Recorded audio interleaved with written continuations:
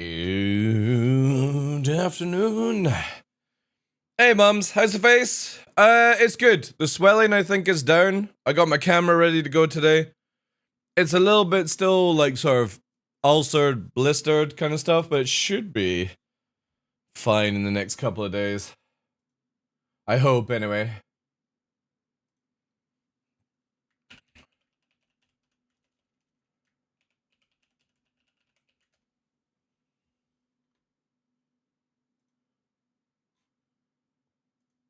How's things with you, though? WiverX, welcome in, dude.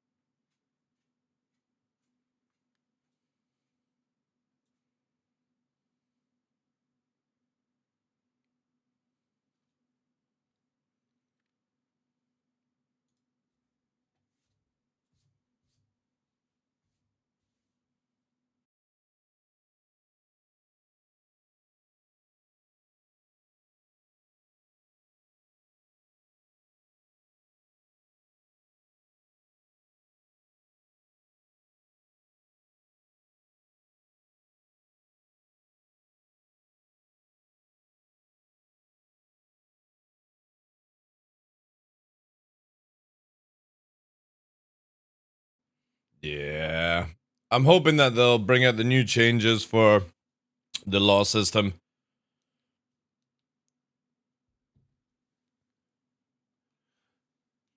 They need to make it where there's like a counter mission. So if you're like the bounty hunter and you're chasing after the player who's the bounty also gets a counter to deal with you. So you both have a marker for yourself kind of shit. And whoever wins gets the money basically. That would be a good way of doing it.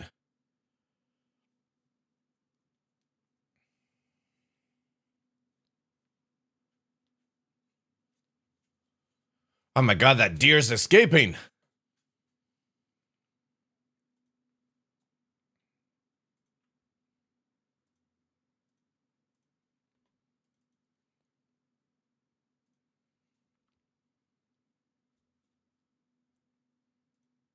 Gonna be doing more 2v2s down on Hurston today, ladies and gentlemen. As I had a lot of fun yesterday. We're also doing a subathon today, or a streamathon. I should just really call it a streamathon. This is the last show until the 8th. Yeah, the 8th. So I'm gonna be away for like...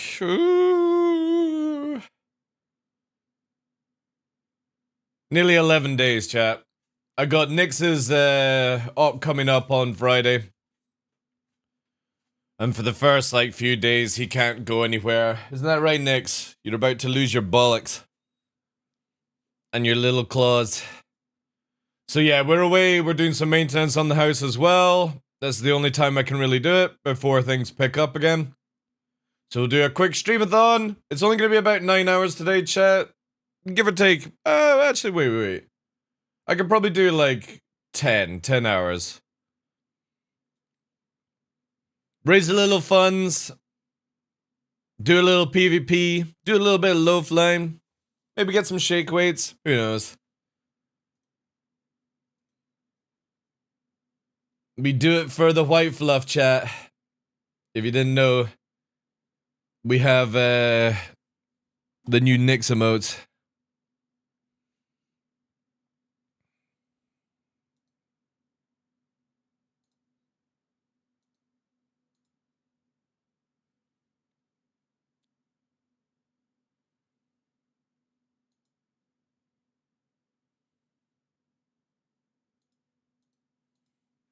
We also have, so we got The old Luna one, the Nixie, the Nova. So we've got the free wolves now. But we also have Bomb, Rex, this one. All back.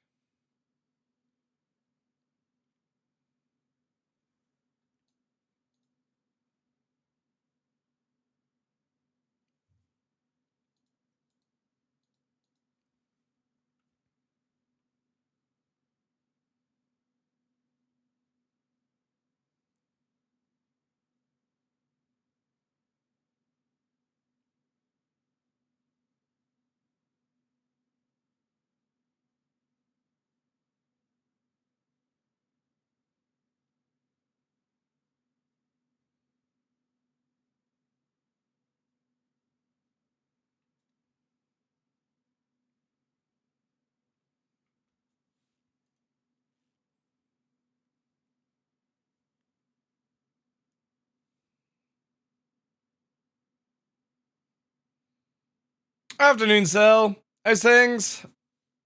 How was your stream last night?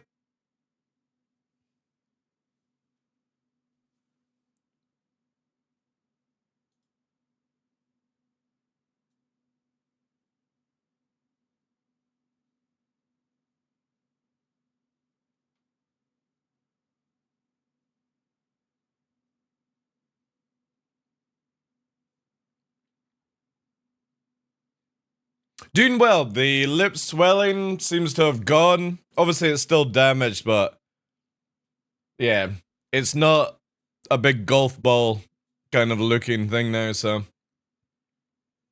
Hey, Father Game, how you doing, dude? So yeah, doing well. Well, we'll run the camera. And if it pisses me off, we'll go to stunt cam again. But it's looking pretty good, actually.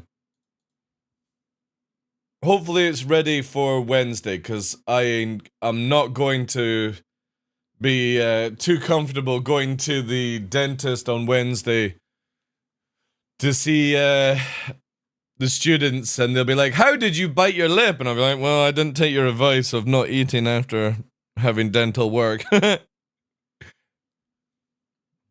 need to repair my Wolverine abilities. Look at that snow, chat. Look at that snow. I kind of need to change up my TheDarkLaw thing to make it a little bit smaller so you guys can see a bit more of what's going on in the video. Scotland! The Scotland background.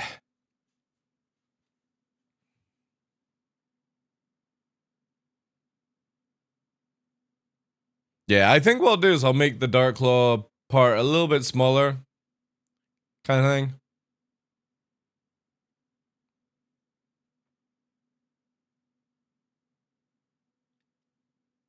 Figuring out what to do with it. Alright, fair enough. Doot.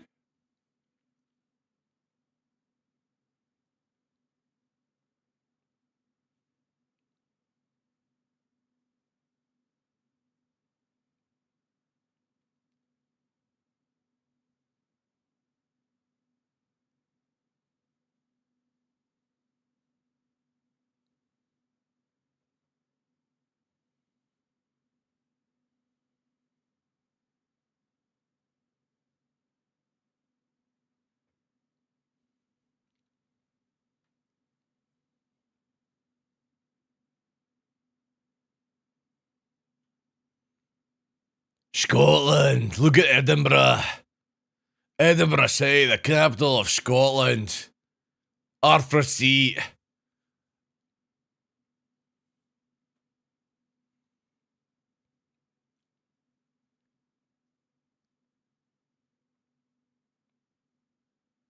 It'd probably numb it.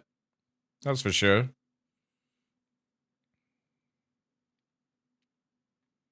You should do a stream with full Scottish accent. Alright, pal, how you fucking doing, eh? Welcome to the TheDarkLaw show. We didn't give any cunt, eh? Fucking rowdy, eh, cunts? Let's do it, eh? Get it right up your fucking fanny balls. You didn't fucking kid what's about to fucking happen here. Anything can go down.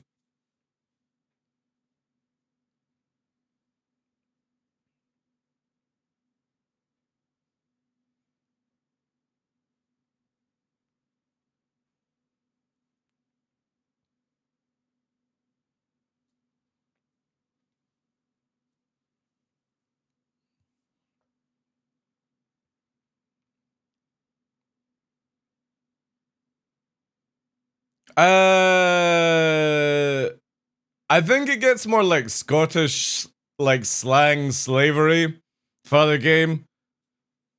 I mean, if you put captions on Twitch, that's what the fucking system thinks I'm saying.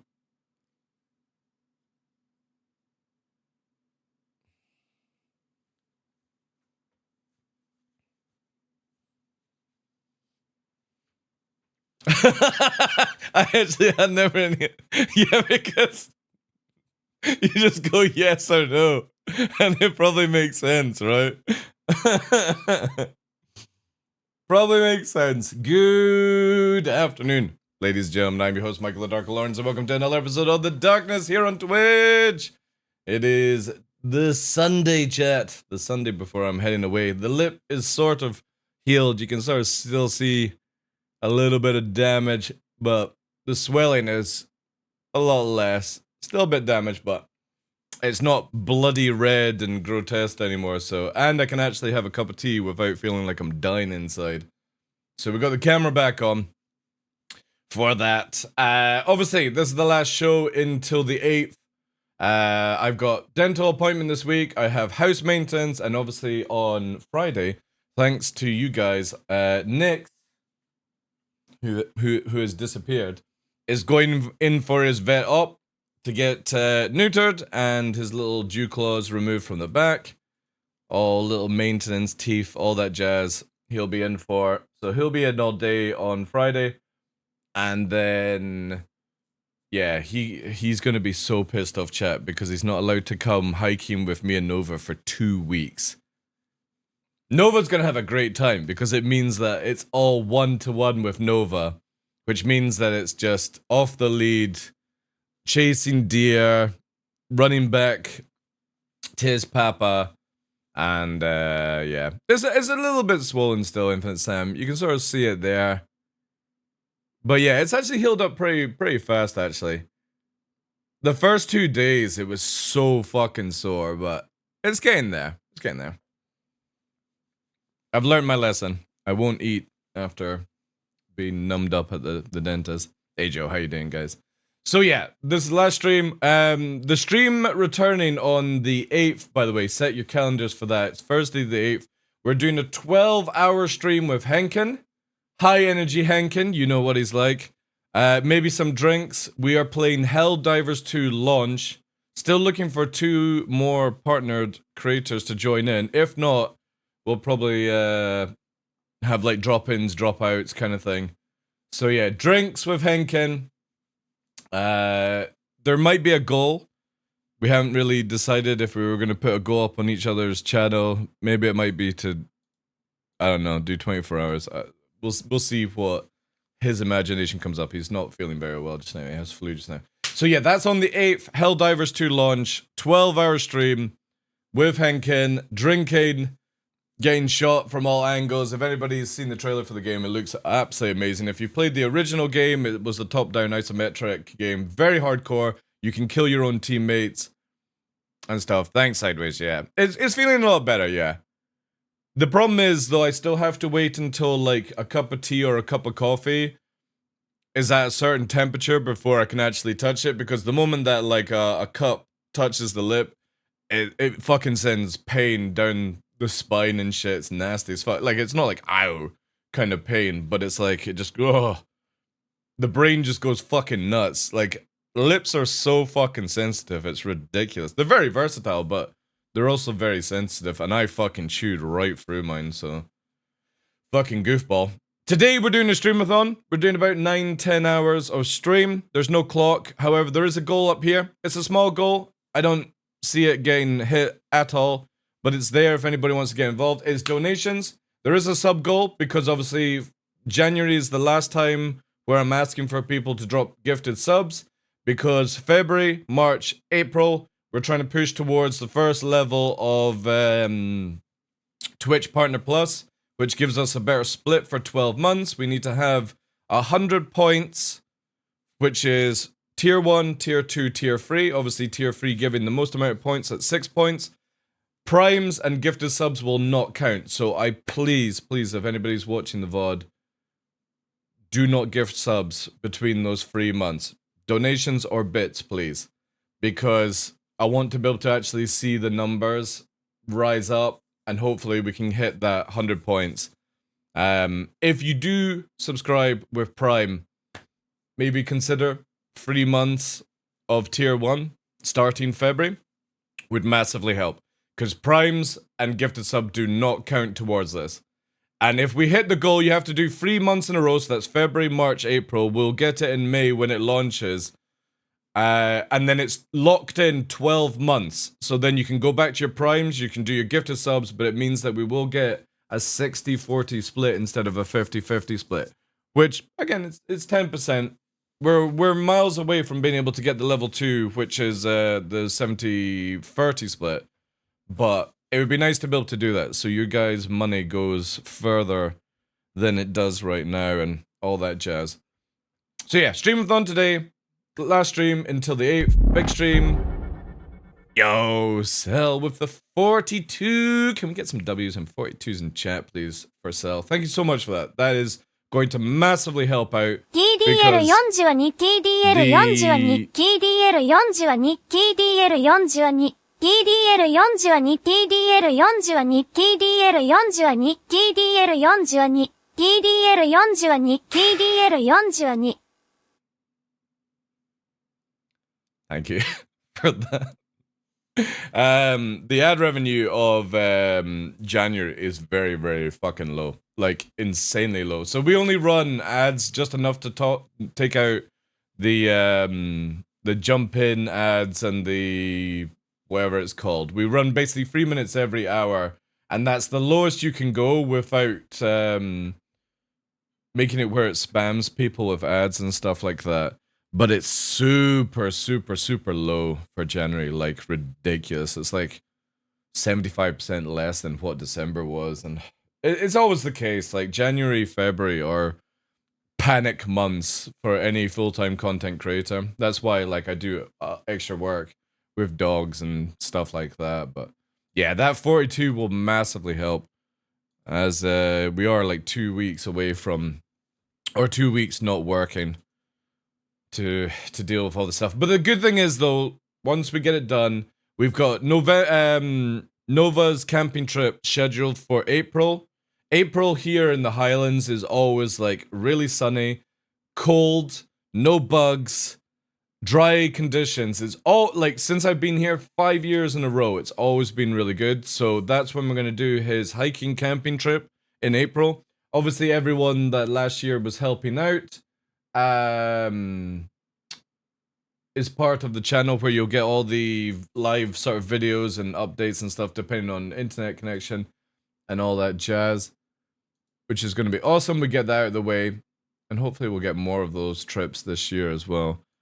And that's pretty much it. So I get all this stuff done. Nix's operation on Friday, some housework, and then it's just literally kind of like there's nothing until summer planned. And obviously SeasonCon this year, hopefully we'll be able to go to SeasonCon. The moment that they announce where it's going to be, I'm going to start setting up a goal. We won't be doing any streamathons, we're just going to be doing get TheDarkLaw to SeasonCon goal kind of thing. Good I didn't do it 42. To be honest, if I had noticed that you had put TDL 42 times, I would have muted the alert. But thank you so much, Sal, for the 42. That's huge, guys. So yeah, there's big things. Obviously, get these next couple of weeks out the go. Push for Partner Plus. Nova's camping trip in April. Some really big changes in Star Citizens coming in April and beforehand. SeasonCon in the summer. Shit, I mean, there's so much, guys. Also, depending when it comes out, the Dune Sandbox MMO, I'm gonna be hopefully joining Detox with that. Detox is probably gonna do like a clan org kind of thing, and I'm gonna join with him because I just want to be a helicopter ortho, whatever it's called, pilot. And I think that would be fucking sick as fuck because I know he likes to do all his FPS kind of stuff. So it'd be sweet as fuck dropping them into like an environment kind of stuff. That's the plan anyway. Other games, I don't know what you guys, yeah, I have struggled saying that name, Joe, but yeah, that's it. I don't know any other games that you guys are interested in, that you want to see. Helldivers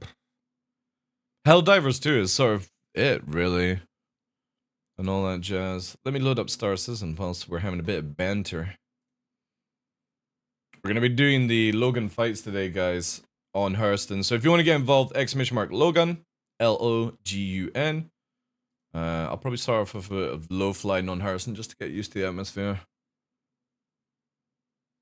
We'll arrive next week or so. Oh, do you have a model of it? Speaking of models, Fresh, right? Obviously, you guys know Fresh's eyes. I showed Fresh a while back Gundam models, and he did his first model, and it looks absolutely incredible. And literally last night, he sent me this. He sent me this message, right? Where he's bought himself a fucking a size 1 out of 100 scaled model of fucking Strike Freedom. Which is like one of the hardest fucking Gundams or Gunplas to actually do because it has so many parts. So he has this fucking nonsense to do. So if you thought Barbatos was like time consuming, this is gonna be absolutely insane. And he was telling me he's got like glass files and all that stuff to actually do it because yeah, Strike in general, they're or Zero, what's it called, have ridiculous amount of parts. It's lucky he's not doing the what's it called, Wing Zero or something like that, because the wings they're like angel wings. Yeah, Wing Zero, that's it, Father Game. They have ridiculous amount of parts. But he's doing a 1/100, which is insane, man. Props to him, like, because this stuff is so fucking cool. So he's going to be building this bad boy up, and eventually, after numerous amount of hours, it will look like this. And obviously it's not as crazy as Wing Zero, which obviously has the angel wings and stuff. The one with angel wings is Wing Zero custom, yeah. But this is gonna be cool, man. This is a really fucking sick frame. Especially with all the transformation you can do with it. It looks so good, man. Really fucking cool. And this is just put together. This is not doing any fucking line work, painting, sanding, or anything. This is just literally a click together. So this is as basic as it gets, but he's gonna do all the filler lines. And who knows? Endless Waltz version, same with Death Scythe Hell Custom, yeah. These are fucking difficult things. Putting them together, is not so hard. It's the clicking or cutting out and cutting and doing all these things, but yeah. So yeah, I'm very excited to see how fresh we'll get with this one because this is a fucking sick Gundam. It really is.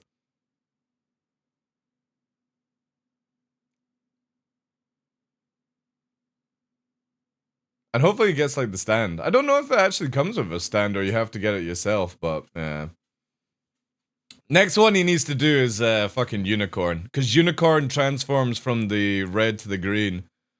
And you can like do different things with it. It's really cool. But that's a set. Like I wouldn't mind one of these. Anyway, that was that bit of information. He's gone gunpla mad, chat. Gunpla mad. Dune Awakening didn't know its development looks nice. Yeah, I can show you quickly, guys, a video on it. Very excited to see how this will actually turn out. Because it looks really good. Here we go. Do.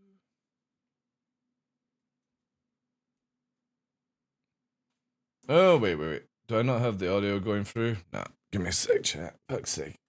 Anyway, you can watch this whilst I'm fiddling with this.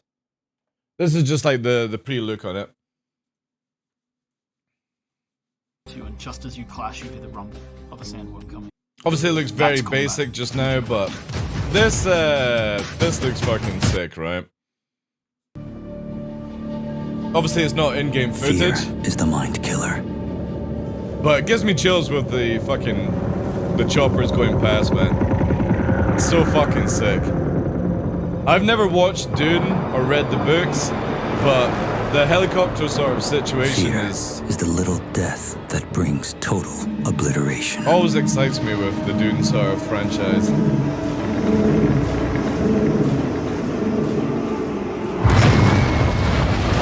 This is so fucking cool, man.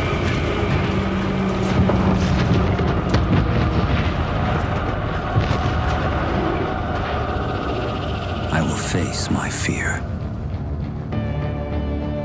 I will permit it to pass over and through me. And when it has gone past, I will turn the inner eye to see its path. Where the fear is gone, there will be nothing.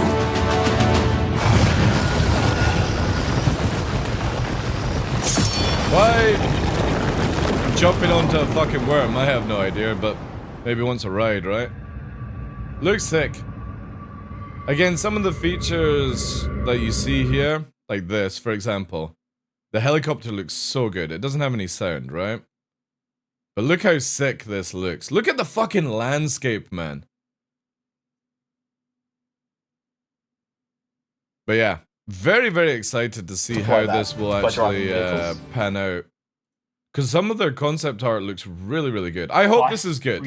I hope they actually do a really good job, because everything I've seen so far just looks there's always someone pretty fucking dope, you know? FPS, piloting, sandbox, MMO, build your own base, fight orgs. It's a survival MMO, yeah. So you basically, it's got lots of PvP in it. Infantry consists of but I'm hoping they sort of do like factions and stuff, but the swords, the FPS thing looks good. It's third person, it's whatever, maybe you get first person as well. But it's a bit like Division, you know what I mean? It's just got really nice vibe to it. And again, I'm gonna watch Dune to get a bit of an idea and stuff. Of the ever-shifting sands. Yo, thanks for the follow, dude. Spice. But it looks good. I like, again with this, right? This looks sick. And then you got the bigger version as well, whatever that one's called. You know? It's kind of gone to fucking meme graphics. Wait, let me show you this here. Let's get up. Beef it. Beef it. It looks good. Obviously, this is just a trailer, very basic. They'll flesh everything in more.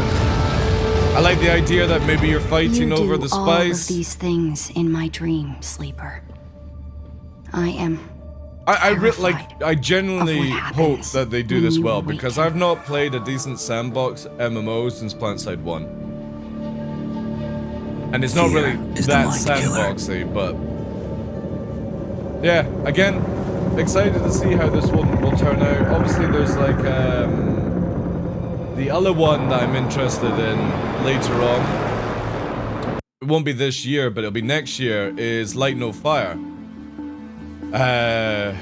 Really want to know more about this, because I like what got me excited about this game is the fact that it's a planet-side sandbox, like not really RPG, but I hope, you know how like when you play a sandbox game, you're always building up a base, and that's it, really. I hope in this game that you build a base, you upgrade your gear, then you move on to another base, like in another biome or something like that, and you're having to travel as a group with like a caravan and kind of stuff like that. I don't really care if there's no PvP or not, but I really like the idea of like, it's the same for Star Citizen. I want the Battlestar Galactica kind of vibe where you're not always tied down to like Grim Hex or something like that. You're always on the move, so living off the back of a Kraken or an Idris really appeals to me. This game, I hope you're sort of traveling as a group and doing things and upgrading your gear and then traveling more. And that's the idea of it. I really hope that's it. It might not be that way, but it definitely looks really, really good.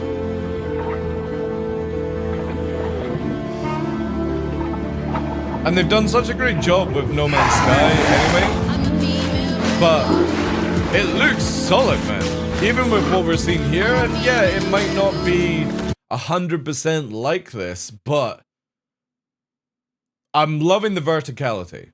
I'm loving the fact that you've got basically what it looks like in the Highlands, where you've got your autumn sort of kicking in, bit of blues here. You know, our snowbells come in during spring. And then you've got the snow and the forest up on the caps, big mountaintops. Like, no joke, this is like a scene from fucking Scotland. Par the shitty houses. The dragons, we get the dragons all the time, right? But it looks really, really good. And the house building, again, just, it looks really comfortable. This is the one from the developers of No Man's Sky. It's basically one planet that they're doing. A full algorithmed, out of its mind, different biome planet. And I'm very excited for this because we haven't ever seen a game like this. You know what I mean? Like, you've got No Man's Sky where you can go to different places, but the locations are just sort of dull. Starfield, fucking dull. You know, Star Citizen is dull to an extent, where there's a vast amount of space that just looks the same. But this is the first time somebody's actually done a full planet, and that's what they're focusing on. And I have to say, just everything I've seen, it just looks really good. The verticality is insane. Like, that mountain is ridiculously high. Boats, buildings, little people, you know what I mean? Like, you see even here, and this is just a demo, but you can even see the phasing of the building. Watch it, right? It just slowly loads in really nicely. Better than Star Citizen's loads, by the way, CIG. Your loads are absolutely shit right now. See how that phased in the loads? That's how it's actually meant to be, not where it just snaps in. Just an FYI. See, that looks really good. So, one could actually say this is in-game engine already from what we're seeing because it has the phasing, but look at this, man. Look. Little fucking tower, floating things. Again, very excited to see what will happen with this. But I like this, look at this. This is a fucking mob, right? This could be a boss fight for all we know. But you're also not playing humans. You're like, this is a deer folk, or you could be a fox. There's a dragon flying there. It just looks solid. Like, and you could be fucking Rabbit Squad.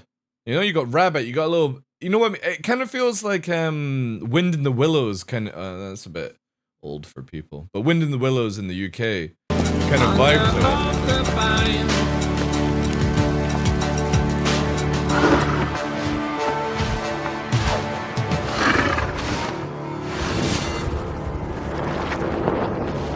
I hope this one does well. I know that they had a really bad start with No Man's Sky, but I really, really hope this is a good game. Sink some hours into it. I love the idea. One planet, roaming, building, flying dragons, back of fucking mules. You're not a human character, so it's quite fantasy. You know, you can be a rabbit, whatever. I like this and Dune, I'm excited for the future. Because I am a big sandbox gamer. Like, EVE Online, 9 years straight. PlanetSide 1, 2 years and a bit, I played that whilst playing EVE Online. Loved Ark, loved Conan. Terraria, what's the other ones and stuff. Never played Minecraft. Just doing Power World as well, or Power World. Not played the other one though.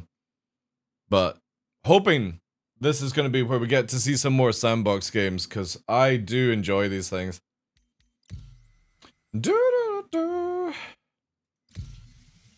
I do enjoy that stuff. Enshrouded, that's it, yeah. I've been hearing really good things about it. People have been saying Enshrouded is really good fun. Plus you get some really nice gear and stuff, but it's the whole fucking need a dedicated server stuff. I'm more interested in Dune and the No Man's Sky game because you're not hosting it. It's on their server system. Dedicated server gaming just bores the shit out of me. Because, like, with Pal World, I was playing with Battlestar, and if I'm not online, Battlestar can't play a save, you know? And it's just really fucking shit. This is Special Agent Rowena Dooley. The CDF has been activated to assist with a local emergency on the planet of Crusader. The Nine-Tails gang have seized control of several But they're sort of platforms like outside of the Orson, two only and games that I'm CDF needs interested any in. available volunteers to help resecure them. Consult your contract manager to sign up. And I hope they're good. Like, Dune has that sort of vibe with the, like they were talking about in their dev sort of like video was, they want to have clan versus clan PvP, where you're fighting over the spice. So, yeah, looking forward to it. But I like the idea of the flying around and, you know, spotting out the spice, stopping people from getting it, getting people on the ground, building a base, infrastructure, stuff like that. And it's on their sort of servers and stuff, so yeah. Your vehicle has been delivered to the following location. Hopefully it'll be good. And obviously the one with No Man's Sky developers is basically a PvE game, so. But I'm fine with a PvE game, long as it captivates you, you know what I mean? Long as you're always drawn. One of the great things about Pal World that I was just recently playing was the fact you would go to a location and be like, oh, what's that? Oh, what's that? Oh, what's that? And you get sidetracked. Any game that can sidetrack you is a win game, in my opinion. You're like, oh, I want to go there. Oh, I need to do this. Oh, just one more ride, you know, one more riff. One more look over this corner kind of thing. If you've got a game that does that, that's a win game. Signed up. I need to sign up as well. But I also don't want to play betas. Like, I'm only looking for like games that are actually launched. Is the way. Is the way. You're here to launch.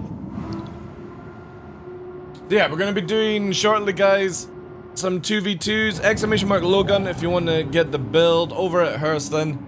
We did it with Duca and Puppeteer yesterday. It was a lot of fun. But I really would like to try and get some 2v2s done today. As, kind of feels like it would be a lot shorter with it and stuff.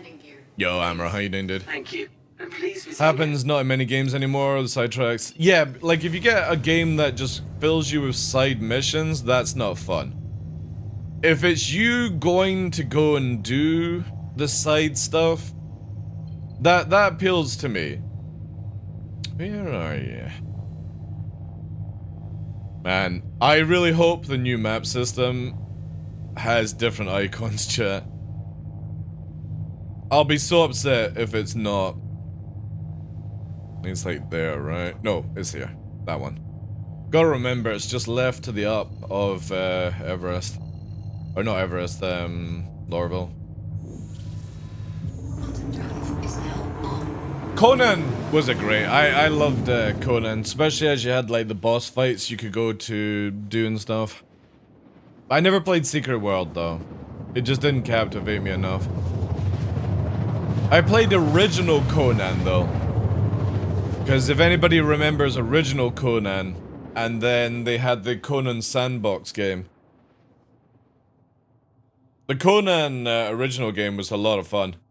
Especially as you could actually do like different moves, like you could swing to the left or you could swing to the right. I think that's the only MMO I've ever played where it's given you that choice, to be fair.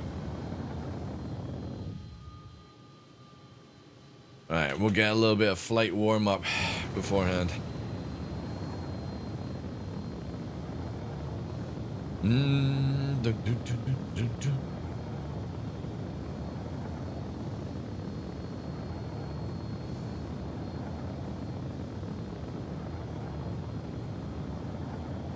this location is so good, man. CIG just need to make mountains way higher, though. Like, these are just like little fucking hills. Not even a Munro in Scotland. They need to be way higher. Like 5 times as high.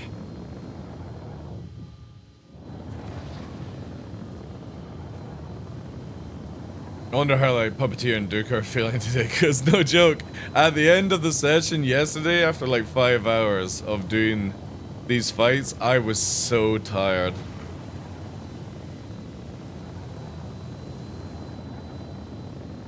I kind of wish more PvP was like this though, because it feels so good not having to worry about fucking auto-aimed bullshit.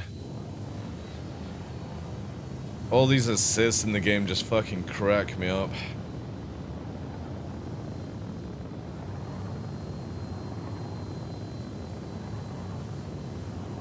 The simple thing is, CIG should make it where when you turn all the assists on, you get really low DPS. Enough to do like PvE content, but for PvP, that's how it should be. They should have never had gimbal assist or any of these things. They should have just made it where when you went with ESP on, you have low rate of fire, and that's it.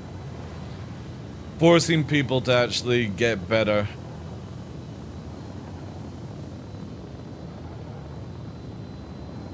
Because it doesn't need to be a sweaty PvP game or a sweaty combat game. It just needs to give it where it's not just rolling your face over a fucking keyboard to win.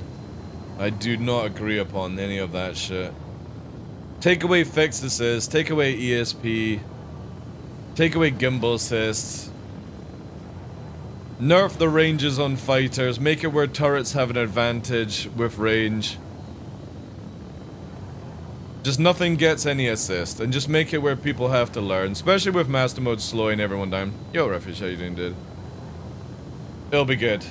That's, I think, the best way for CIG to go. Also, it makes it very easy for balancing. You just make it where the guns or the weapon systems are the balance and stuff like that.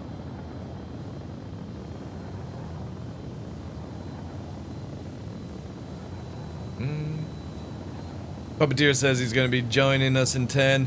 Again, if anybody wants to get involved, guys, I would love to try and get some 2v2s done today. The build is !Logun, L-O-G-U-N. We're going to be fighting on Hurston at this location, which gives some verticality for deflecting. We have a height ceiling where you're no more allowed to go over 5k, which is just touching the first layer of clouds. So if we actually go up to 5k, this is give or take where you're allowed to work. We could actually make it 3 or 4k, but you can see here, 3k is probably actually enough. That puts you into the clouds, and obviously we don't have a ceiling or a basement rule because, well, you're dead if you hit the ground, as many times happened yesterday. See, that's a good mountain there, but again, it needs to be just 2 or 3 times bigger than what this is right now.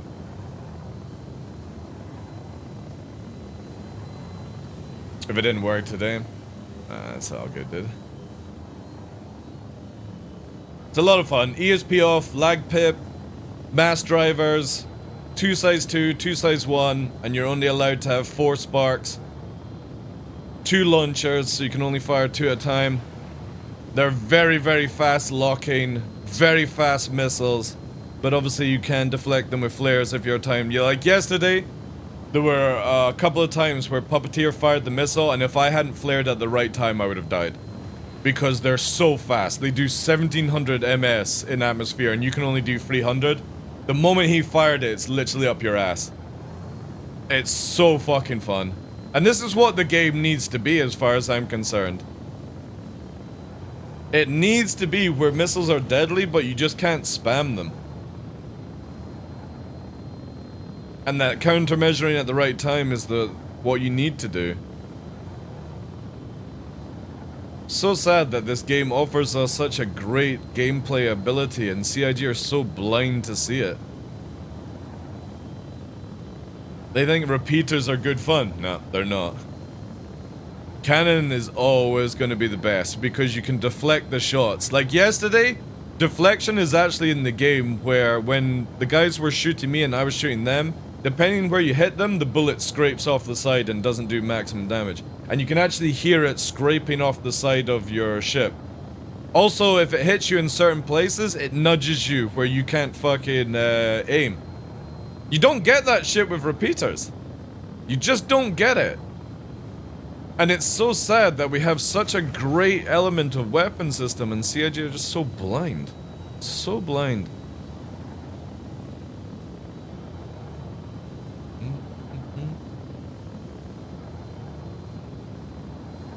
Hopefully we'll get some other people joining in today. So it's not just the same guys. But I fully understand it's not everyone's cup of tea. It's too hard for them, chat.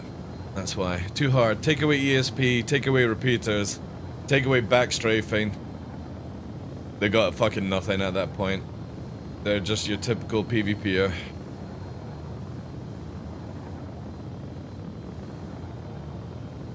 That's why, again, 3.7, 3.8 really fucking showed who was good and who wasn't. The whole dancing around mass drivers was so much fun. Like predicting when somebody was going to shoot so you would dodge at the last second. Ah, such good times. Always loved mass drivers. Or cannons in general. Tarantulas. Tarantula gameplay was so much fun. Shooting people out of the cockpit. And you'd be questioning what the fuck happened. Like, did I die? No, you just got shot out your chair. I hate ESP so much. I hate it. I hate any fixed assist, ESP, anything like that. Because it's just literally giving somebody aid when somebody can't fly. And it annoys me. This is meant to be a dogfighting game. Yet nobody can dogfight for shit. Because everything's just been assisted to their aim. Pisses me off. And if that's how CIG are gonna make it, then that's how they make it, but... When you advertise a dogfighting game, even in space, atmosphere, it should be about actually dogfighting, not fucking just staring at each other down. Wiggling your fucking gimbaled guns, fixed assist in front of people's faces and holding a fucking repeater down. So boring. So skillless as well. Because again, you take away all that stuff and watch how bad people really are.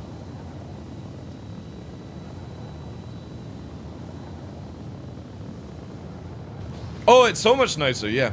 I really wish there was a way to default ESP turned off all the time. Like, I think ESP off and you only get ESP when you pull the trigger, I think would be a really good thing for this game.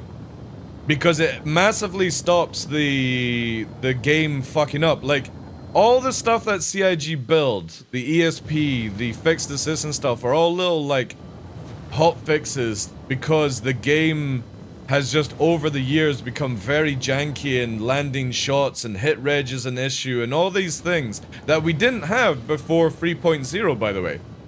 There was hardly any hit reg or tracking issues in the old system. And it had very, very little assists at that time. And gimbal was basically where you had to move the mouse around. You didn't have gimbal assist. It just all worked back then. And over the years, it's just got worse and worse and worse. And especially as people are getting faster and faster and faster, hit res just goes out the fucking window in this game. Because, well, let's just say the calculations are interesting. And when you play master modes, it just sort of works. You know what I mean? Because everyone's going slower, the game seems to be able to deal with it, the code seems to deal with it, the network seems to deal with it, so that's a good thing. But then you've still got these stupid fucking long-range guns. Again, back in the day, we never could go more than 500 MS total unless you went into cruise mode. And you were fighting each other at like 200 to 300 MS. Gunshots just worked. Cannons just worked. Missiles just worked. over the years, it's just baloney has become part of the game. And I really hope CIG can get it back to what it was.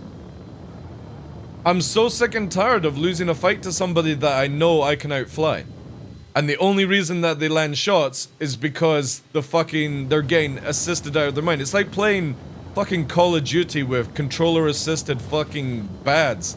Like, getting that little advantage, you know? Bringing out things for people that needed it. Oh, we couldn't be competitive against joysticks, so we had to make a system for the mouse. Oh, we couldn't be competitive against mouse with joysticks, so we had to bring out ESP. Just fucking take it all out. Simple as that. Take it all out. And if somebody can't get skillful, that's on them. Not the fucking game, not the development, not the balancing. Just on you as a player. And it would be so simple for CIG to just fucking go this route. And if all the whiny bitches go, the game is too hard, well, life is too hard. Wear a fucking helmet. Doesn't matter, but it's so frustrating when you lose fights to somebody you know you can clap. And they just win because of all these fucking stupid calculations. Or ping related, or fucking they're using some fucking cheat engine that CIG do nothing about to get rid of, you know? There's so many frustrating things, and I think if you want to have a game like Star Citizen, just make it where it is 100% skill. And if you use a peripheral, you just have to get good at the peripheral. You don't make any advantage over any peripheral. If you want to be joystick, you're joystick. You want to be pedals, you be pedals. You want to be mouse, keyboard, you're mouse and keyboard. But nobody gets an advantage. Nobody gets a controller assist. Nobody gets an ESP. Nobody gets a fix assist. Just take it all out of the fucking game so you don't ever have to fucking balance it. And just tell people to get fucking good. And that's it. And if they can't get good, be something else. An engineer, an FPSer, fucking medic, whatever. You don't need to be the sweaty fucking Tom Cruise. As far as I'm concerned. And if you want to be, then that's where you start training to do it. I think it would be really good for the game. Really good. And you could keep all the assists in for Squadron 42 to make people feel like they're fucking Luke Skywalker and shit like that. You know? But just take it out of Star Citizen. Enough assist in the game. Enough is enough. Your whole 10 years of going round in circles is just ridiculous now.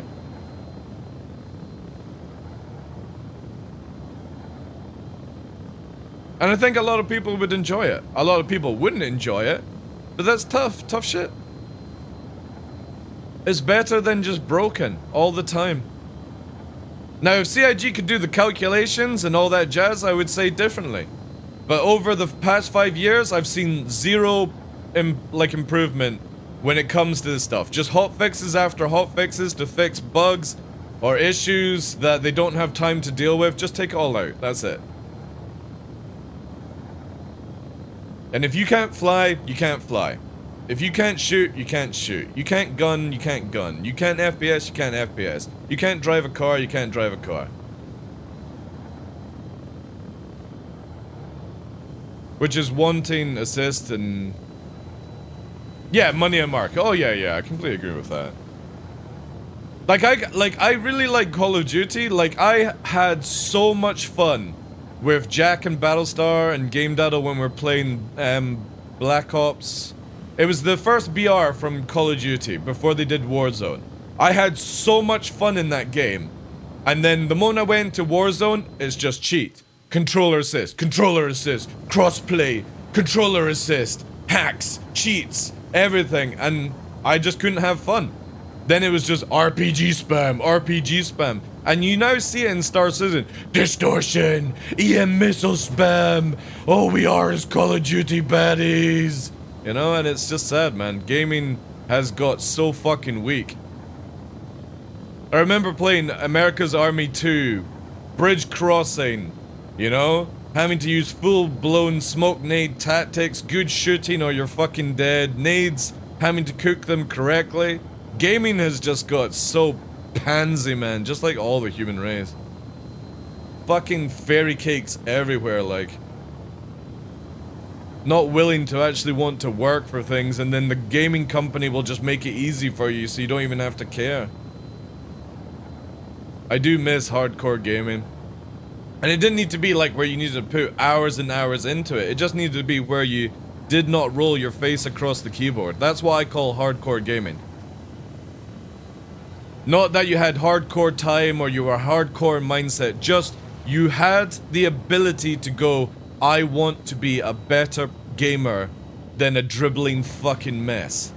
Because anyone could go and play Playmobil and Hello Kitty online fucking video games. You could go and fucking think you're Mario's expert and all that shit. There were plenty of games for the fucking people that wanted to do that shit. But over the years, everyone has just been making games that have assist out of their mind or a tutorial out of their mind. Nobody is actually willing to play their game anymore.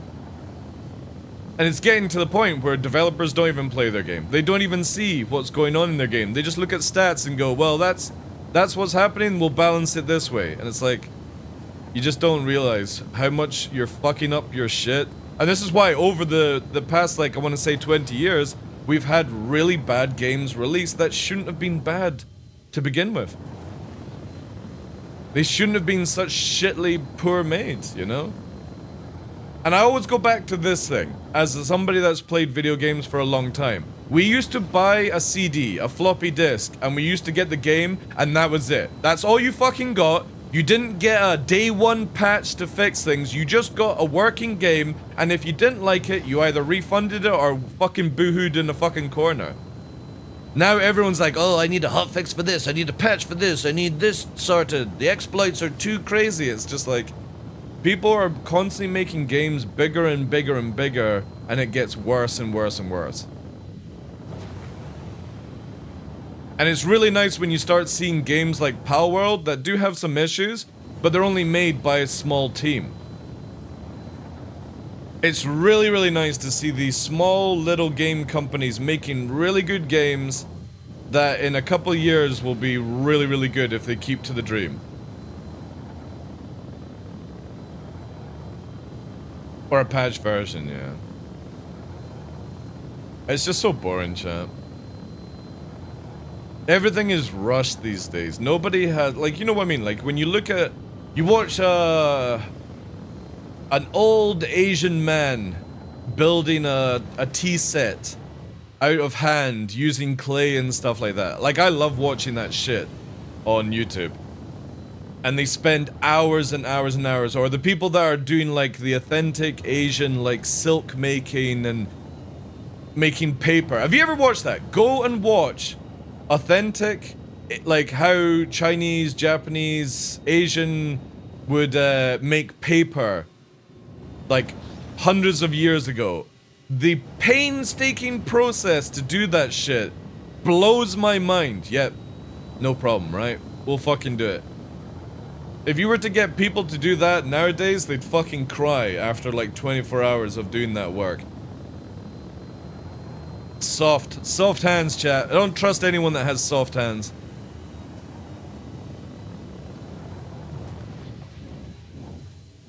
Cause that's me, Mr. B. Like, I'm sick and tired of how soft humanity is getting. In every area. This man just bunched Japanese, Chinese, and Asia all in one. He just offended everyone in Asia. I don't give a shit, dude. What am I meant to say? How am I meant to advertise at Linelands? You know? Instead of smugging about it, why don't you come back with a counter, as in you should be addressing it this way and educate me then? You know what I'm saying? Instead of laughing about my mistake, why don't you educate me on it? Make it where I can then say the right thing, if it offends people. But until somebody actually does that, I don't give a fucking shit if I offend you. I have no other way of saying it.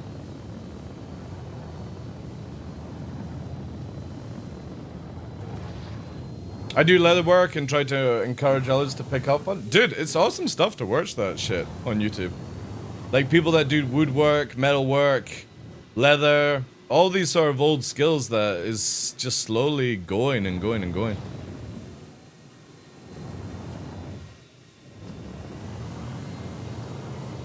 The thing is, you can't read people joking around, Lion, right? It's not that I'm busting your balls, right? Or you're busting my balls or whatever the fuck, right? I don't give a shit. But you know what I mean? Like, it's very difficult to know when somebody's being sarcastic or writing a joke, and I'm meant to accept your joke and stuff like that. You know what I mean? That's why I came back with what I said. You can't read jokes, guys, unless you know it's a joke to begin with. But if I offended anyone in Asia, well, you have to educate me on how to actually say it. I can only know the word Asia, Asian culture, I only know certain places in Asia. You know, that's life. You're not at Zephyrs. I am at Zephyrs. I may be a few miles away from Zephyr, though. Yeah, I'm checking out things, but it rocks. I'm 56. I'm 56. Yeah, I'm pushing towards. Not bad. I was having fun. I was zooming around.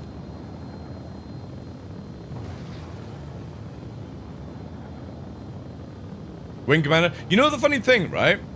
I have never played a Chris Roberts game apart from Donkey Kong. That's it. I've never played Wing Commander, Freelancer, anything like that. I have zero interest in a Chris Roberts game, or fanboy it that way. What appealed to me with the idea of Star Citizen was I was an EVE Online player for 9 years. And I was just wanting what we have in Star Citizen in EVE Online. EVE Online, if you had the ability to fly around in FPS and stuff like that, I would have never quit the game. But Star Citizen offers that sort of experience that no other game does. Flying around a planet, you're in full control, you can get out of the ship. That's what appeals to me with Star Citizen. And no other game offers that. Elite Dangerous came very close, but it still doesn't offer to the extent that you can do in Star Citizen.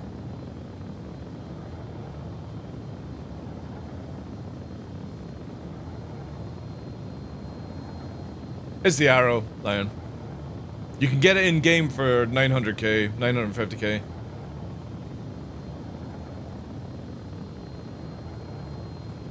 Uncle Roger? I'm not a big fan of Uncle Roger's sort of like content.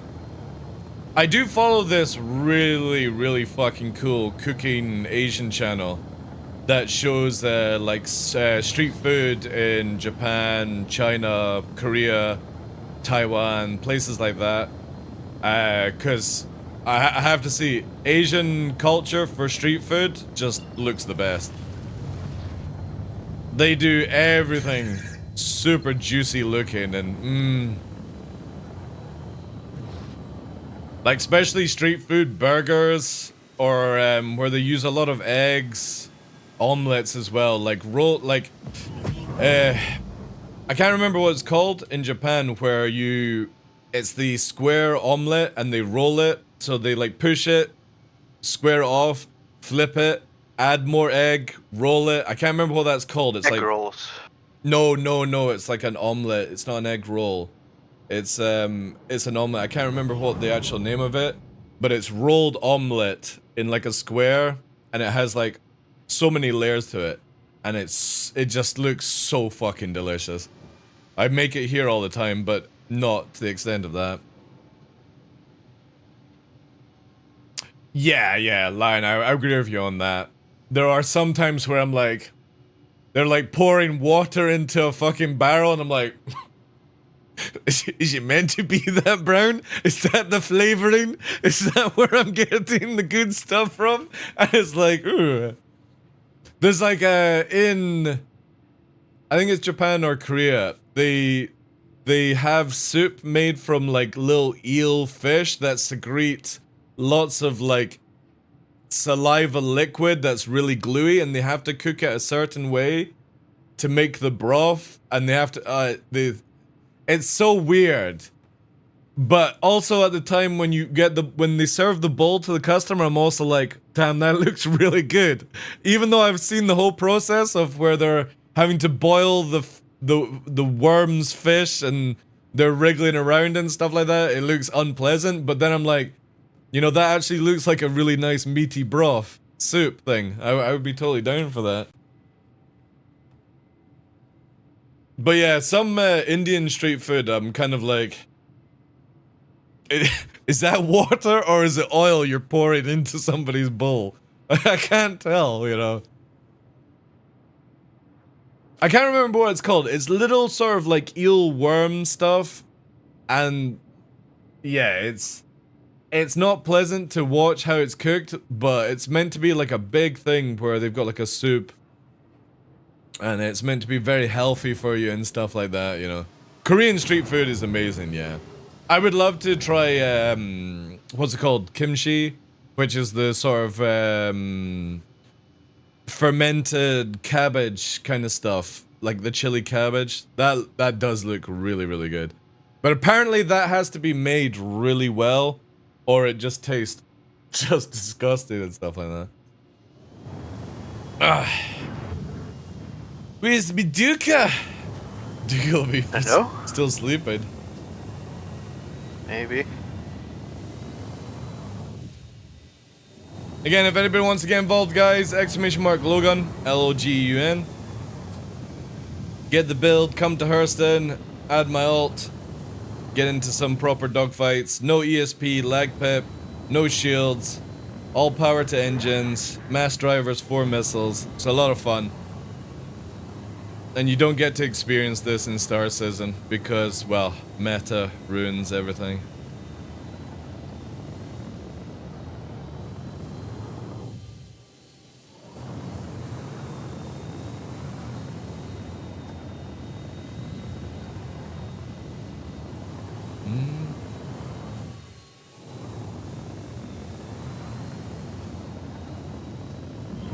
This area is so good. It is. I need more of this. Daymar, I mean, it doesn't need to have the trees, right? It just needs to be how this is landscape-wise. I even like the trees. Oh, the trees are good, yeah. It's not dense, which is nice. But it's got like a lot of open space where you could bring in like AA from the mountains, and it'd just be really fucking cinematic to fight here. I hope they eventually make it where, like, if you go up into the clouds, you struggle a little bit when they're flying. Pip off entirely whilst targeting. If CIG made a proper funnel system, then yeah. But the problem you would have, if you take away the pip system, you would have to make some sort of auto-tracking to go after, or with like crosshair aiming and stuff, and I just don't think that would work. If CIG did a proper funnel system where you had to, that was all you had, you didn't have lead, you didn't have lag, you had a funnel to lead the shots in, that would be amazing. Because funnel is technically a lag system. But it really helps you line up your crosshair for the attack.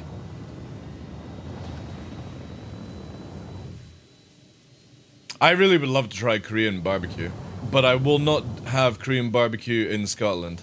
I'll wait until I go somewhere to get some really authentic Korean barbecue, because every time I watch the videos on YouTube, it just looks so good.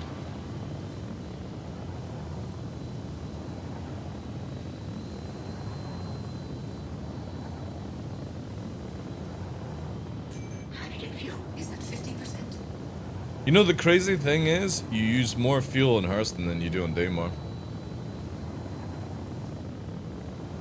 Like, I can fly double the length of time on Daymar at high speed. Makes sense. But I'm already at 50% on the tank from just being here for like 10-15 minutes. I can fly around Daymar for 3 hours without needing a tank. Atmosphere difference, yeah. It seems to make a difference with how much fuel you use. Again, I can fly for 2 to 3 hours low flying on Daymar, constantly afterburning, and I've been here for 10-20 minutes, I'm at half tank. Which means I've got an under an hour tank. So that's half. It's a great mechanic. Yeah. But it's like kind of pointless. It is pointless, whilst like I would actually like, if say you're on Daymar, your exit vector from the planet is, you can go 90 degrees, yeah. But say on Hurston or on Microtech, you would need to like have 70 or 60 degrees climb to be able to reach space. Yeah. Because of the hard atmosphere. Well, it would also be, I would love CIG to do missiles that way as well, where if you want to spam missiles, you have to go up high. To get the speed. You mean to reach longer ranges? Yeah. But for missiles like we did yesterday, you locked a missile 360 degrees around you and it's still tracked. Yeah. And for example, on the web page, it says cone of tracking is like 60 degrees or something. So that means even their data that's mined, it's false. Like that was 360 degrees tracking, right? So it doesn't need like. If we ever get like Fox 2s or IR missiles, close range missiles, to act like that you lock on with your head, but there is like a limit to the lock, that would be perfect. So you cannot like go behind you and lock, but only what's in front of you, or say, I don't know, 30 degrees cone that you can physically aim and lock with your head, that would be perfect. Like in DCS, then it comes to like terminology that's being used, like jamming the weapon engagement zone and so on, that you get in close or out of the engagement zone so the guy cannot fire to you. But for that to work, missiles also, that the IRs need to be working properly, be deadly when somebody's not flaring or pre-flaring or whatever. Yeah. You know, Battlestar the other night was talking about how there's like graphical improvements, also network improvements. Like, I've yet to see you jerk whilst we're flying here. Yeah, funny thing is, on my end, smooth. couple of days when we fight on Daymar and here, I saw people like, I don't know. Oh, desync is desync and fighting. That's a different thing. But whilst following you at high speed, you're not like wiggling in any weird way. No, I think it's just when Orison is on and when everybody crumps up in a single object container, it fucks with the rest of the game, right? If they can knock out server meshing this year, I think it's going to be absolutely incredible for this game. Oh, yeah. Because if they could put Orison on a completely different server, and you're flying around like Hurston with nothing, high FPS, it'll be so good. Because again, you're not jerking one bit as we're flying here. Like, I can read your movement without looking at where you're going. Right. You don't get that all the time. It's really, really smooth. There's a bit of a jerk there where you just teleported, so it's... Well, it still I just happens, turned on decouple instead of couple. Let's see, I go back to couple again. And I'll try like the same kind of... Maybe decouple does make it jerky. Maybe. Again, technically speaking, you don't need to have decouple on hard atmosphere. It's only for aiming.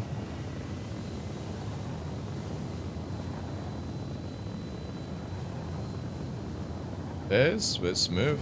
Very smooth. Okay, switching back to decouple.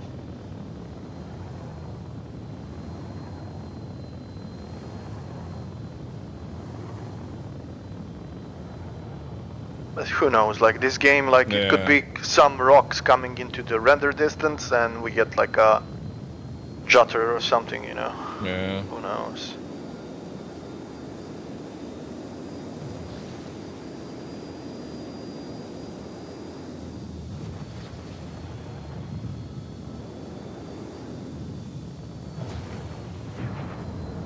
Yeah, it's still very smooth even when I catch up.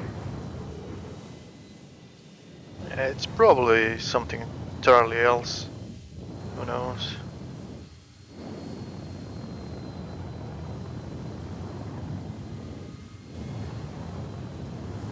It's a really great area. Even the flat surfaces, like when you have these. You just gotta watch out for the cactus, that's all. There's too much cactus. Yeah. I like it better than just rocks. Yeah, there's a little bit of jerk there as you're going left and right, but if it's so much less than what 322 was.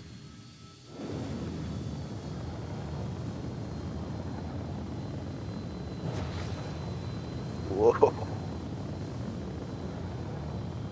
That's why we need pyro server meshing, replication layer. Oh yeah. Gonna be good fun. That scenery on pyro. It's like DLC for the game, totally new, different. It is, yeah.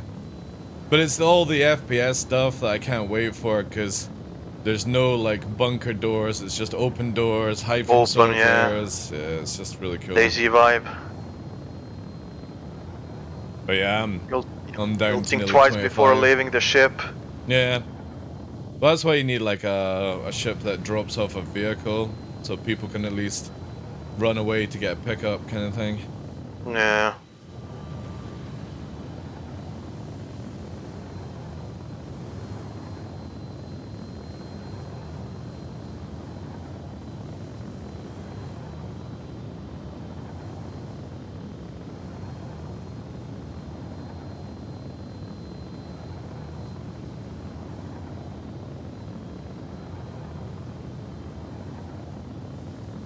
Or I crash when I do a fight. Yeah, I was gonna say. Before I run out of fuel as well. Yeah. Alright, let's bring it around to this mountain here.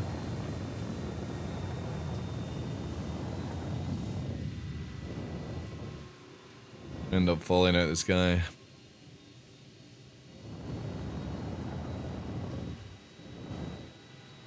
Go like this, parallel.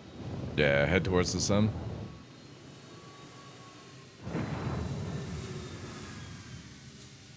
Where you at? Yeah, it's a good mountain range for it. Alright. Get up to speed.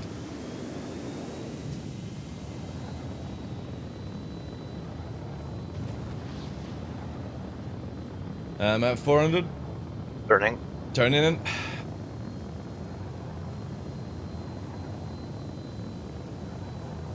Lights on. Lights on.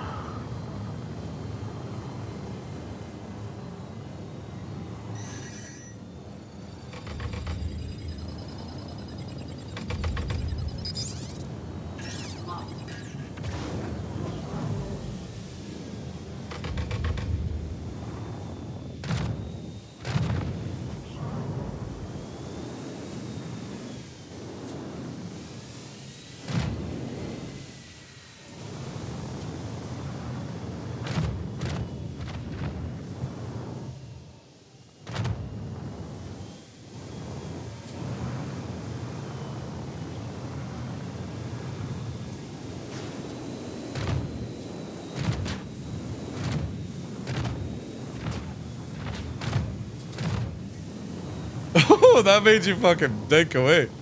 Yeah.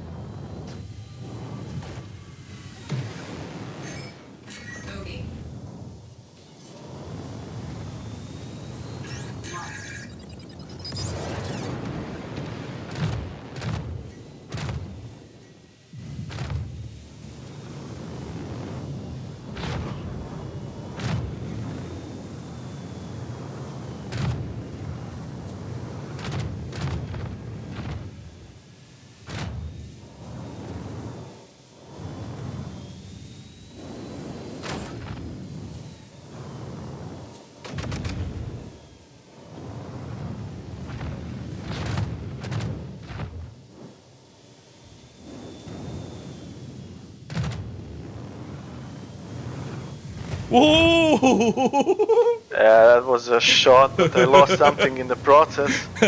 You lost the tail fin. Yeah.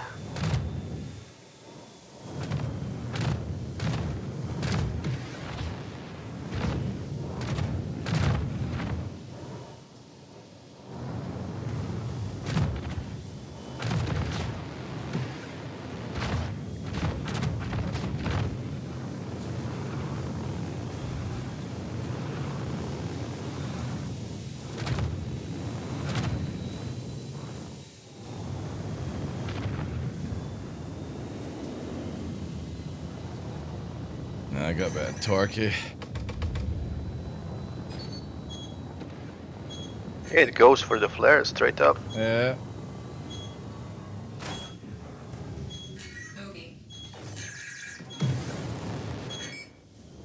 Nice.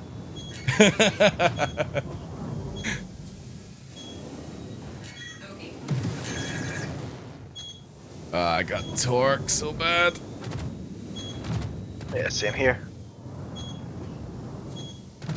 It doesn't even go off, it's constantly on the screen. Yeah.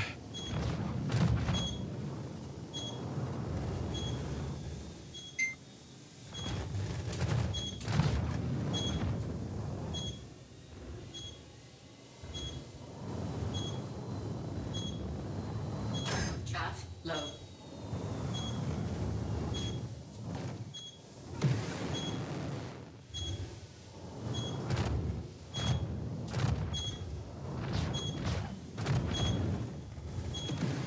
Watch the ground. Oh god, I got half a fucking trip. Yeah. Oh shit.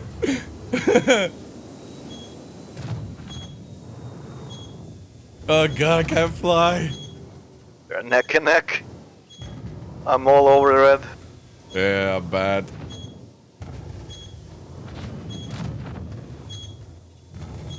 Oh yeah, I can't turn for shit. None of those connected, man. Come on! The ground. Yeah. I can't fly. It's spinning around all the time. You're dead. Ejecto! I mean, I ejected cousin into the ground. Goodbye, dude. Goodbye.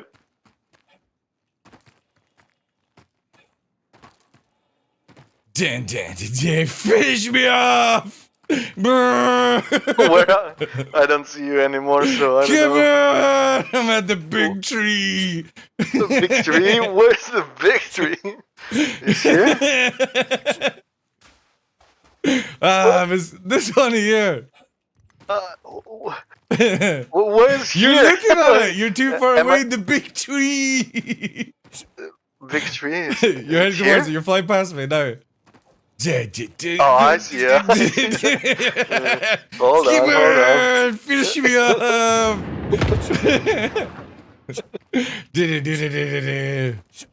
It needs to be on the head. No.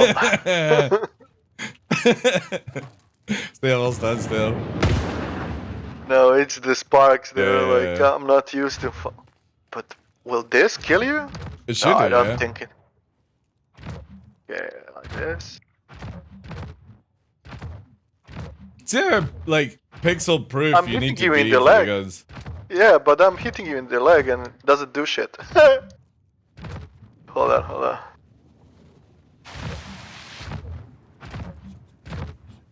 Ballistic drive. Oh, There we go. And you're still not dead. Or are you? No, I'm knocked out. That should kill a person, right? Body Fucking just sledge. went flying. Fucking sledge Oh, should kill a man. person. I had like my flying was impossible, man. So much torque imbalance. Yeah, I lost the back wing and Yeah. everything is red.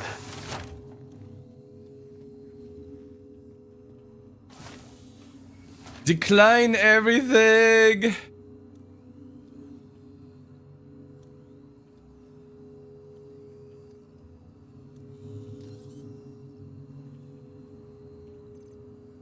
Punch those bullets. Expecting him to come down and punch the dev? That would actually be funny, right? How you doing, Glitch? Just by being here, already taking Please come to front desk. RN action cards, contact the front desk. Radcliffe to emergency. Down.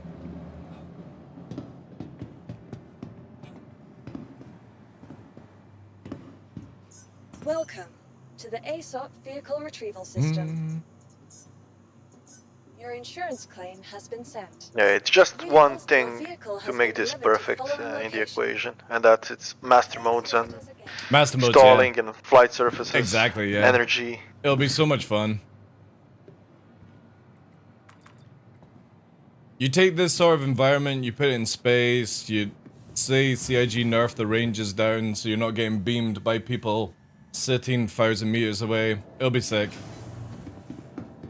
It'll be really good fun.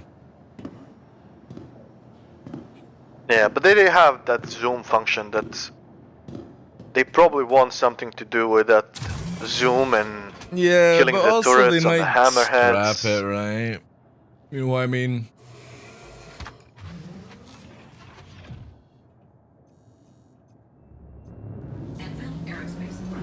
CIG can do a lot of things or can say a lot of things, but unless they actually put it in, yeah. I mean, I would keep the zoom function, just not for the fighters. I would keep it for Inferno or a Ion or a sniper ship. If it was just like for Ion or size 5 kind of stuff, yeah, I'd be fine with that. Man, nobody's gonna use it anyway, and like people turn off any kind of screen. It's only good shaking for, and stuff. Like, Thank you. And please visit Squadron 42 stuff. Yeah.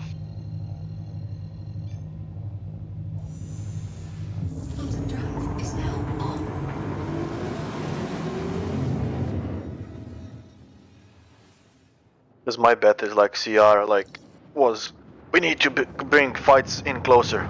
Here you go, sir. Zoom. Zoom, yeah. Instead of lowering the gun range down, let's make a zoom feature. Now you can bask in glory of your ships. Yeah. Oh, you Zoom want in on them. cinematic combat? Well, you can now see inside somebody's cockpit and then just land shots that way. Yeah. Actually, that is probably why it's brought in, because it just doesn't feel like there really is a need for it. Yeah.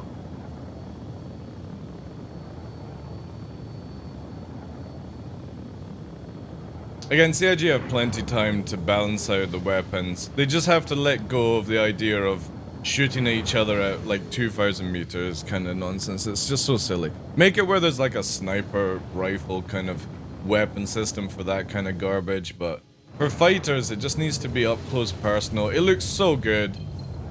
It's cinematic, and when you pull away, you've got the ability to dodge a few rounds before you go back into another fight. When somebody can beam you down and there's no way to escape, it's just shitty dogfighting. Yeah, that's on the fixes list and the other methods. If Well, you no, saw, again, like, we're fighting ESP without, and we cannot land shots in pursuit. It's the thing, right? So, for example, like in the fights that we're doing just now here, I know that you're effective at 300 to 500 meters, right? So if I pull away at 700, I have the ability to just be like, right, okay, position myself better. I'm not traveling thousands and thousands away from you. I'm only 700 in front. And I'm like, right, I can get the break, I can get back in. But when a weapon system can beam you down at 1400, you can't do that. And that's the thing with master modes that annoys me, is that it's very easy to like get into a fight, and it's very difficult to disengage unless you go into nav mode. But I don't want to have to travel 5,000-10,000 kilometers away to get my resources up and get back into the fight. I just want to get out of your range, that's it. And when you've got these stupid long-range weapons, it's just so boring in a fighter. Bring it to 300, 500 meter range max, and dogfighting will be amazing. You've got to allow somebody just a little breather, right? Because that's what happens in real life. You go back into the circle fight, and then you have to deal with missiles if you go too far. You don't need auto-aim turrets for big ships? Just be better handled. Yeah. I think somebody else joined us on. Yeah, it's Battlestar. Hey, Battlestar. We just need to wake up Duka. Let's do that. And we have ourselves a 2v2. Let's do our usual Duka memes. What, Gondor horn him? Duka! Duke lies in bed in a full fucking pilot jumpsuit. As soon as he hears the Gondor horn, he's already there. I started it. Hopefully he sees it. Gondor calls for aid. See, the thing, the thing that I like about these fights the most is that I actually get fatigued in them, right? And it's not that I'm always losing a fight or always winning a fight. It's getting to the point where I start losing a bit more because I'm fatigued, and I like that more in this type of game, because it means that if you were to ever do like a big fleet fight with people, it would be not an attrition of your ships and your weapons or your fuel and stuff, but attrition of people actually playing the game where they start getting tired, you know? And when you're fighting people currently with like non-master modes, because everyone can just disengage at super high speed, there isn't a battle of like, oh, I'm getting tired. It's a tired of... You oh, always having these breaks in between, yeah, you right? have the ability to have a break, you know? And proper dogfighting should be at the stage where it is about who can last a little bit longer without feeling fatigued. Yeah, in World War II scenario that I play on DCS, so for example, Mustang is like one of the fastest planes in there. So if you're engaged versus like Messerschmitt or Focke-Wulf or whatever, and you're on the run at that point, you cannot verse 2v1, right? So you're on the run and you're radioing on the comms like, I'm at this position, I'm dragging these two towards the blob, towards the base, right? And the only way you can handle them is that somebody gets under 6, right? So that's like proper good gameplay, at least in my kind of perspective point of view. Well, the thing I really like with no ESP, especially with the lag pip here, like I'm only 200 behind you, and yet it is very difficult for me to hold that in on top of you to fire a shot, which I really, really like, where it's then pushing more on the aim to be most accurate instead of doing stuff. I really wish CIG would make it where, you know when the animation kicks in over the crosshair? I really wish that was the only time where you could land a shot. Not where you're shooting around somebody and it just automatically turns in. I think the moment that the animation kicks in is when you should actually only be able to land a shot. And that's when it aims on. So you're just getting at the last little second that assist. The rest you're having to do yourself, because it is very difficult, even at these speeds, to keep that animation on you. Well, we're also like having live accelerations and stuff. Once you get that to master modes kind of velocities and stuff, like speeds, etc., it would be easier to land shots. That's why my argument is that fixed assist bullet nudge needs to go away. It does, yeah, 100%. 2 size 3, 2 size 1? 2 size 2s, 2 size 1s, and sparks. Yeah, 4 sparks. I'll give them the build, because it got updated. Why 2 size 2s? So, just to optimize on the DPS so we don't die. We found out that 2 size 3s takes quite a while, and you can run out of ammo quite fast and stuff like that. So, the optimize with the size 2s, it gives you actually more shots. I'll drop the build in chat there. It gives you two more guns, so you have a more chance of landing the shots. Also, if you land the 4, it can actually push people away. So when they're about to land a shot and you shoot them first, they don't take damage, but it actually pushes them, so they can't do it. And then the sparks, we found that the arrow missiles just don't work. These ones are very, very fast, so you have to flare literally instantly or it claps you.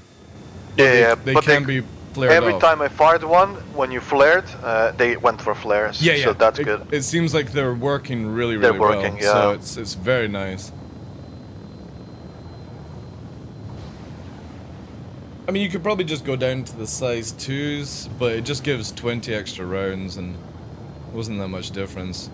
From what we tested, if somebody is stationary on the top of the arrow, it's only 5 shots with the 4 guns to kill somebody, so you got so much ammo to spare.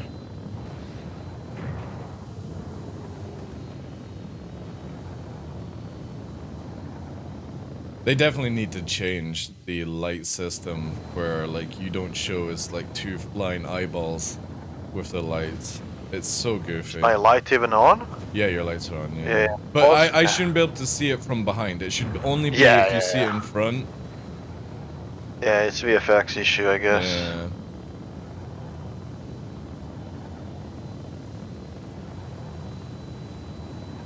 On the missiles topic also, what would be great, like if you're shooting behind me into my engines, the missile should potentially track more than track on the flares. But if you're shooting on face to face, the flares should just like, here I am, bite me.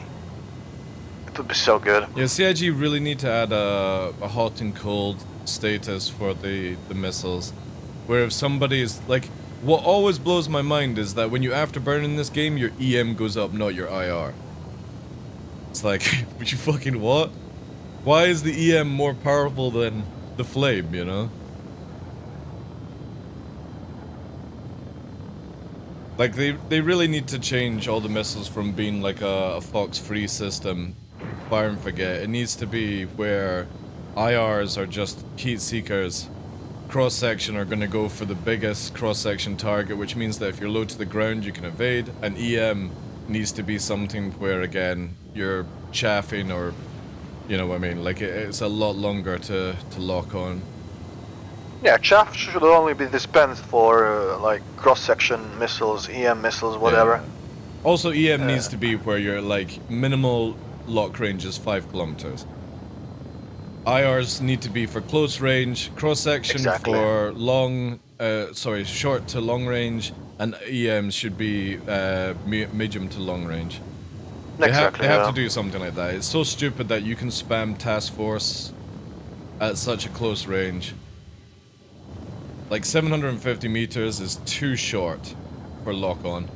It needs to be. They like have all 5K. these values in game, right? Yeah, they do. Yeah. All the missiles have different values, dude. It's just literally not only the numbers. missiles, the ship cross-section, how it's calculated from the side, from up above, and so on.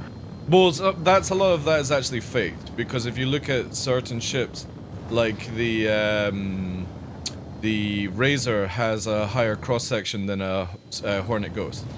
I don't think it's fake. I think it's just like bugged, right? Well, they're not paying attention to it. Well, you could say that,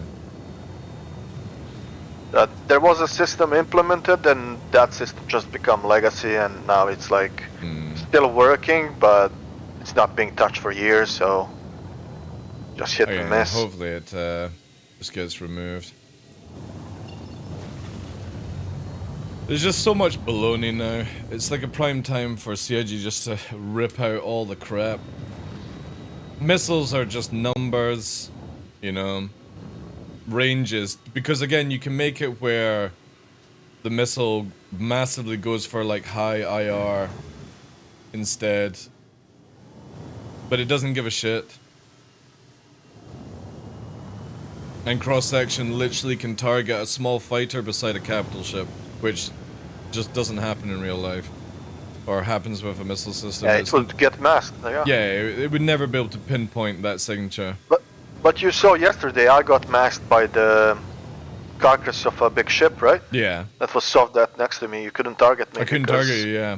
But that's the thing. It's in the game. It works. It's just not, missiles don't have that rule. Yeah.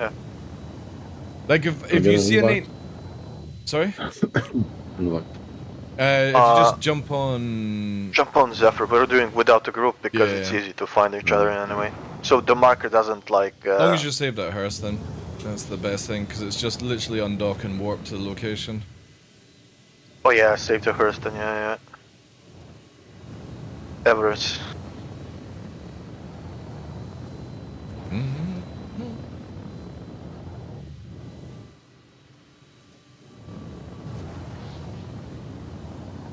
I'm pretty sure CIG will do a full rework of missiles, but I don't think it'll be for Squadron 42 and Star Citizen.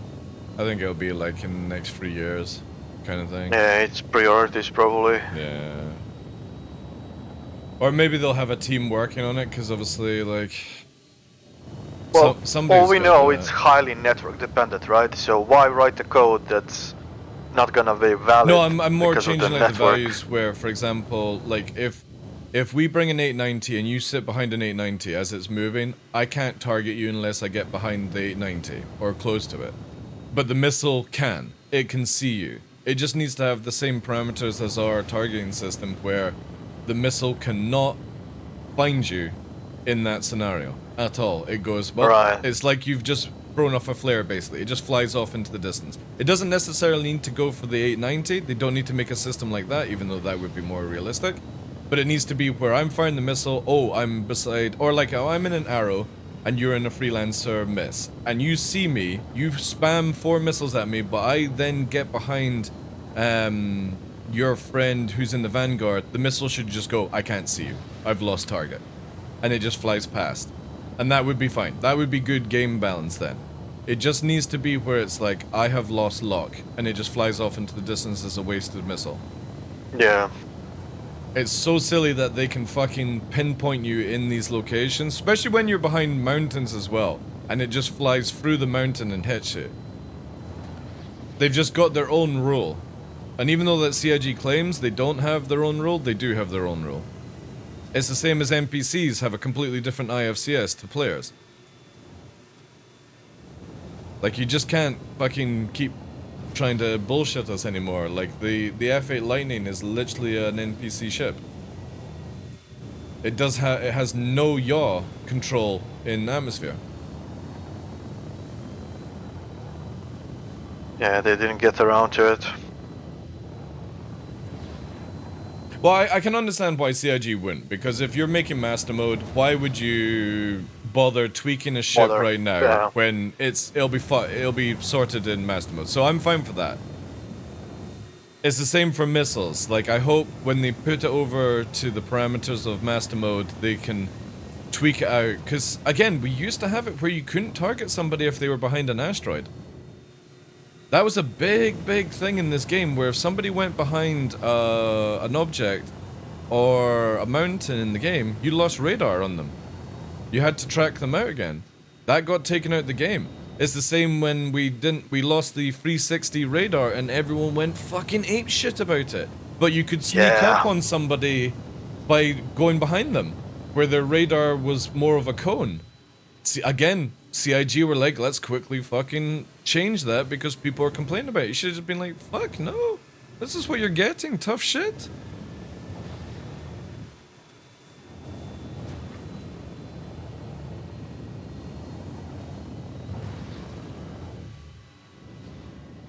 Yeah, there was plenty of videos and stuff. Hey, Duka. Looks like we're gonna have our 4v4 finally. Yeah. I was kind of hoping that, like, 2 other people from the channel would have the bottle to sign up. Be like, yeah, me and my wingman are gonna verse you. But no. Nobody wants to get involved. It's too scary. We probably don't have even an ESP button. Probably not, yeah.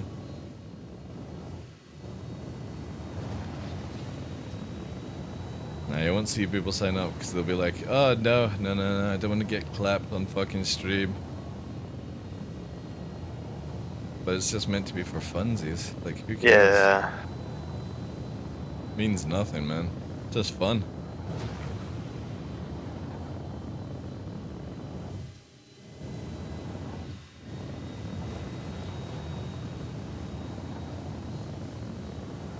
It's crazy that all that CIG, like when people complain about speed in this game, like I'm going around these hills at like 270, 260 and it feels fast as fuck, super fast, man, yeah? Yeah. So all they have to do is just add more space dust and stuff like that for people that are complaining about, because again, back in the day when we were only doing 300 ms, it felt so fucking fast because you would just go instantly to top speed. And there was more dust and stuff, and they toned it down. Just bring it back. I remember that when you got interdicted from warping from, like, Port Olisar to Grim Hex and stuff like that, you would get interdicted and it would be these giant fucking rocks. And because they had it where, like, if you went into cruise control or, like, top speed, you came out of warp at top speed, and you had very little seconds to dodge these rocks. In big ships. It was so much fun, and they shit-canned it because people were complaining about it. And all you had to do was go into warp at 0 ms, and you never had the issue. But because they're just constantly fucking cruise controlling into warp, they would come out and you would have to dodge these big-ass rocks within a split second. Well, the biggest and most powerful argument in Star Citizen community, in my mind, is it took us an hour to prepare. Yeah. Yeah, that's the like, it took us this long, it's an alpha, why can't we just come in and test, come in and play? Everything is for free, everything is just claim, backspace. It's not a game, it's like, Hopefully it turns around more hardcore, but we'll see.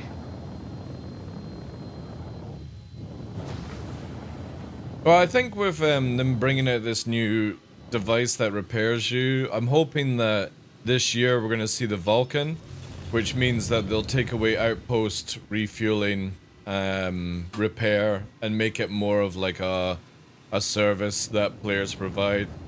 Because I would like to see that. I would like to see it where people can't just keep repairing, rearming at every site, refueling. I want a reason for starfarers. I want a reason for Vulcans to be used off-grid. For fights because then and stuff. even so-called, say, griefers or whatever, player killers or whatever you want, they're gonna have to take into account, okay, if I engage and I take damage here, I'll have to go on and spend half an hour to repair, right? Which is good. Yeah, it's the same with like rammers basically. They should make it where like if your ship is constantly like dying and you're reclaiming, that's it. It degrades. It degrades, yeah. Where it just takes longer and longer and longer. Yeah.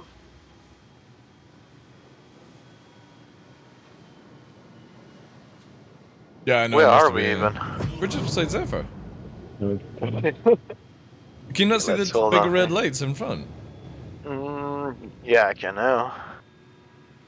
Again, man, this location is so good. It's super. Oh, CIG, you need to make more of these. The one at Microtech is really fucking good as well. Blood Ridge. It's got mountains and snow and everything like that. Hold on.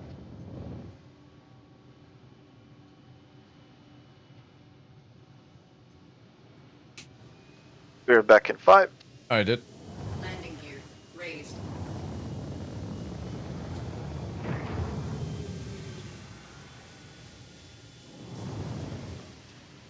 Landing gear deployed. Saving. Nice. This works. Landing complete. Engines offline.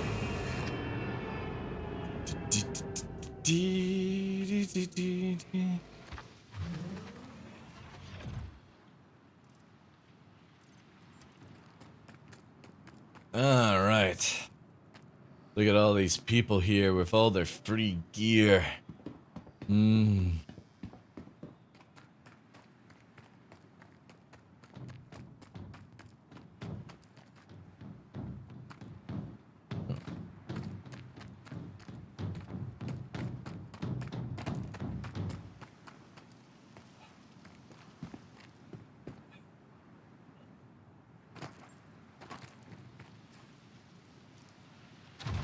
Ding, ding, ding, ding, ding, ding, ding. Ooh. Man. Oh. Ding, ding, ding, ding. Engines online. Takeoff complete.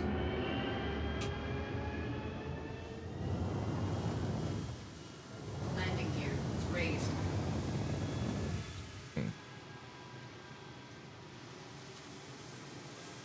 That's interesting. I literally don't see your ship anymore. That's crazy. Man, that would actually be pretty fucking sick for the game, where you can only... You have to visually target somebody first. You can't just see them as an icon flying around. That is really cool. I got Puppeteer on radar, but I can't see his ship as a little dot. Yeah. That would actually be sick as fuck, man. Look at that. So that's full radar knowledge. You would have to watch radar to be able to do it.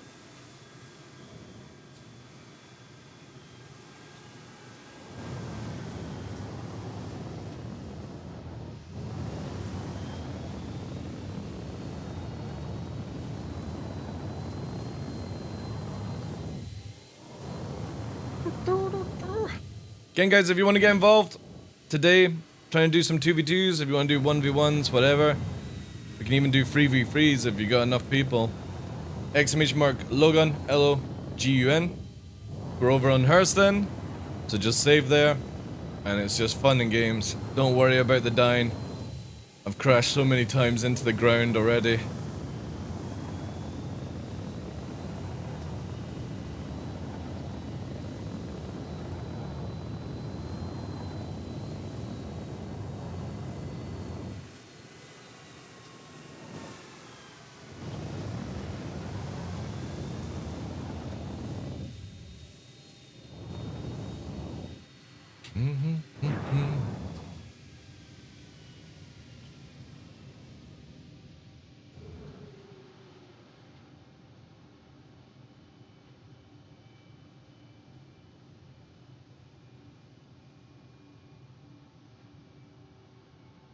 Just bringing over the sheet.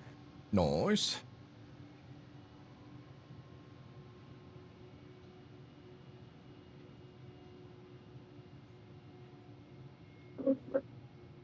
Still learning to fly, Shop Kitty. Shop. How you doing, dude? Happy New Year. Nah, we're doing a little 1v1, 2v2s on Hurston.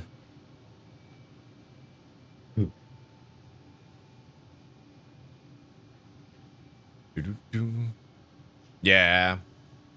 Got all the guys in comms. We're using a sort of mock build where you're not allowed to have repeaters, you're only allowed to use cannons, basically, mass drivers, railguns attached to ship. You're only allowed to have 4 missiles, you've got no shields, and you gotta turn off ESP. You can fly couple or decouple, that's up to you. But you have to use lag pip as well. It's just a lot more trick shot fighting than just holding trigger fighting. But it's kind of cool because with the guns, if you if you hit somebody's like wings and stuff, it makes them like lose the ability to fly for a bit, which is cool. Oh yeah, that's everyone comes with hercs and nukes and stuff like that. Oh yeah, we don't expect people to fight fair, stuff like that. But this is just again fun and games. Fun and games combat. See, I see Duca, which is crazy. But then Puppeteer is... Can you see Puppeteer as like a blue icon? Not on the radar. I see him on the radar. Yeah, but like if you were looking in the direction, do you see his name? Without targeting, yes, I see. You do, without... See, look at that. I can see you with your name, but then Puppeteer is right in between you and me. That looks so much cooler than a name tag, I feel. Like, you actually have to have radar situation, like, awareness. That's what all they need to do. They just need to take away that marker until you actually target somebody. Because if I target him, I've got his ship and stuff. I don't have his name. But it looks really, really good.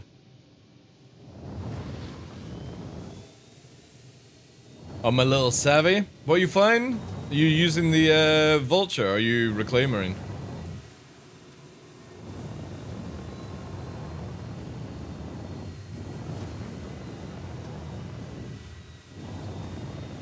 I wonder if I ping, would it make it come back? No, it's not. 10 mil towards reclaimer? Nice. Yeah, the wee salvage missions are really, really good. Once you get the reclaimer, you can do like a hammerhead where you get like 250k and you just crunch up and stuff. Lots of money.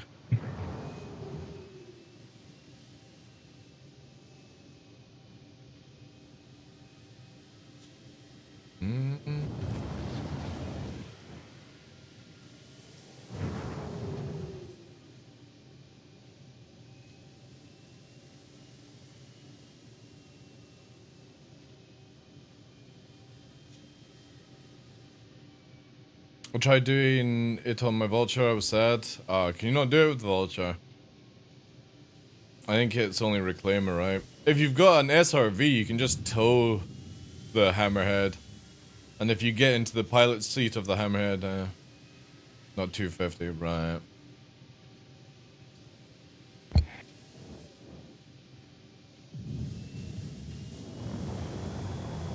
The 80k ones, yeah. How much do you make from the salvage then? Yeah, that's true. You can sell at Grim Hex, right?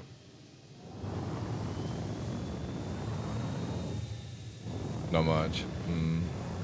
I know you can make a lot of money from the Hammerhead ones. Because you get the 250 from the mission, but you also get, like, I think 1 million in loot and stuff.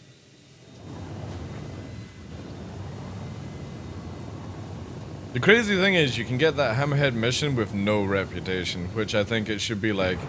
They need to bring out, like, salvaging reputation, where people can't just go straight for making 1 million a run. Day one. It needs to be rep block.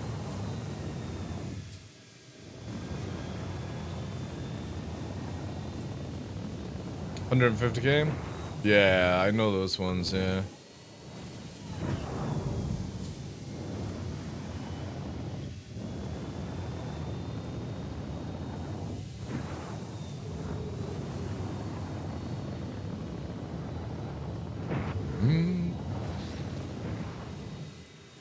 I'm back.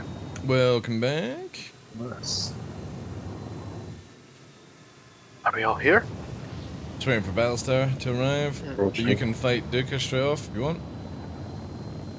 Good Duka. He's right behind you. Yeah. Somebody's approaching. It's a Battlestar. Got his shields on as well.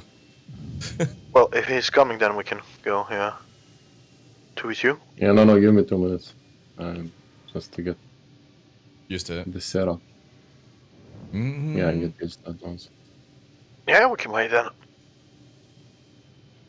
And just need an ESP toggle, leg pips, no shields, turn them off. The best thing to do is just to remove the device. Because you don't get the shields down notification when you warp. Oh, he's getting accustomed to atmosphere. Oh yeah. It's a lot different than like Daymore and shit.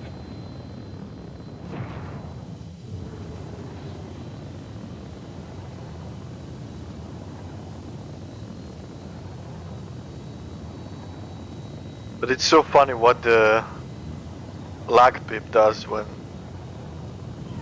ship is not even on screen, like it disappears. Yeah, I know. So funny. Duka, can you do some rolls? Yeah, I'm doing. Again, I like how it's doing its own thing until you actually like use Afterburner to stable it out, and then it's like bang, bang, you know. But if he moves, it just moves with the rolls. Yeah. Yeah, if you're looking straight up Duka and he just rolls. Yeah, because again, typing this game is just so stupid. Just moves around. Look at again when I look at Duka, right? Watch my stream. It's theirs, right? But if I go like this, look at it. Whee! It just fucking flew away. I reported that to Yogi. He said it shouldn't be doing that. Yeah, it should be always sitting off the crosshair. It should never it should be attached to the crosshair, not attached to somebody's ship. Yeah, I can't wait to see his next solution for the You're gunnery literally that he's invisible, working by on. the way. Invisible? Yeah, Still Predator So technology. I can see Duka and I can see Battlestar, but I see you on radar and I can target you, but when I'm beside you, I'm flying past you now, you have no icons whatsoever. Nice. For me anyway, Duka sees you as normal.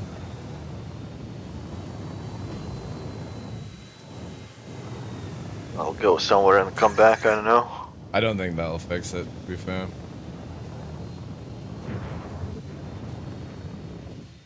I think it's just on my end. It only happened when I got out the ship. It's fine. I'll just team with you so I don't have to worry about it. I can log Battlestar from 6k out. It's probably because of the shields he has on or something. Yeah. No, but you've got the modules, so you still get EM because of it. Even if I turn it off? Yeah. You also add more weight to your ship, so you're at a slight disadvantage because of it. Duka and Law are like 3k out and you're 6k. Yeah. He'll cool down eventually. It'll take a wee while. But yeah, the shield adds more weight. Any extra launchers you've got will add more weight. I don't have the extra launchers.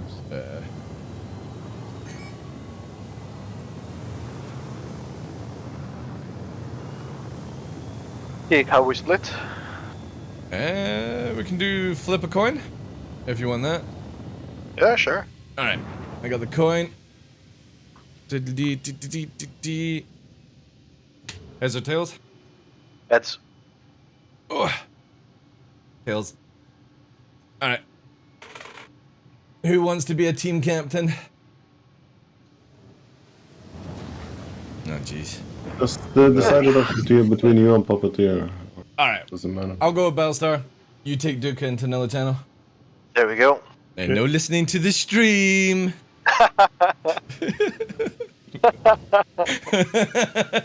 Alright, Battlestar, stay with me. Yeah.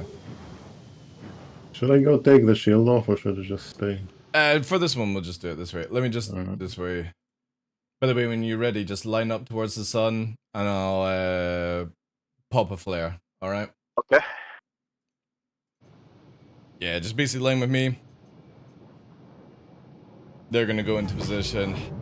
Once I see them lined up, we could basically head up to the sun, maximum speed. We turn towards them, fly past them, and then it's fight on at that stage. So fly towards, fly past, and then go? Basically you can see them to our right. They're going to be facing the sun-ish, give or take. Yeah. Alright. Alright, we're going to go for Puppeteer, by the way, as a primary target. So yeah. Alright, I'm going to drop flares.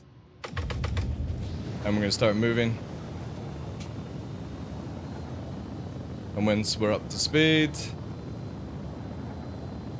we'll give it a few seconds for them, and then we'll turn in. So 2 pass, right? 2 pass roll? Yeah, basically we're gonna, just follow me now. We're gonna rotate into them now. So once we fly past them. Here we go. We'll fly past. Now fight on. I'm gonna put a missile on Duca. But we're gonna go for a Puppeteer. They're gonna go for you, I think. Landed a shot on Pup. Just keep evasive because they're gonna go for you. Duca's really slow, so I'm gonna change to him. Evade as much as you can.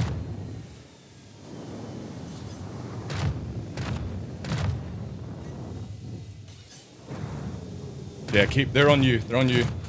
Yeah. Yeah, Duca's good. Use chaff if need. I'm gonna chaff you.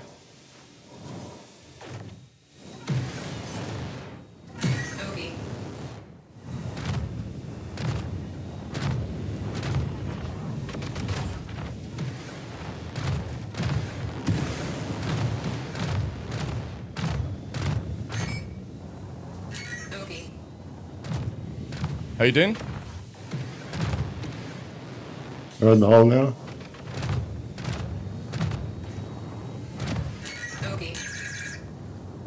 We're getting a little high. Duca's dead. Swap into Puppeteer.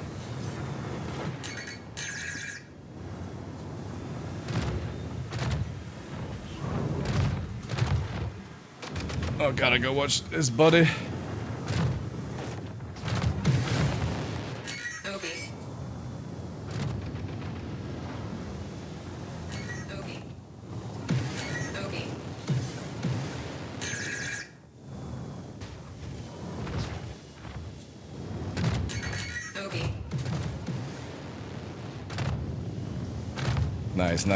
Nice. You got him good.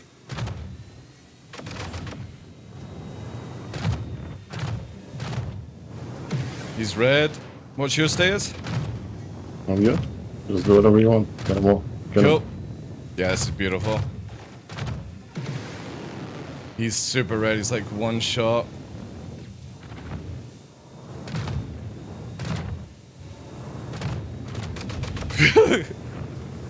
I'm getting tired. Nice. Got him. Nice. GG's. Woo! Woo! How do you guys repair? Yeah, we go and repair. Yeah. Oh, man. Good job. That was lovely, man. I have to admit something there, Lo. What? I think I was shooting you for a little bit. I wasn't gonna say anything mid-fight, but I I was like... There was one pass where you guys disappeared, I've just started nailing it, and I was like, oh, okay. I was like, right, so in the fight, I was like, this okay, name that I'm shooting. I just said Duca's down and I'm shooting Puppeteer. How am I taking I'm shots? shooting you. I was like, this motherfucker is shooting the wrong target. Where do you prepare? I'm gonna go to Stanhope. Right, so after Duca went down, Bell starts shooting me. I saw. I was like, oh man, these are some good shots. Oh, who's this name? I was like, I'm fucking getting team killed here. I just saw like Duque is dead and I shot 2 shots at Law from down below. That's Bell started shooting him. I was like, oh my god, it's becoming freeway. That's pretty fucking intense, like. That is pretty intense. I just didn't like the part when we went off to the clouds unknowingly, but it's hectic. It's hectic to keep track of everything. The thing is, we were still within the rules of engagement. Like, it was 5k is the ceiling, we're saying about 3-4 most of the time, so... What's the area to repair again? Stanhope. Anything that is HDMS you can go to and repair, okay. I think Edmund is the closest one. Edmund, alright. Stanhope is the closest because it's heading towards where like the new jump town is, but anyone should do it. We can make it where the rules of engagement you can't go above 2k. Actually, 3k. 3k. 2k, it's too little. 3k, we passed 2k like with... Or just make it where like under the first cloud threshold is 3.5, so just stay at 3. I know it's very difficult to keep an eye on that, but... I have my clouds off, so... When we went up, we went through this texture kind of thing, which was like... We're constantly above and below it, so it like screwed with my... But it was good, yeah. Duca just didn't like know that he was getting hit. Well, I was cycling between the two of you, so basically, as you're chasing after Battlestar... I cycled once Duca was red, I cycled to Duca because Duca was red. See, I wasn't even paying attention on that. What I was doing is just basically following you, and whoever turned slow, I shot at and then changed target. Well, once I saw you landed good hits on Duca, I switched to Duca, got him slow, you finished him off, and then just was evasive for Puppeteer. I wasn't even trying to shoot Puppeteer. I was just trying to get the hardest part was Duca's body was like just stationary in the air. So as I'm trying to land shots on Puppeteer, I was like, motherfucker is going to kill me from the dead as well. Like, but yeah, they need to make it fall faster. But crazy, absolutely crazy how much faster it is. But also the fact take the shield manual off while we're repairing it. Yeah. Yeah, this was what I was talking about. If you're on somebody's 6 and he's turning for the other guy, you have like plenty of time to take those good shots on him. Yeah, I kind of feel like maybe even 3 versus 3 would be the way to go, so that you've always got the possibility of wingman being engaged kind of situation, you know?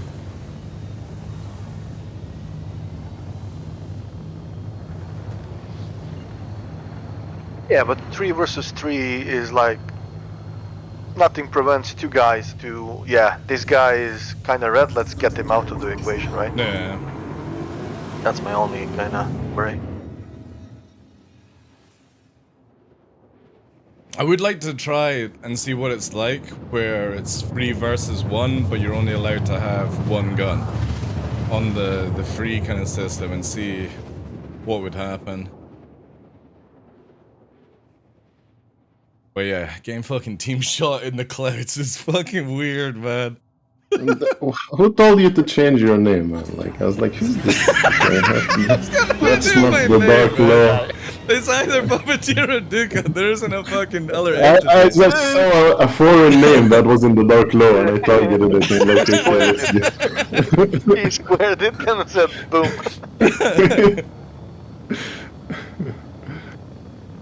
That's good stuff.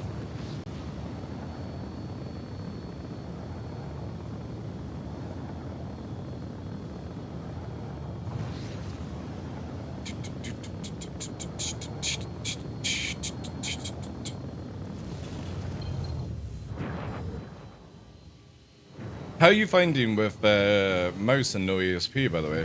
It's fucking very horrendous. Is it? It's because I have, so well, on my mouse settings, if you go to the game settings. You're allowed if you pull the trigger, it turns ESP on, by the way. I don't have that. I don't know how to fix that. So it's literally in the options, key binding, advanced controls, and under weapons. It is... Weapons. Where is it here? What do I have it under? Because it'll be...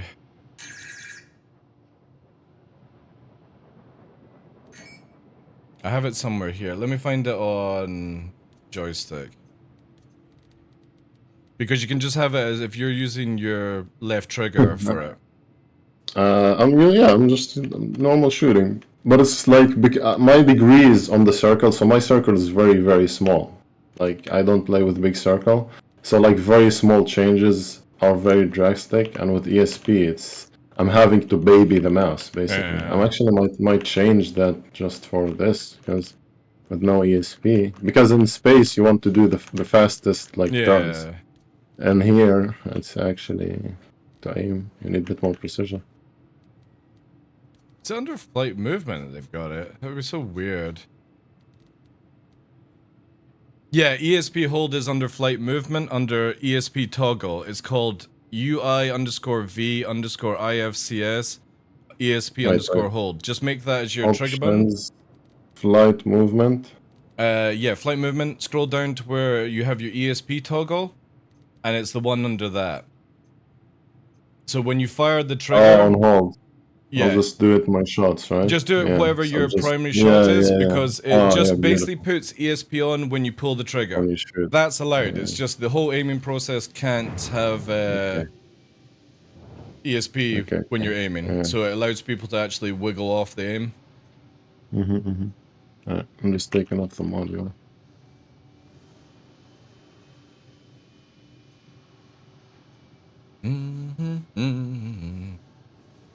Man, my UI is going crazy. I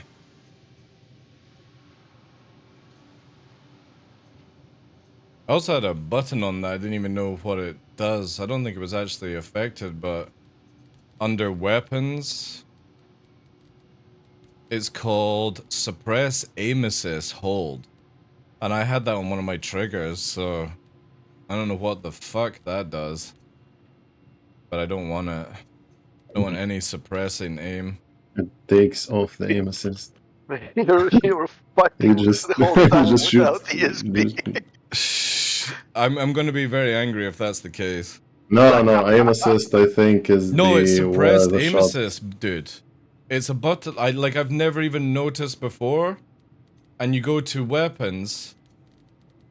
Under weapons here, so vehicle weapons, where is it here? It's called suppressed aim assist hold. And I had that as my trigger. So obviously when I've been shooting people with repeaters, it doesn't matter if I've had ESP on, it's been suppressing the aim assist. Obviously it won't matter with cannons because you're not holding it, you're just firing it. But yeah, if this has been fucking up my aim with repeaters, I'm gonna be pissed off that something like this even exists in the fucking game. Don't laugh, dude. People wanting the most pure experience with no aim.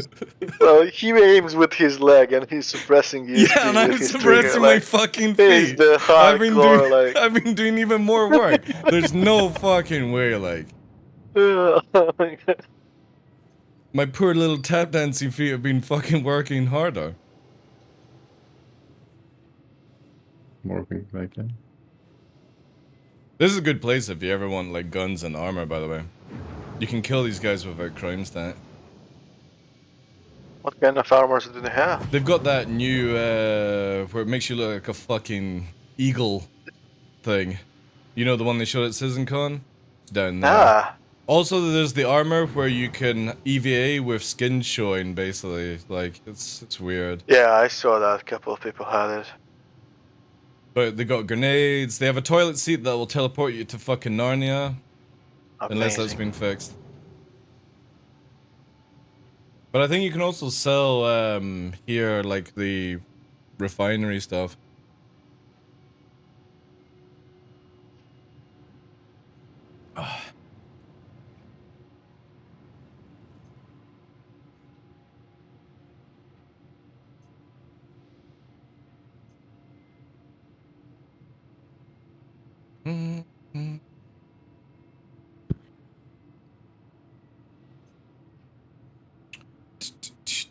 Touching.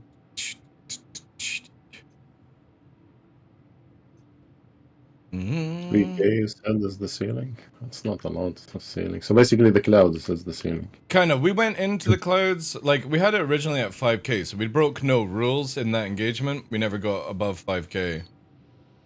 But obviously, like, kind of wanting to have it close to the ground as possible, because that means you have to also evade the ground, and you can't just do the crazy stuff, but... Yeah, but already here it's 1.6, so... Yeah. It's a really small box. Well, yeah, that's if you're fighting on top of a mountain, but if you go down into, like, a canyon down here, or, like, an open plain, it brings it down to nearly a K off the deck, give or take. Yeah. I mean, when you look at it, like, where you're at, I'll show you what I was saying at height. Like, I mean, look there, that's 3k into the clouds. You can see that you are 3k below me, dude. You know? It's weird. Like, that's nearly 4k, sorry. So just at the clouds now, that would be the height. Yeah. The thing is, tactically, it works, because you get rain on the fucking thing. I'm getting the weird fucking Chris Roberts light beam. Shit like that. Alright. Let me switch back on my clouds. Just have it at low, that's why I always Yeah, have it. It doesn't yeah. add much FPS issues, but it allows you to see and stuff. Okay. Let's split apart. Luca, wake up. Yeah. Is it also decoupled? Decoupled, right? You can do coupled decoupled whatever you fancy. Right. It really won't make a much difference because you're not able to like aim softly anyway. Yeah, there's with no the soft ESP aim, off. Yeah, we're switching channels. Yeah. Oh, I was gonna say, do you want to switch teams up, or you happy with the same? Ooh, let's do one more same. All right, one more same. Okay, I'll take Bellstar over here. Again, I'll drop flares and we head towards the sun. Okay. They're definitely gonna change up. They're gonna go for me this time. They're going for you, Yeah. I'm gonna turn and burn off the fucking deck then. Alright, let me know when you're ready. I'm ready. Alright, drop in flares. We're going. Let me know when you're at 400. 400 speed? Yep. Turning now. We'll see what their tactics are before we choose a pin. Alright, flyby's on. Fight's on. I got one missile going out on Duca. Secondary missile going out on Puppeteer. Who's going for me? They're going for you again. I think Duca's going to chase after me though in this turn here.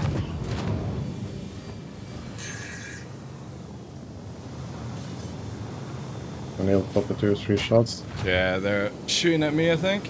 I'm going to drop a bit of chaff and bring it down. Yeah, they're definitely going for me this time. I'm going to bring it low. Okay, good shot. Just keep an eye on Duca. Duca's going for you. Puppeteer is closer though. I see that. In. Just keep on it. I'll keep evading. Oh, I'm gonna hit the deck. Targets. Yeah, that's alright, that's my bad. No worries. Too fast into the crash. It'll be a 2v1. Ah, that's my bad. D.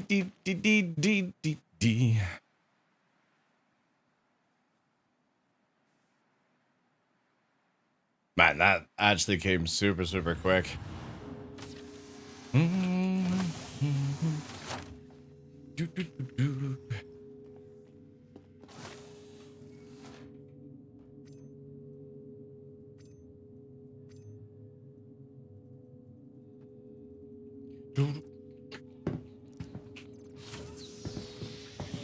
come to storage room 3 right now.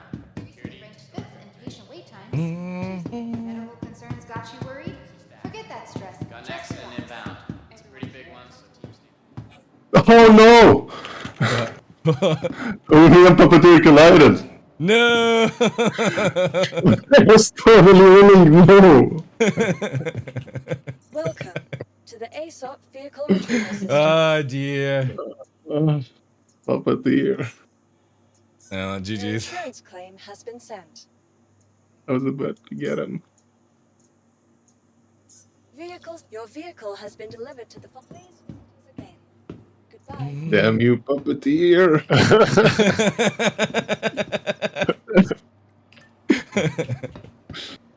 Well, I mean, it's a good actual tactic, right? Where you could just ram somebody to get the victory as long as you got one left, right? Yes, yes, you lose that. That's why I don't understand why they didn't do it in fight or flight, right? So, like, you take out one person, or you badly damage one person, and then you just ram them. And then the other person is left one-on-one, but badly damaged. I love how Law farted out a cloud and plummeted. Dude, I have no idea how I managed to fucking go so that fast. Dude, it was so fast. I said to Balstar, oh yeah, I'm not pulling out. And I saw the explosion, and I knew this is it. But I so going like tunnel into the. Dude, I didn't realize how fast I was fucking going. It was insane. The ground just They're on literally me. appeared. They're on me. Fuck, just quit.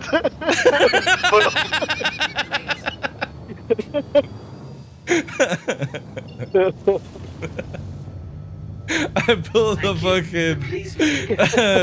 You tried to get past the border.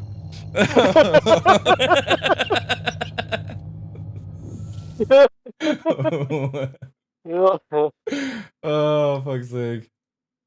And that thief over there.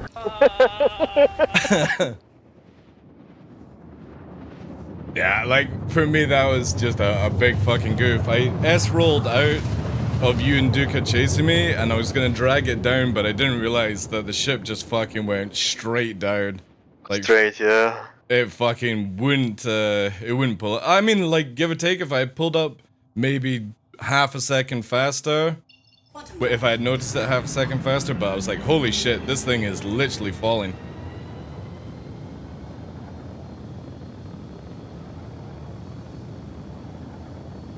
Yeah, I think were you decoupled or coupled? I generally can't remember. All I know is I was not expecting it to just nosedive that fast.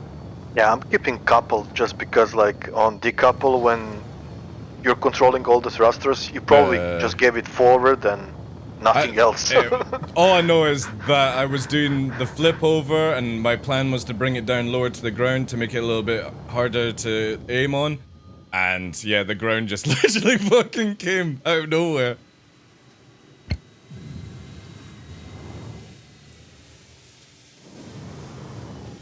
It's also that like little dark part now at Zephyr where seeing the ground is a little bit more difficult after the clouds.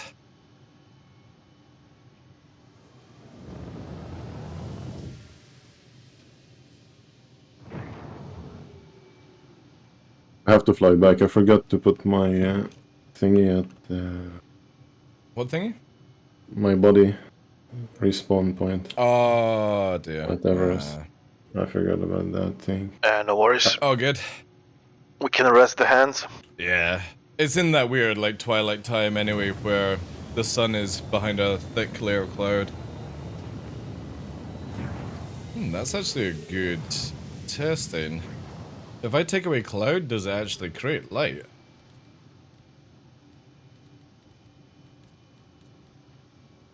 No, oh, it doesn't, because it gives you the fake cloud. Right. Oh, that's kind of cool that CIG did that then. So you can't actually use no clouds as an advantage of light. It just changed. It just changed the background. There's always the shit like when DayZ first came out or anything in Arma, you would just have grass set to low, and you could see somebody literally commando crawling in a field. But they changed on his screen, he's crawling in the grass, being all tactical, and on a sniper rifle, I can see him like 2 kilometers out. Exactly, yeah. And it's the same. Like you could only fly, or sorry, you could only hide behind like rocks. Or like a tree, but even when you were like lying down beside a tree and you thought you were in the cover, somebody's just looking at you and pops you in the head. Yeah, that's why like Arma and DayZ kind of games developed on that engine in particular. Developed the meta of just wiggling left and right with strafes to avoid fire. I always hated that in games being able to turn down graphics and gain sort of advantage, it's not that bad in games these days now. Like, I'm trying to think of any game that has that, where you use low graphics as an advantage. Obviously, to get higher FPS, you would use like medium and turn the shadows down, that's a different story. But in that one, you could turn grass completely off so you could see people crawling around. I don't think you can actually do that with Star Citizen, where when you zoom in on somebody, you see the grass they're hiding behind.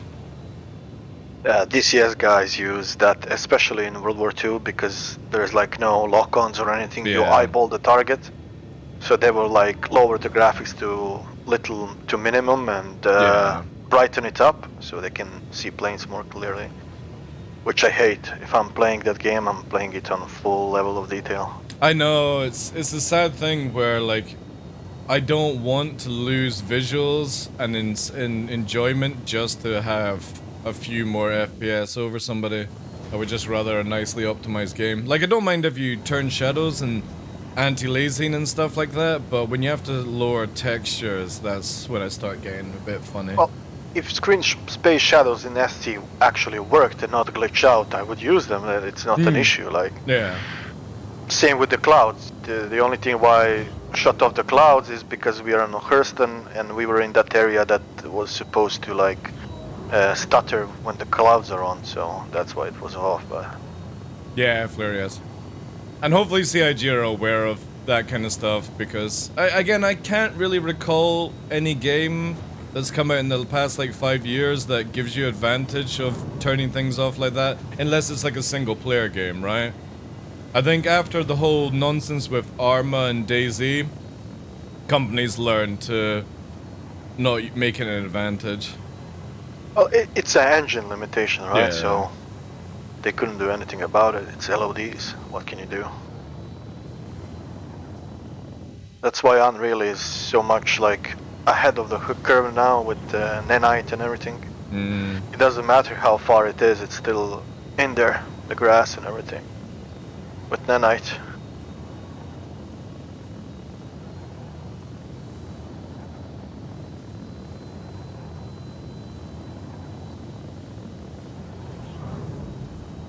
In SC, for example, a guy could be laying behind a rock and you would see him because the rock LOD isn't loaded on your screen. Yeah. I'm trying to remember if like games like America's Army had any issues with that, but I don't remember it. Yeah, I played that as well, but I can't remember. It was Bridge so Crossing far. on America's Army was one of my favorite FPS game modes ever. Tactically using nades, cooking them, smoke at the right time to get people to cross, a sniper and LMG to cover. Oh, so good. And the great thing about that game was you could only have one person be like the sniper, one person have the LMG. Yeah, Hell Let Loose is like that. Yeah. It's really good. I watched Detox playing Hell Let Loose. It looks really fun. It is. You just need, like, if you're going solo, it's like, yeah, whatever. It's the same with like Squad. Squad looks really good fun. But I'm just not that big into FPS thing. But you can fly. I think somebody can be like a helicopter pilot in Squad. In Squad, yeah, people do, because it's like a super arcade model. People can do crazy landings and stuff. Yeah. I used to spend a lot of nights doing Black Hawk in Arma 2. In Arma, so much fun. Used to play on a full like Milsim server. When you get on a multiplayer server and there's that one dude that takes the heli slot and he's actually noob and you'll die. Yeah. Or there's one guy who's like super proficient and everything goes like super silky smooth, but...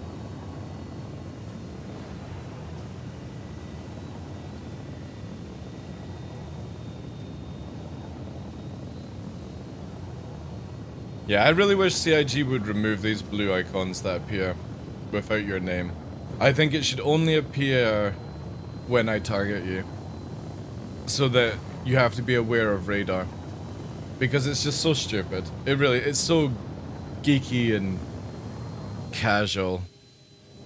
It should be as soon as I get like a radar ping, I can target you, not fucking target you because I visually see an icon flying around. This would allow better stealth engagements as well, even for non-stealth ships. Also, if they have it where like you go under cover to lose radar lock because it can't be seen, that would be good. It doesn't have to have like ground masking, just where if I'm behind a hill, you can't see me. You lose it, yeah. We used to have it with asteroids and mountains, it was so good. And it would be great for missiles as well. So if somebody fires a missile and you go behind a rock, an asteroid, a mountain, that's it. Missiles wasted. Super simple things that they can add. And the funny thing is we used to have it. So it's not like they can go, oh, it's too difficult. It's like, well, we used to have it in the game. Why did you remove it? Like, I can literally see you, just like, before you even appear on radar, I can see you flying around without your name tag, without even targeting you. I can see the dot moving. That's not good for a game. Well, the whole arrow kind of pointing towards where the target is kind of, you know, 90s at least for me. Because again, like right now, I've only got Duca on radar, I don't have you. And as I turn in, I don't have you yet.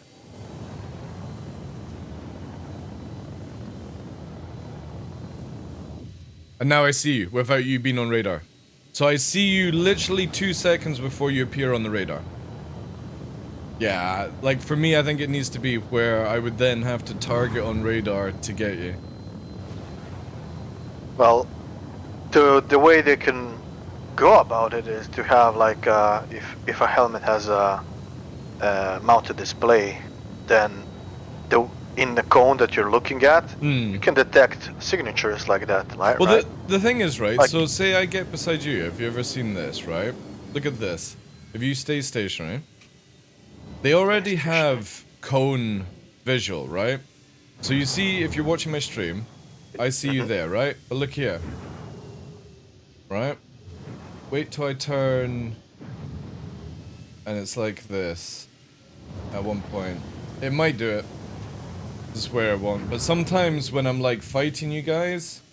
It defaults back to the bracket. It just shows you the icon. It doesn't show you your name. Oh no, it's party marker. Sorry, party marker. So if I just quickly put you in party, that's where I've seen it. So I'll invite you to party, right? So they have it for this system, if I remember correctly. There it is there, right? But when I put it here, see, look, it's gone. See? Oh yeah, it abbreviates. Yeah, it disappears. So you've already got a cone system in the game where if you're not actually looking at somebody, you don't see the icon. So there again, there's you, but the party marker is gone. They could just do the same thing where if you've got somebody within the crosshair area, it shows you their name and their icon, but it would be like this where I couldn't see your puppeteer or your measurements as you're flying by. I would have to purely use radar, which would be a great system then. The whole nameplates and plates and everything, I think that needs to go. Like, why people are getting teamed in BR, because everybody knows who to chase by name. Yeah. If you remove the names, Oh yeah, if you you won't remove get the teaming. names, it would be great. Yeah. I think it should only be down on the the MFD, so you're basically fighting somebody and you go, oh shit, this is that person. But it doesn't put you into, oh, this person's going to clap me every single time kind of scenario. You're just fighting the ship at that point. And only I the can't people... remember in the past when I played, was it like when you scanned people you get their name? Yeah. Or was it like that before? No, we used to have it where you would just basically see a ship, and then you scanned it and you would get their name and stuff. But that's how CIG actually want it, though. Like, eventually down the line when I target one of you guys, I won't see your name unless I scan you. Because we already have it for sub-targeting where I've got to scan you down. Yeah, it should. It should, Gallifrey. How you doing, Chief? And again, I just should not be able to see your name or icon until I actually go, right, targeting on that ship. I just hate these icons floating around. Yeah, and scan was like 3 seconds most, I think, or 5 seconds or something. Not like... Yeah, the scan right now is dreadful. Like, the craziest thing is I can scan here, I can see you turning towards me, but I've got no information whatsoever. And then the annoying thing is I have to keep you in that tiny little box, right? Yeah, it should just be in the circle. Even if I zoom in, right, it doesn't do anything. Yeah, it doesn't do anything, yeah. It should be the whole circle holds it down, not the tiny little box in between. And it should be rapid. It should be literally 2 seconds. I've got all your information done. I can make an assessment then. Like, seriously, in a fight, you're going, oh, right, that guy has got a gunner. In a fight, you can forget about it right now because the ships will interlap and the scanner will switch on its own, like, which the primary scanning target is. Like, just goes into whatever. It's so scuffy. It is. It needs a massive overhaul.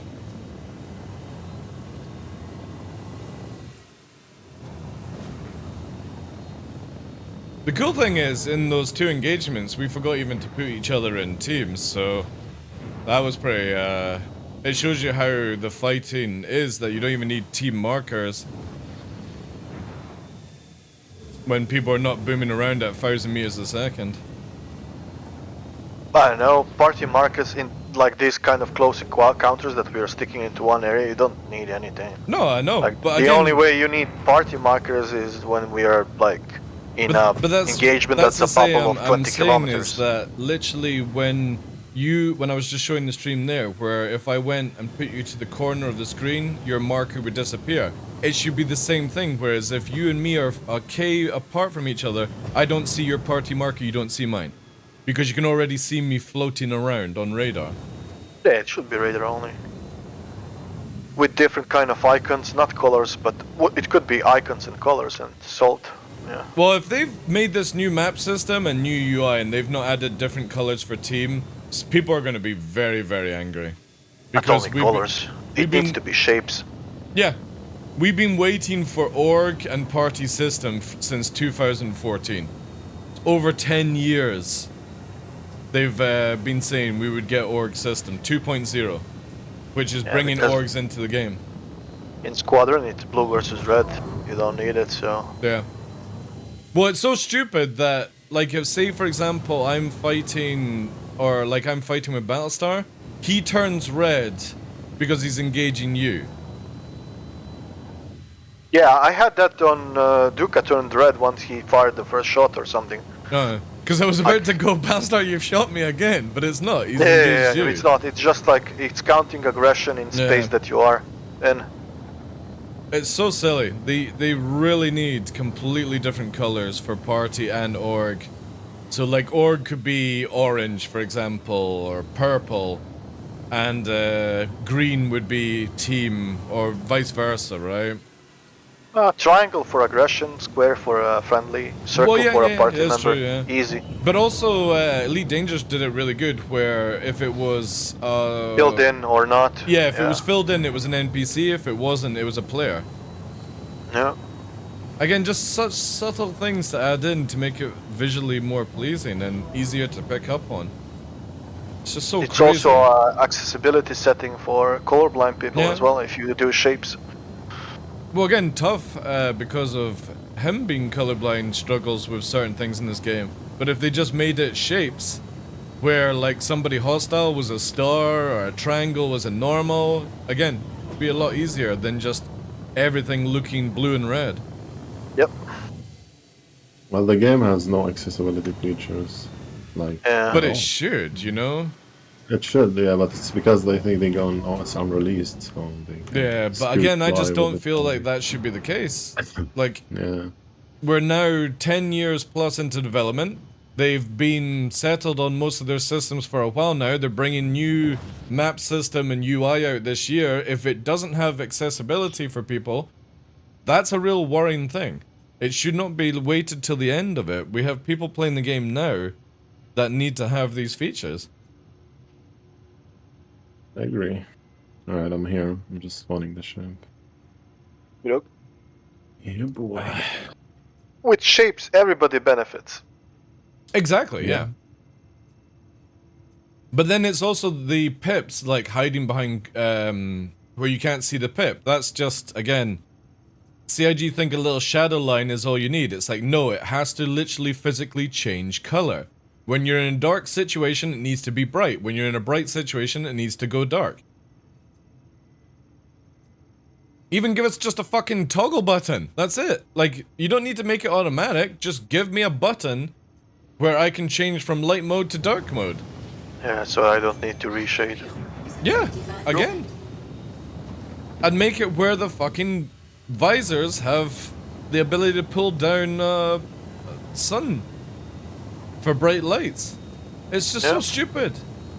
DCS has it. Vito VR literally has a button, not on your helmet, but a button in the cockpit you press and it lowers your fucking visor down so you can see in the sun.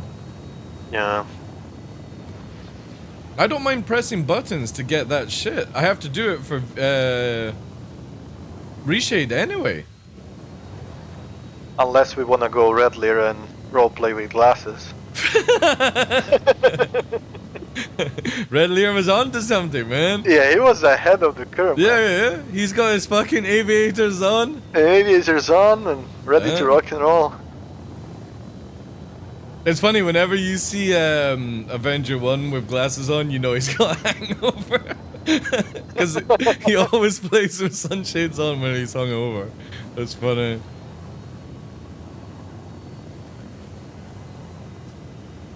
I actually do want to get myself a nice pair of aviators though. They're just so expensive. I've never owned a nice pair of sunglasses.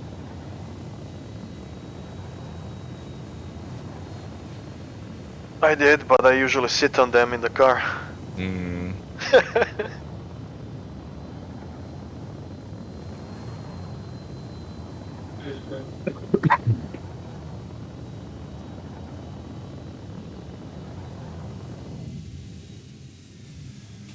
Actually, what I need to do, right, is make it where we've got... Let me get another channel here.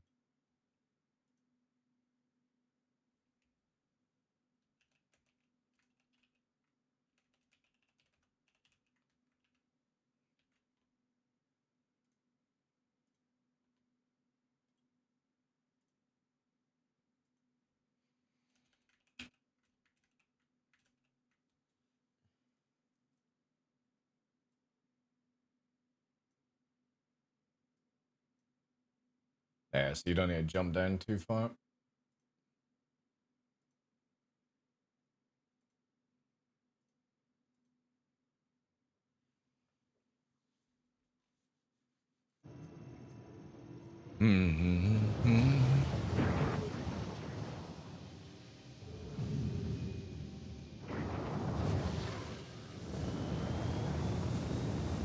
I love that Duca is working out even while we're waiting. Working out, what do you mean? Bike or... Yeah, come here and you'll see, like, his S turning on the rock. Have you ever seen when pilots before they actually go out on a mission, they fucking walk around the doing their fucking exercises and shit like that. That's what he's doing. He's seen the battle before it unfolds. He's turning the road. Yeah, he's making sure that he can't fucking so he doesn't crash into the ground. Oh, I changed some curves and shit for loadout.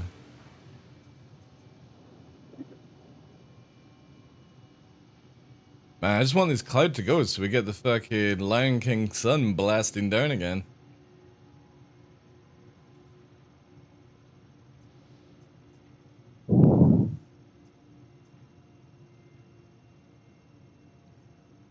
I think they should definitely bring back the noises of G's as well.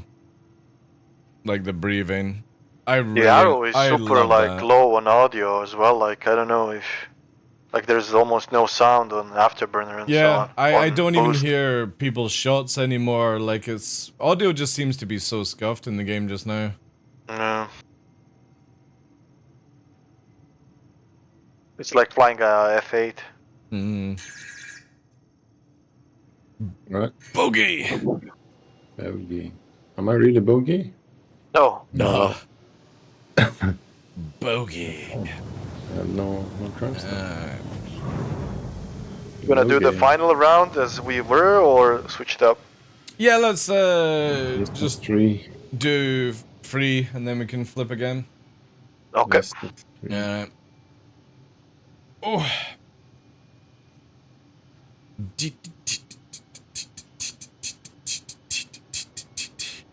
Yeah, song. No, not that one.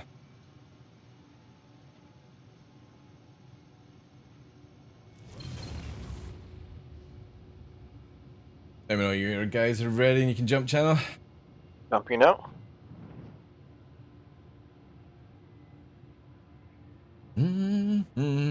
Alright, you ready to go? Yeah. It should. No.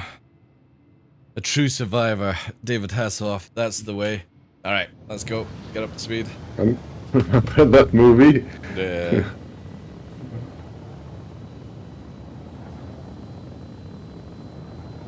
Move a bit to the left. Yep. And we'll turn in now.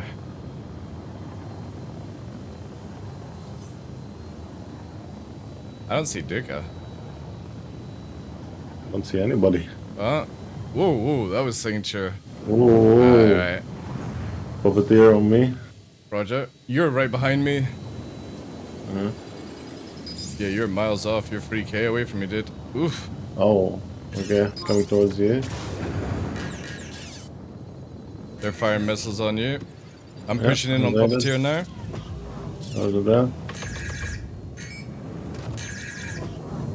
They're turning on me. They're turning on me. I'll bring it down a little bit. They're both on you. Yep. I'm watching the ground this time. Going through my cloud.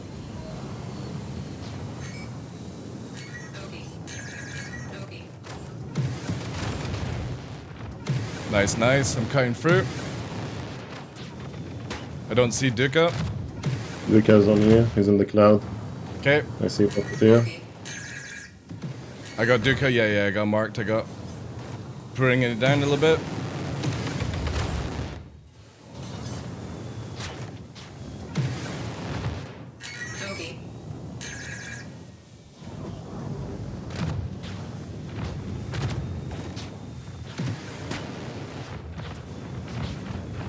Yeah, I'm getting beamed here quite hard. Up is red. Chaff low. Okay. It's getting high. It's getting very high. Yeah, no, I know. I'm pushing down. 3.5. Man, these fucking clouds, man.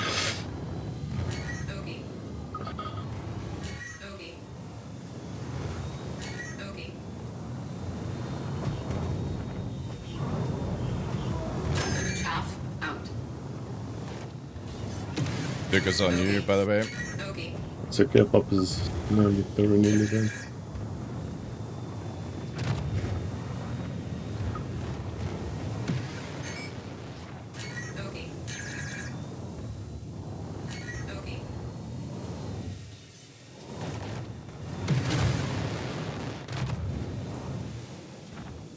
Finish Puppeteer, I'll finish Duke, yeah. Puppeteer is very red. I'm gonna go down here, but I'm gonna land a shot on Duca. I got both of them on me. I took out Duca, but he also got me, I think.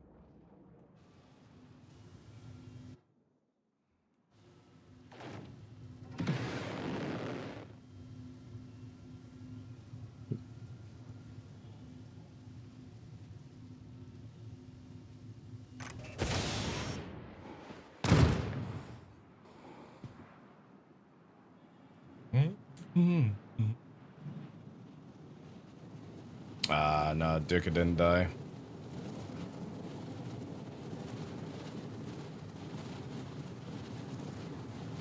Dead. Puppeteer dead. Oh, but I'm red because Duca was nailing me while I was trying to take him off. I thought I took him out.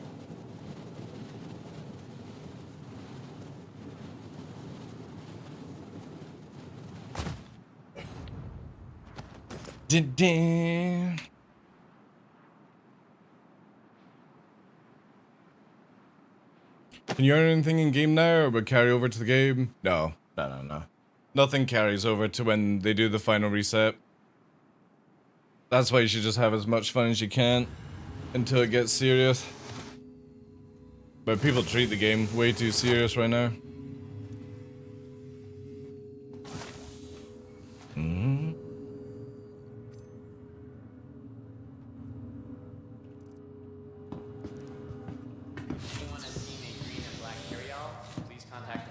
I'm only at 13 shots left. Yeah, damn it. Oh, fuck. Oh, no. He got you.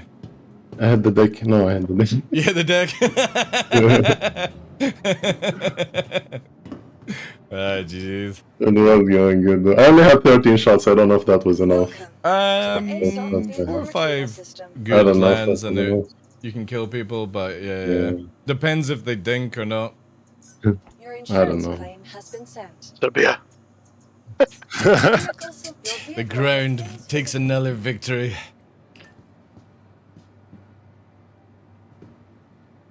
Excellent fun. Man, you really do not have enough afterburner to deal with 2 people firing slugs at you, like. Yeah. So many times, fucking red. Just from, or like, landing shots because I have nothing in the tank, having to go up and down, up and down.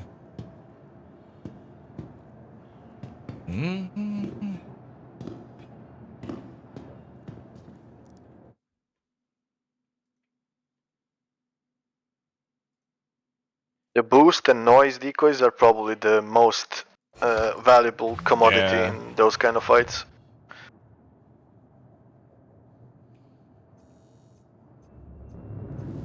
Aerospace.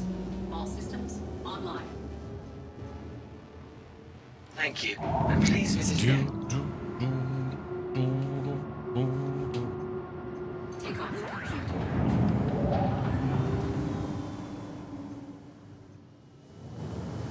Landing gear raised.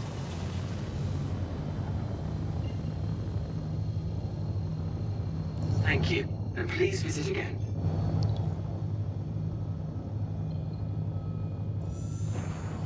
Quantum drive is now on.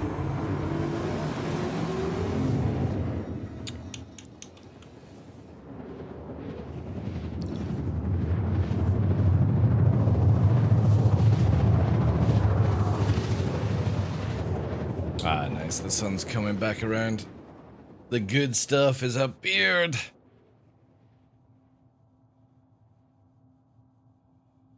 Quantum drive is now on.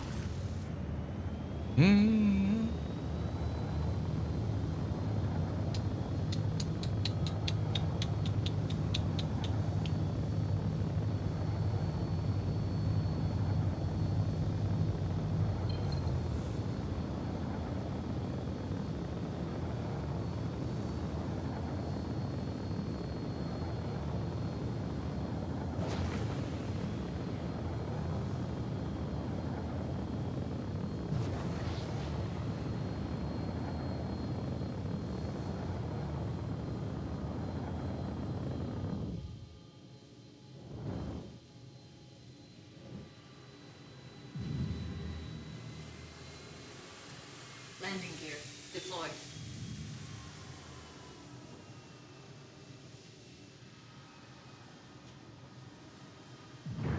Well, it actually has a landing pad here. That's interesting. Landing Can you get any services though? No. Engines offline.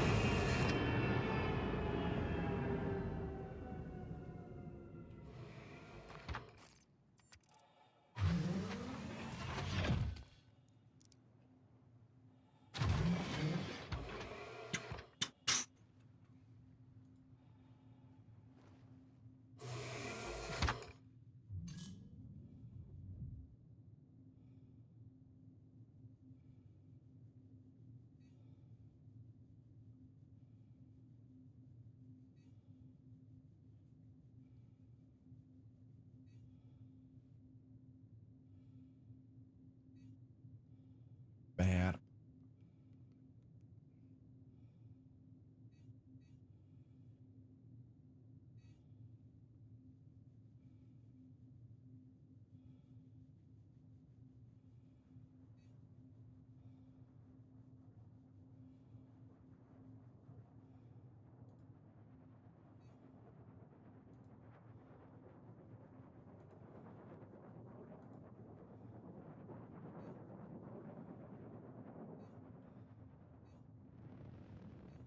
When does House of Dragons come out? The second season. Should be soon, right?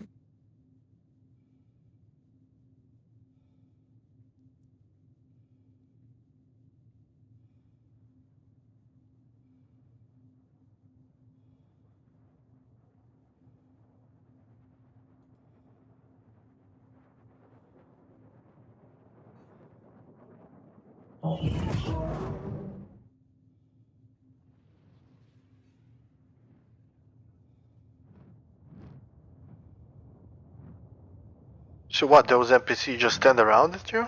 They don't shoot? No, they don't shoot. No, it's a place where you can sell commodities, but you can kill them. If you shoot them, they will shoot you.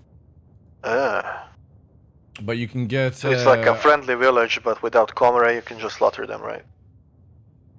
Well, with comrade, you can slaughter them. You don't get crime stack for killing them. They're literally like nomads, basically. Oh, poor guys. Nobody cares about them. But you can get good armor and stuff. Yeah, neutral criminals, dusters, yeah. You get the pigeon armor. Makes you look like a giant pigeon.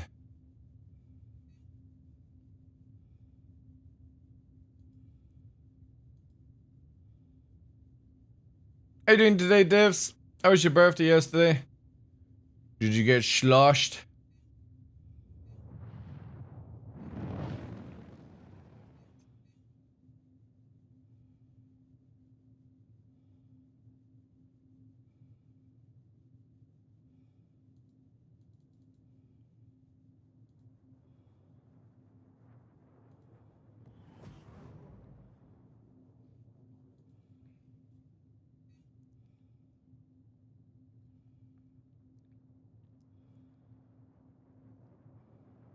Oh.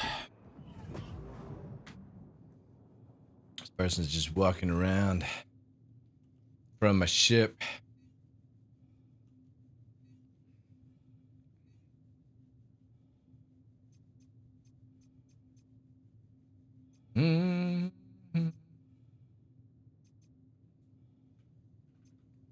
Oh.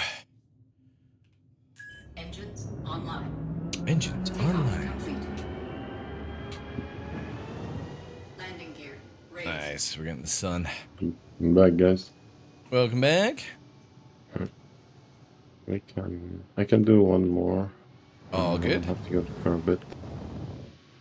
If you need to go now, go now. I have one more. Alright. We'll just stick with the same teams then. Yeah. You want their revenge? Revenge!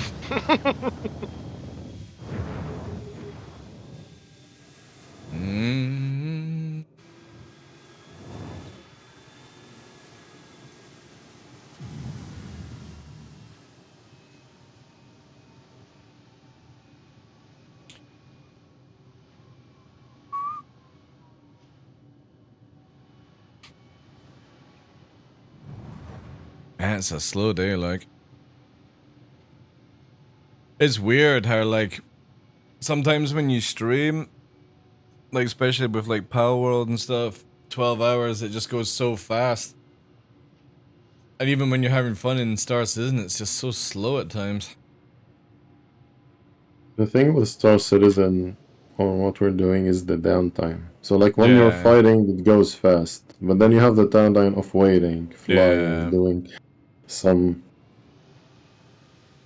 So in Power World is constantly doing something, constantly doing something.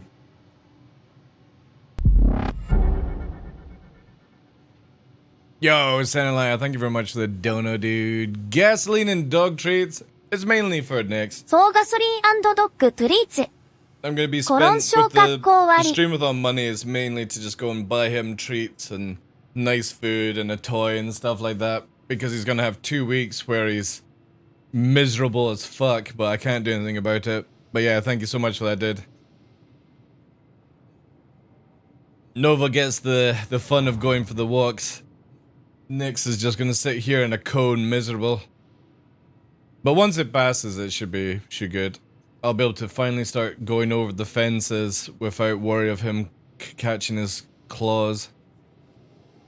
But yeah, poor mate. He's gonna lose his bollocks on Friday.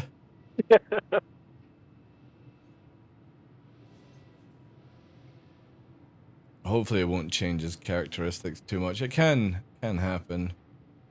Like sometimes dogs can get a little bit aggressive or they can get more submissive. He's already far too submissive as it is. But he's got such a nice nature with other dogs. Hopefully he doesn't get jealous. Why have you got your... good pair of nuts. Sorry? When he sees a good pair of nuts on another dog. Yeah, he's gonna be he just like, snatches them off. motherfucker. Especially as I'm gonna be putting his nuts in a jar, pickled jar on the fucking fire. God damn, you're cruel. That's some cruelty. I don't even think you can actually ask for them nowadays. You used to be able to a while back, but yeah. Yeah, his nuts. I would like to have my dog's nuts in a jar, please. Can I have them barbecued, please? It wouldn't surprise me if there's some place on this planet that has them as a delicacy. Some place in Asia, probably.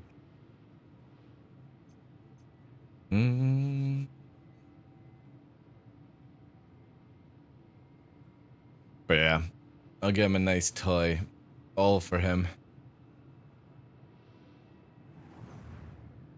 But he won't even be allowed to go and play with Nova for 2 weeks, because they get quite rough with their play. Poor boy. However, it does extend possibilities of dog life.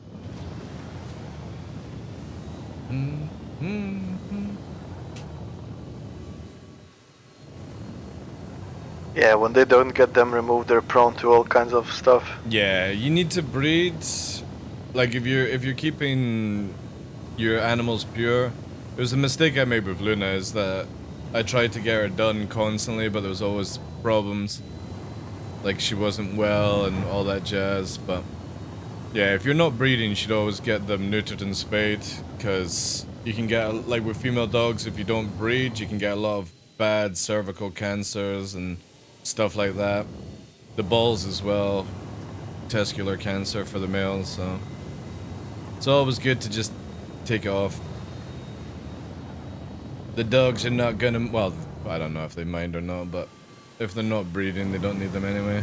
Plus, Nyx has, I'm just gonna say it on stream, ridiculously oversized fucking blue balls. Where when he's sitting on the carpet, they're just dangling in between his legs. Have you ever seen like a king penguin when it's holding the eggs on its feet? That's what it's like with Nyx, but with his balls. They're just fucking set on his feet in between his legs. It's same with my puppy, yeah, same. Alright.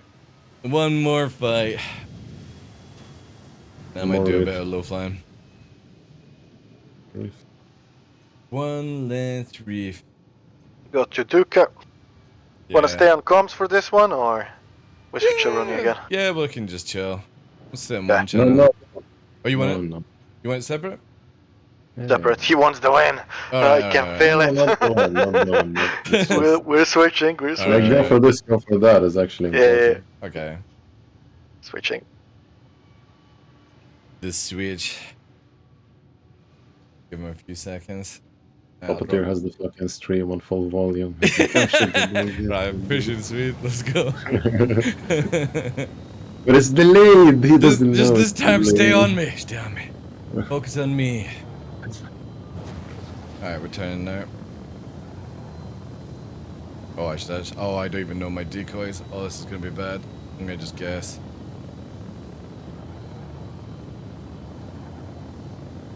Alright, turn fight. I'm gonna take a bit vertical. Did I miss it? Diving down.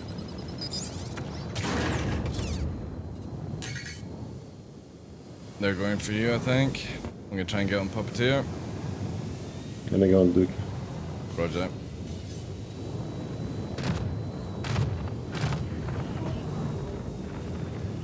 Okay, Duke around me. That's better. Okay, I'm on Puppeteer's ass. Going for Puppeteer. Yeah, 2 hits on Puppeteer.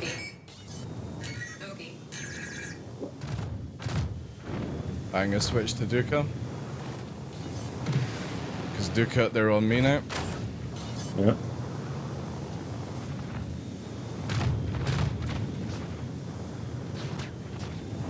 I'm deflecting. I'm holding my afterburner as much as I can.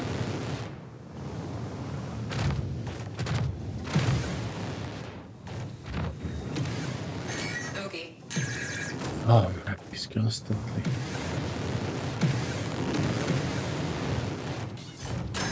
Yeah, I'm gonna hit hard here.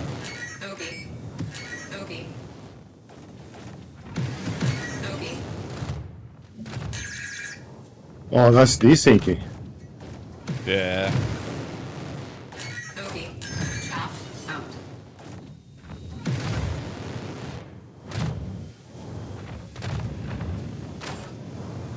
They're both on you. What is this desync? This is what Puppeteer was saying.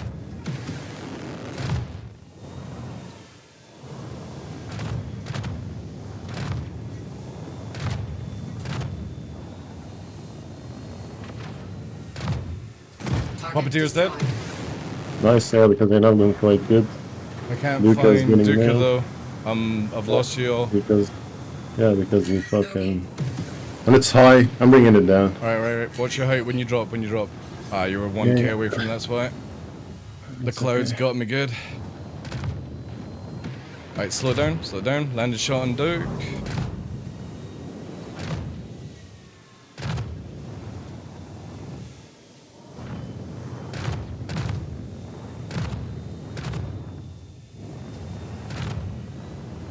Trying to evade you and him.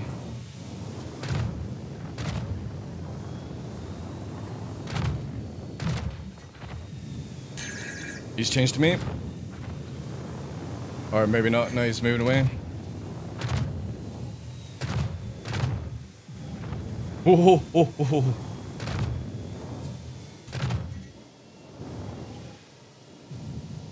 What has happened?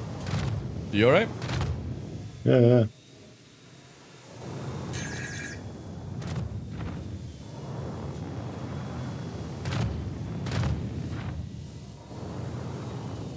I'm just extending my circle a little bit. Yep. Ah, nice. GG's.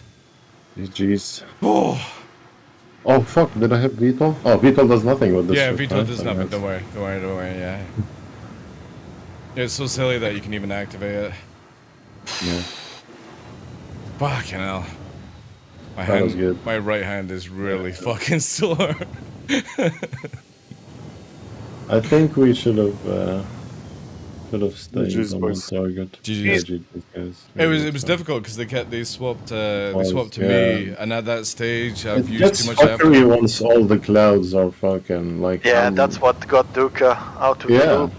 I'm like, what's happening? Like, I see nothing, and then I couldn't target, and so and then I target the glow, and I'm like, okay, this is my primary target, and they're like, oh shit, that's slow. See, so when Puppeteer went down, Puppeteer, did you chaff before you went down?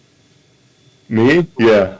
No, Puppeteer, because I can't remember. So I chaffed, but I think as you died, we went through the chaff that was like delayed. I'm spinning around. I'm like, I can't see Duka. I can't see Bastard. Where are you? It's delayed. And I'm Like just... when you press it, it's still delayed. No, but they're fucking 2K away, dude. I was spinning around in the chaff so much that I couldn't fucking see them flying away in the distance, and I'm just fucking going round and round and round. KDL エリオット KDL ペポキルト KDL エリオット KDL ペポキルト So it's 2-2. We gotta continue some we'll do other it. day. We'll do it later. Yeah. We'll do it. I need to go in a bit. Let's kill though. Oh, you want a 1v1? Alright. Yeah, I'm red. Just finish the shit. Finish the shit. Roger, roger. Pass? Yeah, pass and fight. Yeah. Okay, fight's on. Ooh. I think I'm one head.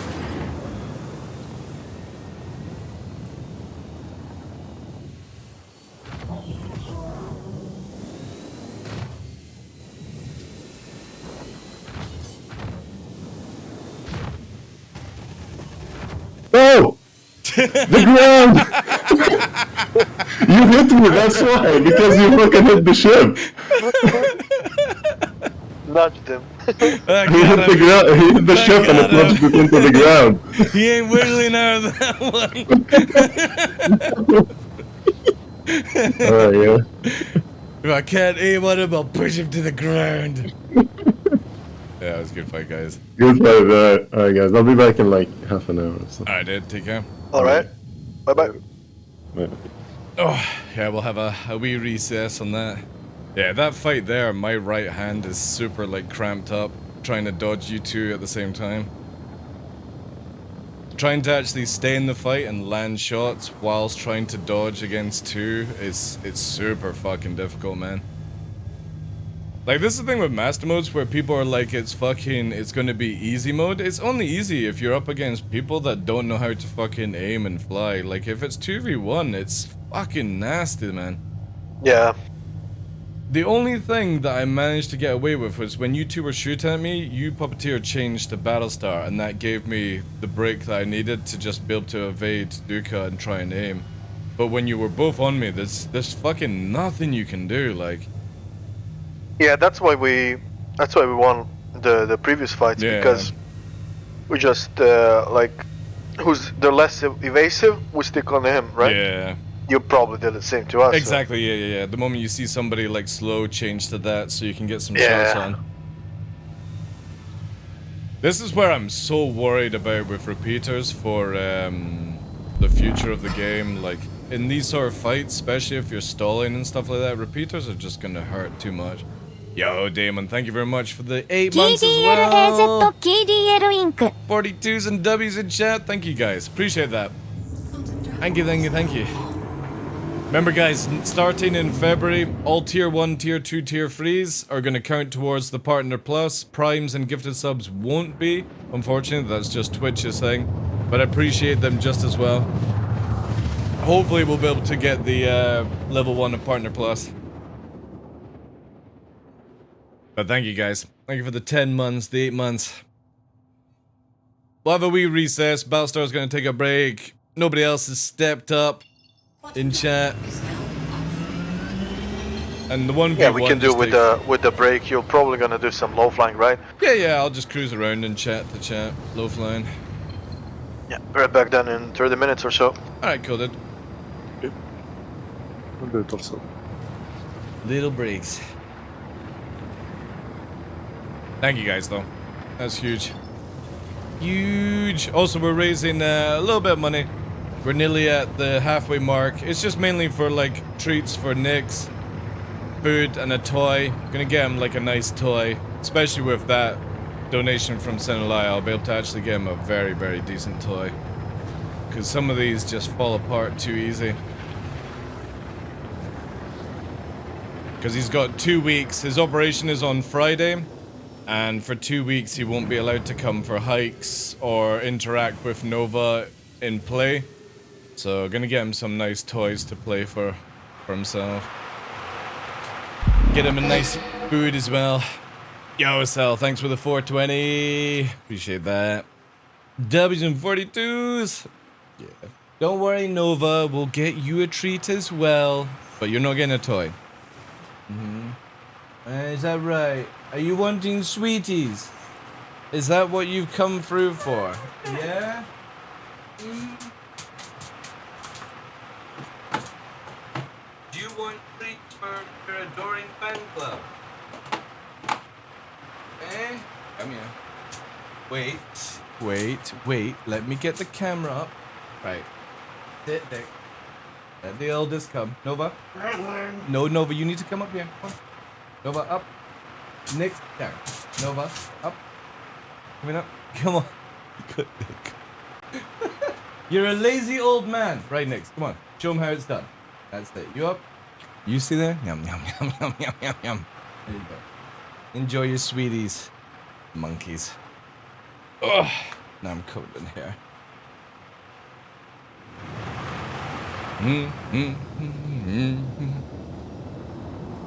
Doggos! Yeah. Poor Nixie. The good news is hopefully by the time I'm streaming back again on the 8th of February, he should be out of the cone. Because I really don't want him to be sitting behind me on stream where he's looking miserable. But it should be done. I hope, anyway. Miss being behind Siberians? Well, Nyx is technically an Alaskan Shepherd, but yeah. There's so much, like... For me, after Nyx, I was thinking about getting, like, an Akita. But to be fair, I might just get another Siberian, depending. Where is it, chat? So as we wait for the guys to go and get some lunch and stuff, I'm gonna do some low flying.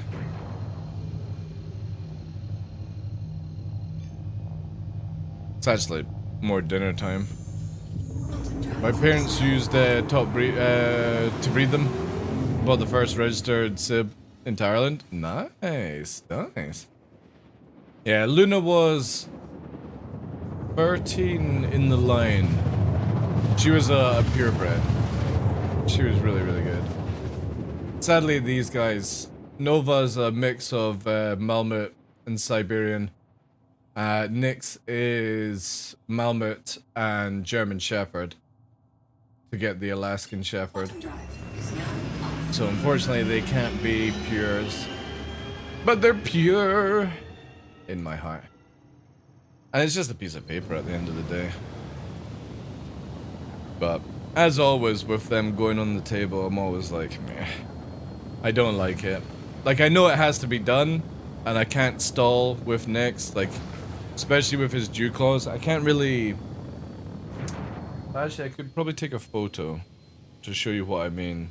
But, actually, moment. I can just show you here what dual dew claws, rear claws. So yeah, he has, like, this, basically. Yeah. So, normally with dogs, you get their dew claws lopped off. Sometimes they have single, but these are duals. So he has these two. And the thing with these is they do have a blood flow. And obviously you kind of want, like, when pups are born, you can just lop them off with a pair of special pliers and it doesn't hurt them at all. And stuff. Yo, reformed with the 34 months, dude. Appreciate that, dude. How you doing, sir? But Nyx has the jubbles, and these things, whenever they're jumping over, like, fences and stuff, you can get them caught, and if they rip, it pulls it all the way back, because it's just, it's horrible. So, they'll get lopped off. He's got them like this, basically. And this is actually a good way of looking at it. So, you'll get them done, they'll get trimmed, it'll just be a little scar, but it means that whenever he's jumping, I'll never need to worry about these getting caught on a fence or a tree or grass or anything like that. Because it can be really bad on a hike if a dog gets them caught. And now that he's in his adulthood at 16 months, it's the perfect time to get it done because there's no more growth in the foot, and that's what we were waiting for. So obviously he'll still have his front ones for grabbing and stuff like that. We don't get rid of the front dew claws, it's just the rear for when he's dangling around and stuff. So that's this Friday coming, chat. How's things, Reformed? Oh yeah, it's the biggest thing for me is Nyx. Nyx is not very talkative. He'll do like little squeaks and stuff like that. But compared to Nova you can have a full-blown conversation with. However, if I leave the house and Nyx is being watched, he howls like a wolf. Like he's constantly crying and like where have you gone kind of thing. So it's weird that he is not vocal around me, but vocal around other people. Busy as usual yourself?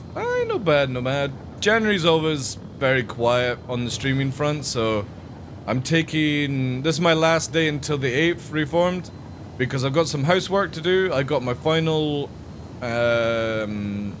dentist university to attend, final session. Nyx's operation on Friday, then recovery with that. And we're back on the 8th of February for a 12-hour stream with Henkin playing Helldivers and stuff. I'm actually looking for 2 more partnered content creators to join in, but nobody seems to be interested. I was gonna ask Noodle, but I don't know if he would be interested in that kind of game. And as well, 12 hours is a long time to stream if you're not interested in the game. So we're doing that with Henkin. Let me see. Let's see if we can find anyone in time. And then it's just SE. Gonna be good. A little bit of painting, then Nova's hiking trip in April. It's gonna be good. Looking forward to it. Let's change up the music. We've been doing some 2v2s, Logan style. And we're just waiting for everyone to have like their breaks and stuff like that. So we're just cruising around whilst we wait. A little bit of chatting, a little bit of flying. I think later on probably move over to PAL, because I am doing a streamathon today. It's nothing major, like we do have a goal. It's not a worry, because you guys have allowed me with December to be able to take off 2 weeks. It was just to get some stuff for Nick. Get him a toy, because he's got 2 weeks where he can't play with Nova or go on a hike. We're gonna get him a nice toy, get him some nice food. Cell and Senelaya have been really fucking generous. So, get him a steak. And maybe I'll cut a little bit off for myself. It's always super weird, right? When you buy dogs, like really, like I used to buy Nova and Luna, or Luna Nova, really nice tuna steaks. And when I cook them up for the dogs, I'm like, why didn't I get one for myself, you know? And you put it in their bowl and you watch them absolutely enjoying it and you're just sort of like, man, the dogs are eating better than me. What a world. I need to get, maybe tuna steaks would actually be good for Nyx and Nova. And I can pinch one as well. I do like tuna. Always hectic for me. Work goes mad, plus we're like down 6 staff. Nice. Yeah, January, February is always like... I tried to say to all the content creators, don't let your numbers like upset you and stuff. We lose like 50% of our viewership in the first 2 months of the year. It's crazy stuff. But you just gotta get used to it. It's probably like the time where I should just do giveaway streams to just hold the numbers, but again, I'm not that fussed these days. Possibly also found possible land that I might be able to get as well.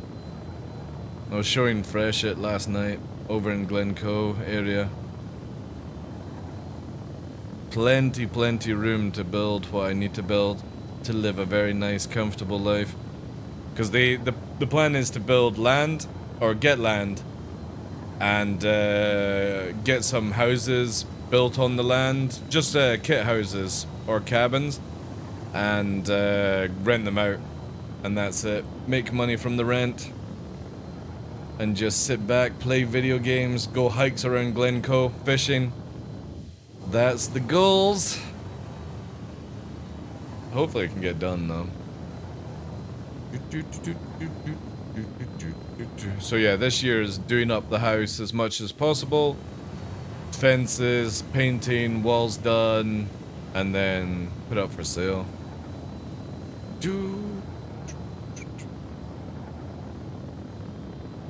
But also around that time, it might be where I stop doing content creation full stop. Because the internet is not as good as what we have here. And I'm not missing out on opportunities just to stream and play video games.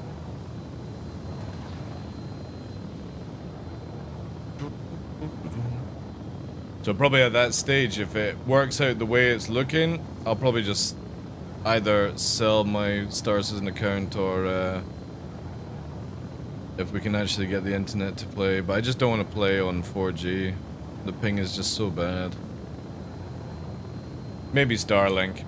Could go for Starlink. Apparently that's pretty good for gaming. But there's no copper line, and I'm not paying like 40 grand to get fucking copper brought in. Like fuck that, it's a waste of money.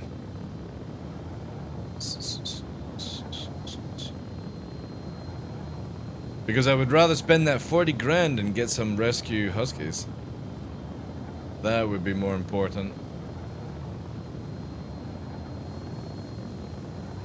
Yeah, Starlink is pretty good, yeah. The question is, it's just like, for me, I don't want to be playing video games in my older, like I'm talking about like when I get to like 50. So I'm 41, 42 this year. Hello. By the time I hit 50, I just want to be land, renters, a little bit of like husky sanctuary set up, and that's it. Just detached from the internet completely, so I'm not that bothered if it doesn't. No video games on the nursing home? That wouldn't be a nursing home, dude. I already have the reflector dome, exactly, yeah. Please make your way to Orson.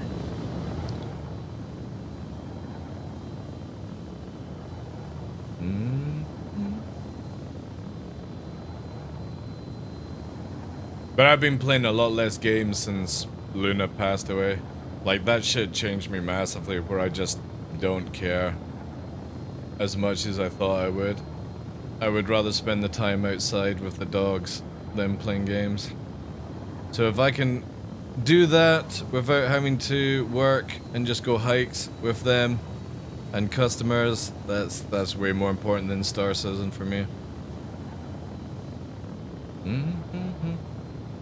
Plus, if there was internet, I could just do YouTube videos of like hikes instead.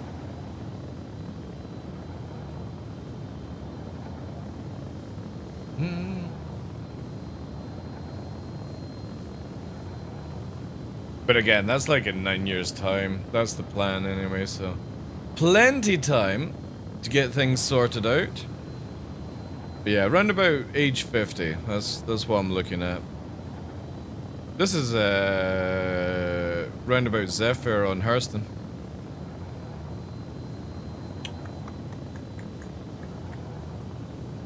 Plus, if I get it all set up, it means that you can come up with the family and stay. Get cheap renting, cheap holidays, and we can go fishing. Fishing. Because Glencoe, I'll show you the area here. This is it here, for anyone that is interested.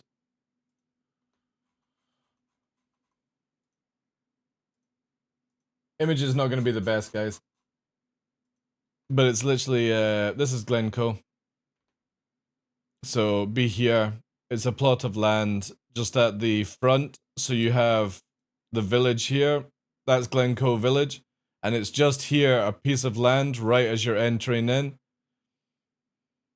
So you have the village behind you, the small strip coming in all the way up, and that's where it would be.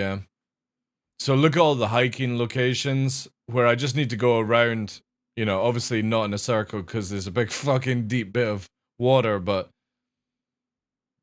I can take people on hikes around the area, like the renters basically, and if I don't have the internet to do video gaming, then why do I care when I've got this location, right?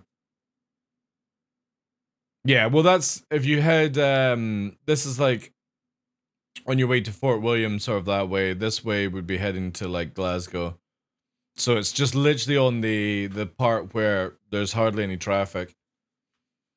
But yeah, get a wee fucking boat as well. That's the plan anyway, because this is a really good location where like it's just up the road for Fort William. It's like 30 minutes give or take for like shopping or major shopping, and then it's like 1 and a bit hours, 2 hours to Glasgow. But it's such a good location.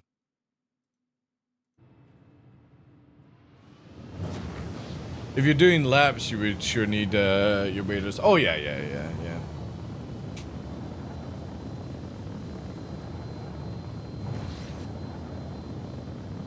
But they've got a lot of land around that area that's up for grabs right now. And the funny thing is, most of it's serviced as well. And if anybody knows a bit about land and buying land, servicing can cost between like 15 to 20,000 pounds in the UK, depending. And it's already in. Which means that you just spend like 5k, get some diggers, and you get the resources up and running. That's a huge amount of money saved. That's an extra renter, basically. Because the properties are only worth like 20 to 30 grand.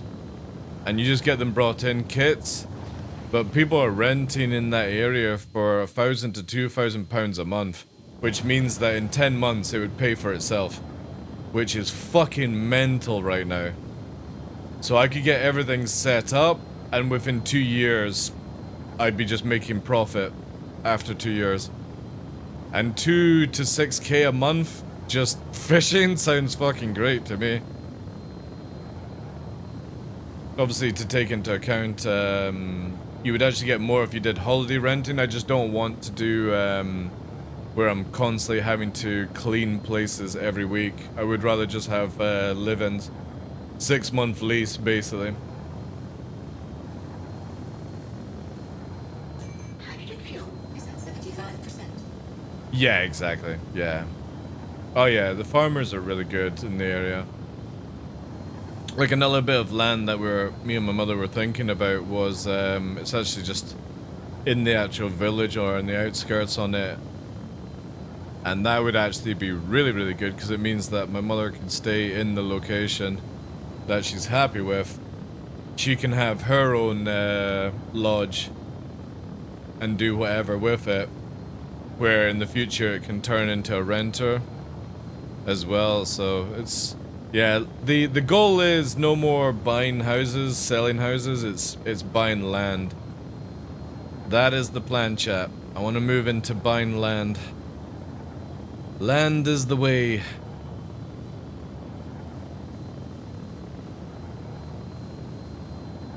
And there's a lot of really nice land around here. You just gotta sort of coax the farmers into supplying it.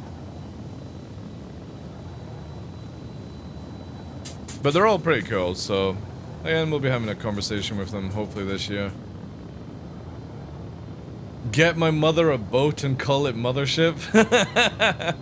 To be honest, I think my mother would like a little, like, dinghy boat trip thing. Again, if you're at Glencoe or something like that, the cove is very, very soft water. There's no waves or anything, so that'd be kind of cool. But there's some places like Doors as well up at Inverness. So the north of Loch Ness, basically. Doors is really, really good. When Snake Eater was in Scotland at the end of last year, I took him to Doors to see the beach. That's a really, really good beach for like walking around and stuff. But the weather wasn't that great.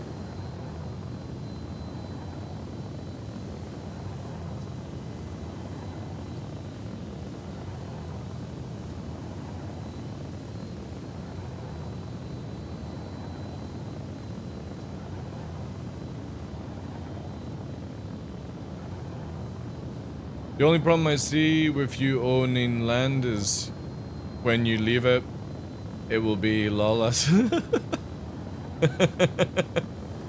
Well, the good thing with what I'm wanting to set up Reformed is that when I pass away, Jack is only 18 years younger than me, which is crazy, but it means that Jack would have a place of security as well, where I'm pretty sure his mother, grandparents would leave him money in their wills as well, but that would only be properties. Jack would actually have land to his name, so he could do whatever he wanted with it, right? And I'd only be looking for like maybe maximum 5 acres. That's it. But if I could get 1 or 2 acres that is fully serviced, that would be even better. I would take that over 5 acres. Because the idea would be to make a mini forest walk inside the facility for my mother. Because obviously she's not going to be able to go and do hikes and stuff where I go. But it'd be awesome to build her like a sort of like a walkway that goes through a forest on the land, so she can go for walks with the dogs and stuff in safety, you know. Nice gravel path, you know, crushed down. I can't remember what you call it, that crushes the ground. Like the stone and stuff. So that's what I want to do with like the land, make a little animal sanctuary as well. Also, depending on land size, could get like a couple of donkeys. She's always wanted donkeys, so that'd be a kind of cool achievement as well. But it all depends on a few things. Not so much purchasing the land, but its location and timing. Because to sell this property right now would actually be really, really bad.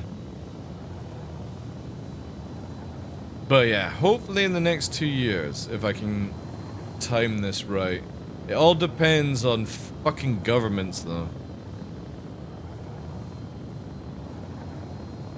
But maybe could try and do an arrangement with a farmer or something like that. Because they're always trying to offload some corners of land that is just useless to them. And again, for a cut like 2 or 3 acres, give them a wee bit like 10k more than the asking price. But with them throwing in maybe the ability to use their tractors to do some of the labor. You know what I mean? That would be fucking dope. Because that would save hiring diggers. And they could just use their cats and stuff. Plus, my mother has a thing about tractors for some fucking reason. She always likes the tractors.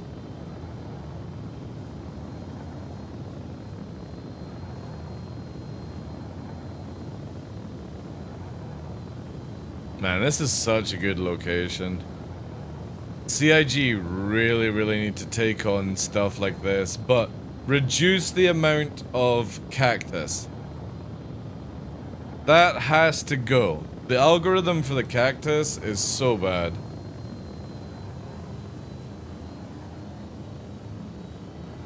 Yeah, as a subscriber, you can link anytime you wanted. You got a tractor?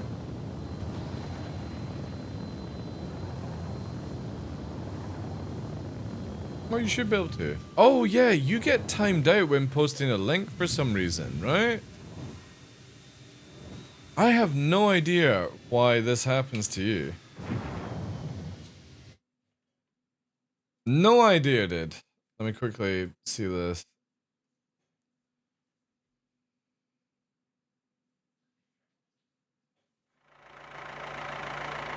yeah. Talk with the radio on.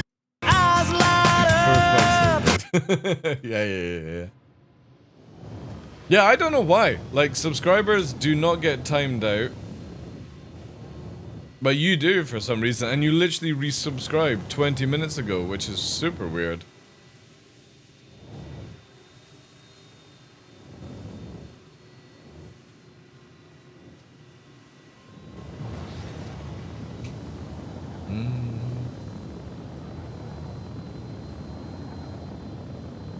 Look how much cactus, man. It's so stupid. CIG, you really need to buckle down on these algorithms. The small objects in this game does not need to be that much. You could just have grass. Grass that you can fly through instead. Bonkers that this whole place is a minefield of stone. That's the only thing I only ever hate about persistent planets created, or not persistent planets, procedurally generated planets. It's always so fucking stupid how much clutter is added in. And it doesn't need to be that way. When you go anywhere around the world, it doesn't have shit like this. Just literally take stuff, or take the information from Earth and just apply it.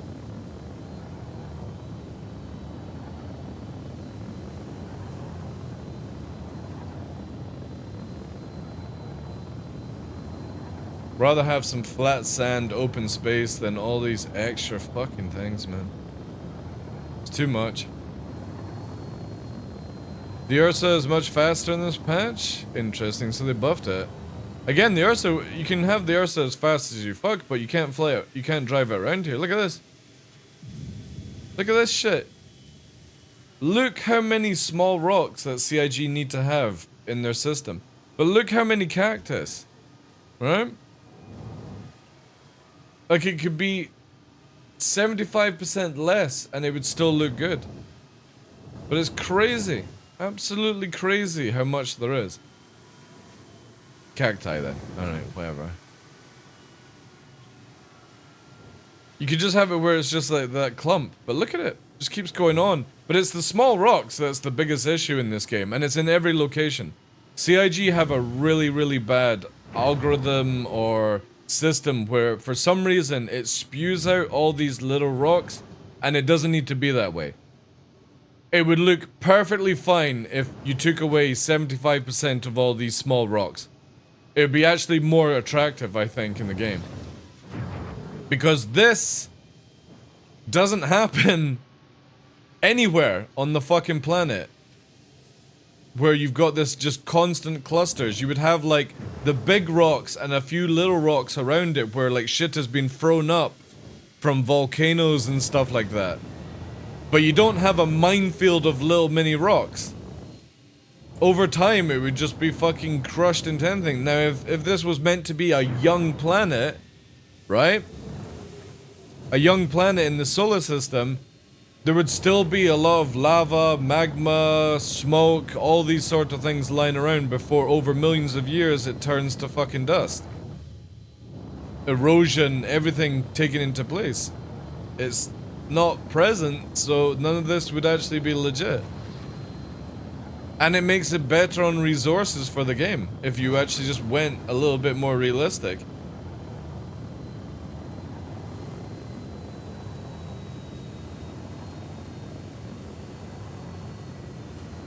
Look at it.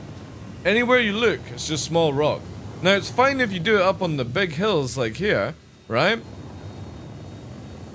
But all the flat land does not need to be peppered.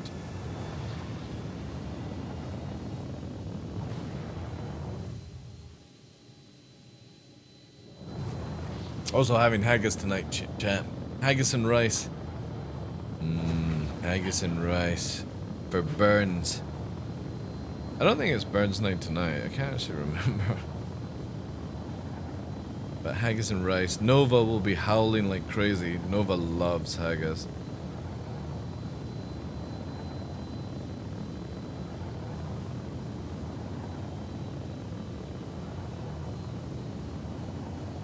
This is a shame. I would love to get lower on the ground, but fuck all this cactus shit. Also, how far from Z? Oh my god, we're 100 kilometers out. Jeez. Burns was Thursday? Well, just previously. Whoops. Whoops.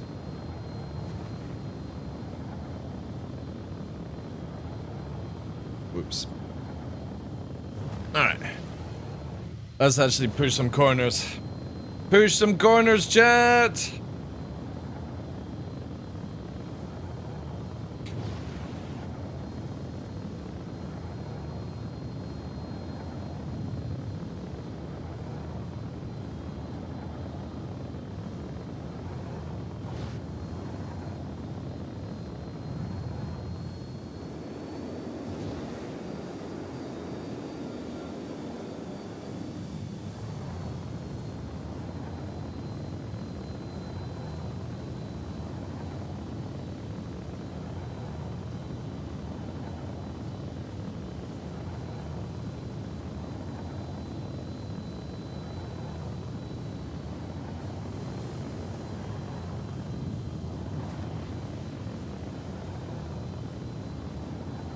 Thank you.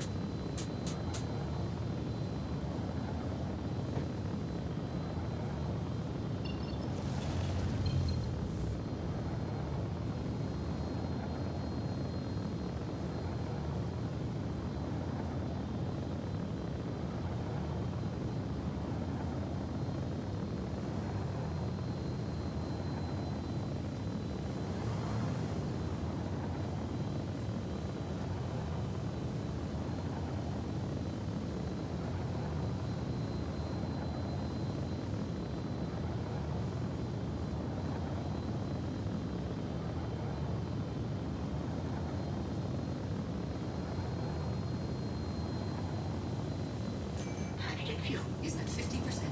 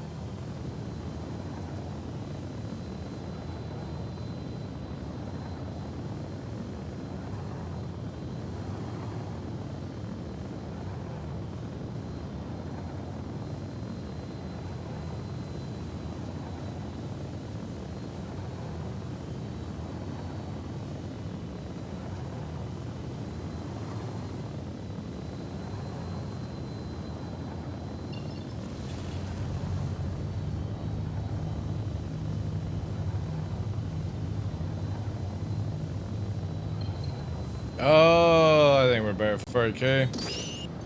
Damn you! Yeah, we're 4K. No, this was a good server. Damn you, CIG. Damn you! Yeah, we're 4K.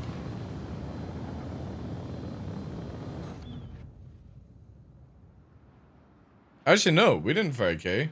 We died. What? What the actual F?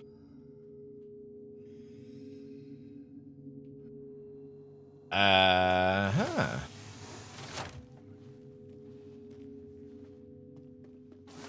Oh well, that's an interesting one. We died like fucking a good 3 minutes back or something like that. Anyway, I got some food here. I'm just gonna eat it whilst we reclaim. Maybe we'll go to a different server. That was super weird. Super, super weird. Do do do do do do do do do do do do. Lots of white suits. Welcome. To the ASOP vehicle. Hey Nova, you camping the haggis? I see you in the Your corner of insurance my claim eye. has been submitted Mm-hmm. as a gain. Mm-hmm. Oh, nice bowl of haggis. Will you be wanting some, Nova? What'd you say? I want my haggis. What'd you say? What'd you say? You can tell chat. What'd you want? What'd you want? I want the haggis. I want the haggis. You do? You want the haggis? I want the haggis. I know. Here you go. Sit. Sit. There you go. Yum, yum, yum, yum, yum, yum, yum, yum. Is haggis some of your favorite food, Nova? Hmm?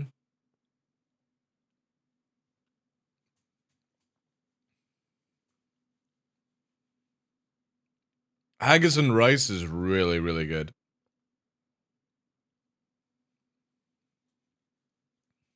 Obviously, haggis, newts, and tatties. Can't go wrong.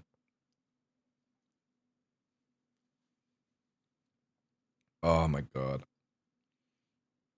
When people say that they don't like haggis, I don't know how you can say that. It's so good.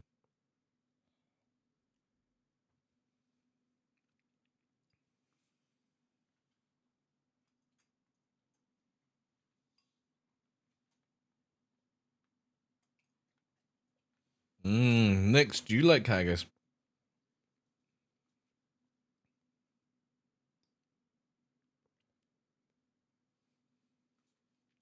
Exactly, yeah. That's it. It's the same with black pudding. And probably the same stuff, like in Germany, they have what? Blood sausage. People that say they don't like blood sausage. Blood is just a fantastic cooking material.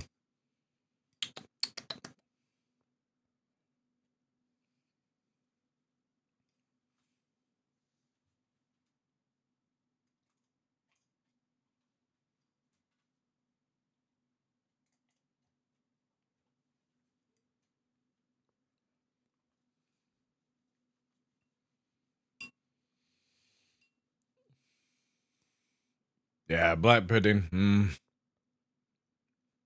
I'm not a big fan of white pudding. Black pudding, like a Scottish full fry up. Oh god.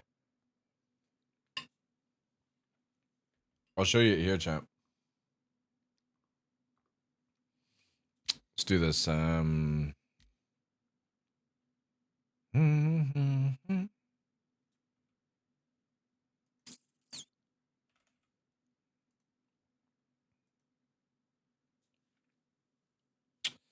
Scottish full fry up.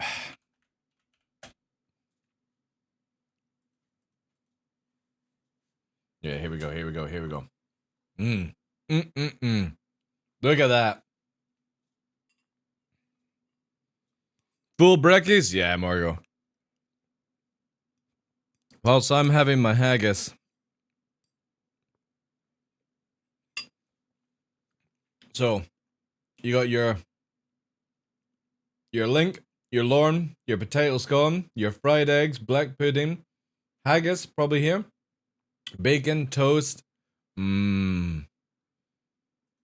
Yeah, so there's your haggis, your black pudding, your lorn, your link, tatty scones, beans, bacon, eggs. Black pudding is the best, yeah. But black pudding with haggis as well. There's your haggis, black pudding. That actually looks really good because that potato scone or tatty scone is looking really, really thick. Oof.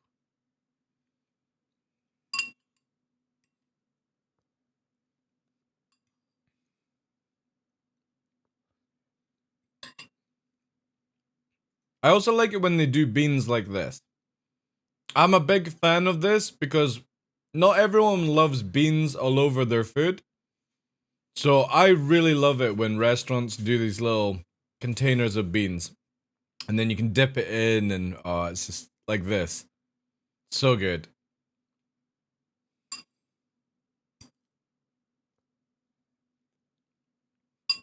You hate that? I love it. I love it where it gives you a choice if you want to just cover your food in beans. Yeah, but they do that so instead of it like this, they do it like this because this allows the customer to choose if they want to have it all over or not. And I like that personally. Like, I don't mind if it comes like this, but I would prefer to have the choice. Those mushrooms definitely need to be cooked a little bit longer though. Mmm. £8, Scott. For fuck's sake. We're gonna watch this whilst I'm eating.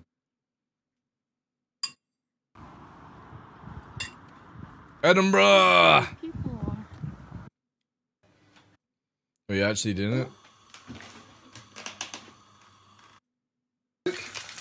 And the butter for the flavor. If you put the butter in on its own, it's just going to burn. Smells delicious. We'll make sure we turn these regularly so that they don't burn, even on a moderate heat. Okay.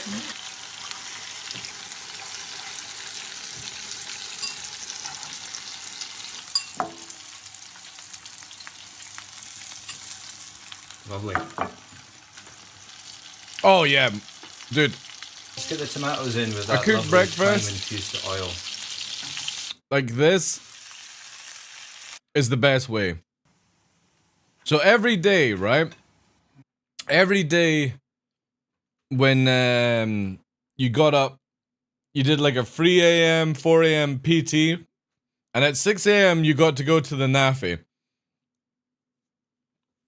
And it was just literally calories, calories, calories, calories, calories, calories. And no joke, I would eat these every day. And it was just this. That was it, right? And I would never need to eat anything else for the rest of the day. So good, man.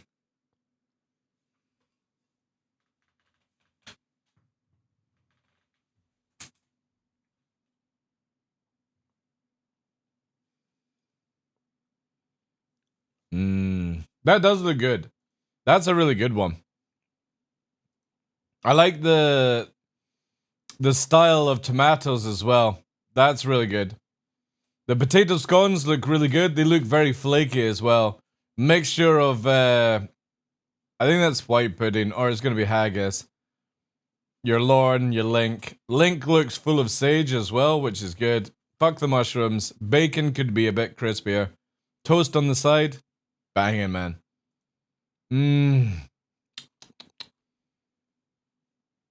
This one looks pretty clean as well. Yeah, I like this. Nice beefy potato scone. Haggis, black pudding, Lorne, Link. Oh, this one looks banging.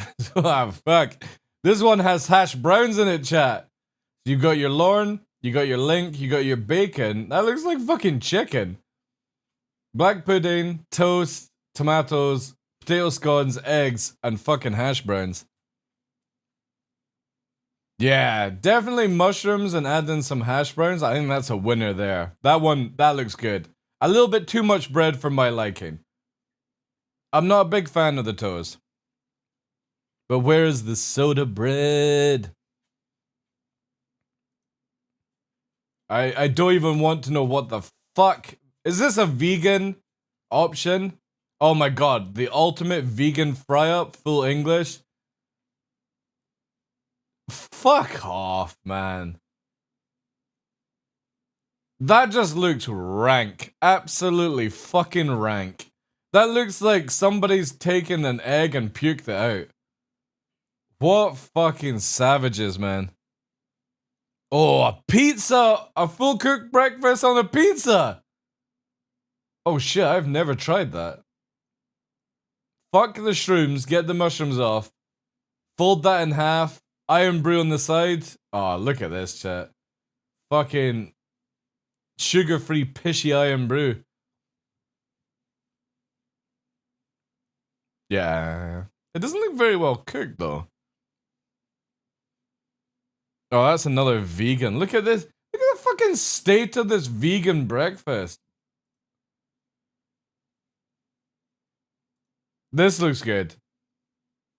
Oh. That's a big fucking roasty as well in the middle.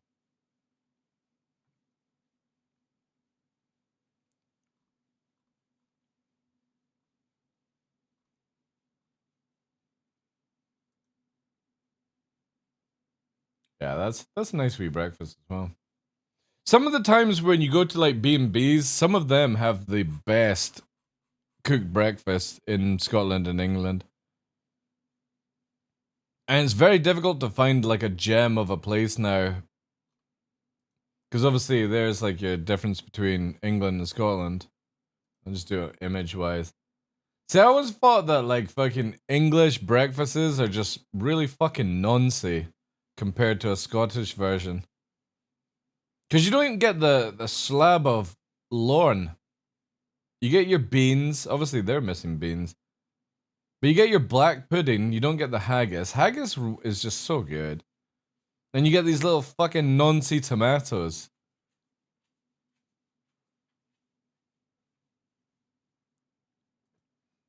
Mmm.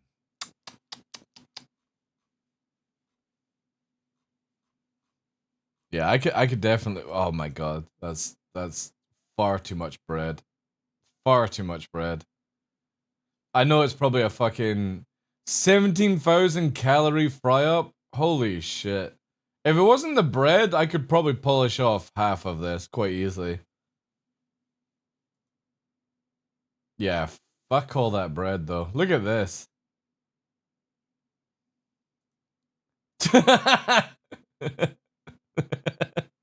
Hey!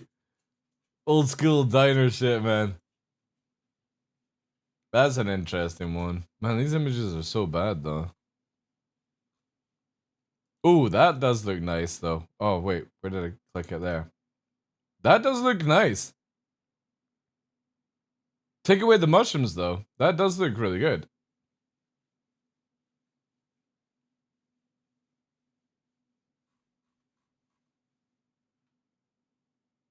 Oh yeah, I would rather have an English breakfast than a continental. Yeah. 100%. 100%. Look at this chat. There's the plot of land that I want to buy. Just down here, chat. In Glencoe. Could be sitting up here. Waiting for Star Citizen launch. Looking down. I'll leave this here whilst I go and put the plate away.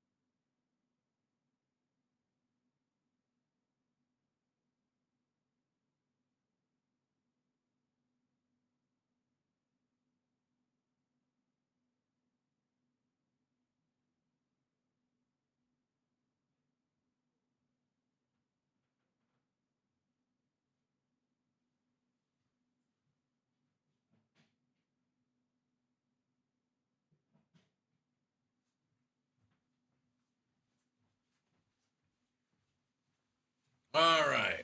Whew. How much land is there? There's a wee cheeky acre up for grabs. Let me get the deals.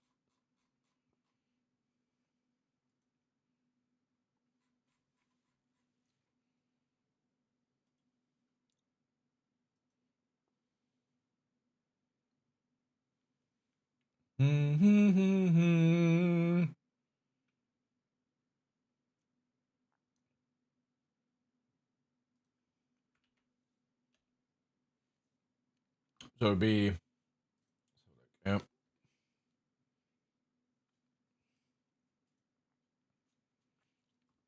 So this is the land there, and then just across the road. So it's on the outskirts of Glencoe. Really nice piece of land. And just across the road is the bay.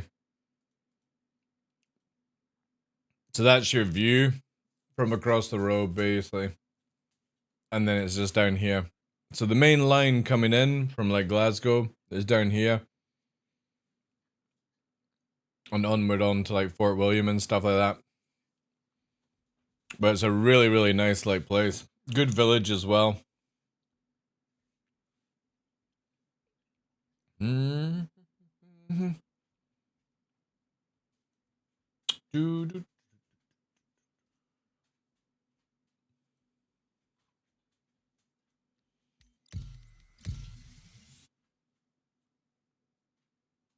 was not happy when I was in Amsterdam, walking up the Coldham. Walking up to Coldham. We need to do a stream goal. Oh, wait. Local Scott Place here makes a barbecue style smoked haggis. Oh. Yeah, that does sound. Scorchio, I completely agree, dude. Like, so, I'm funny when it comes to link sausage, which is what we call, like, you've got link, which is rounded sausage, I suppose. And then you've got Lorne, which is obviously what is classed as a square or sliced sausage. And it's banging stuff, man. It's absolutely banging.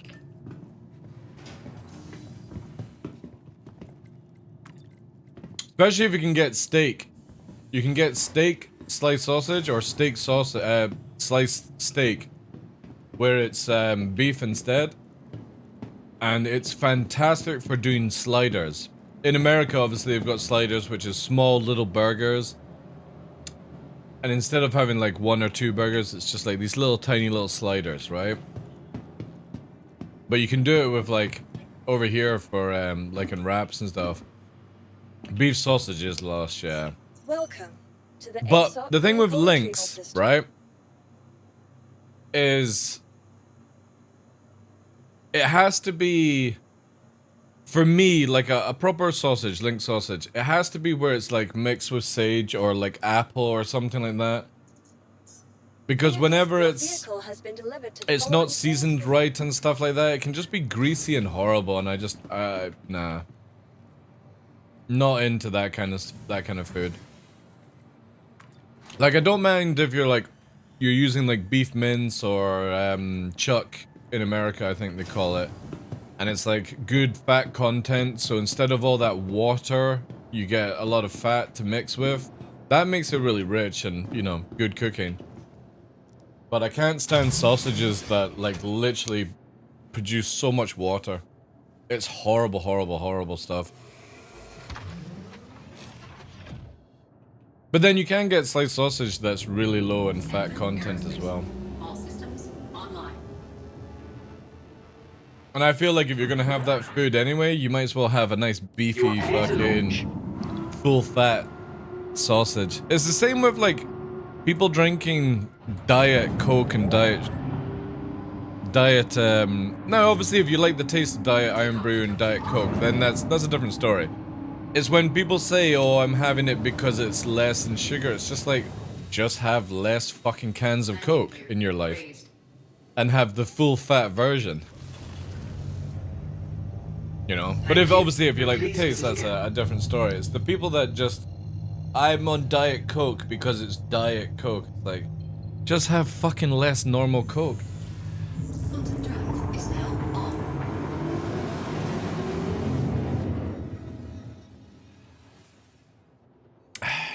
Speaking of Lush, I'm out to put a dent in a keg of Guinness. Oh man, tomorrow's gonna be a fucking rough day, like.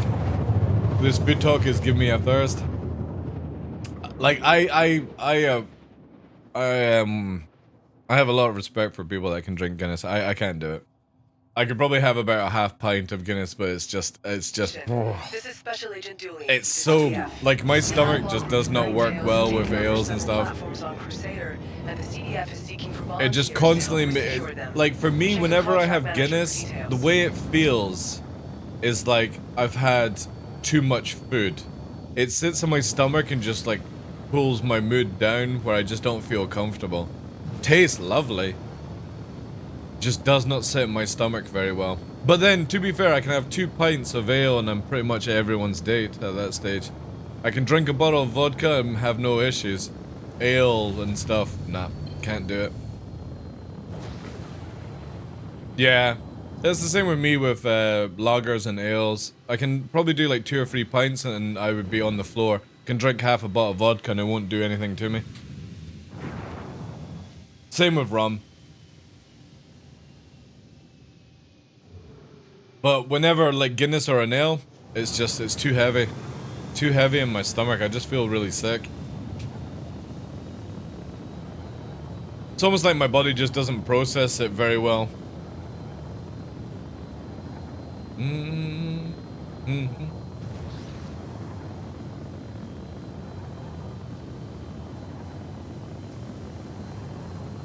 I do like a snake bite black. I think that's what it's called. Cider, Ribena, Summer's Day, oof. Or you have it with Shandy, basically. Shandy and Ribena. Little lager Shandy with Ribena. Very refreshing. Ice cold.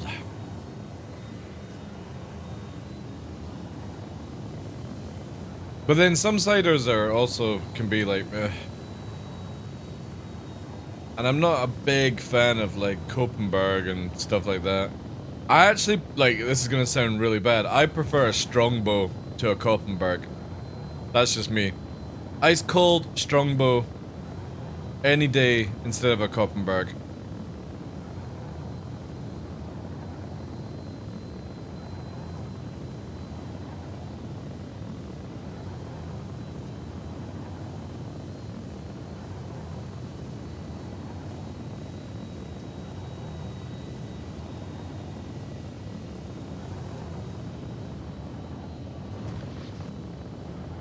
I've never had orchard these. That might be something I try.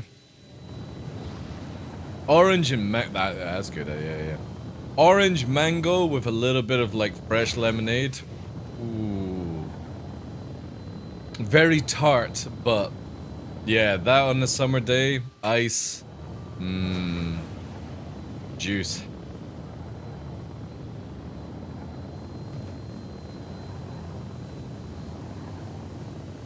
I can handle Magners, yeah. But again, I'll take a Strongbow. Not White Lightning. White Lightning is just fucking...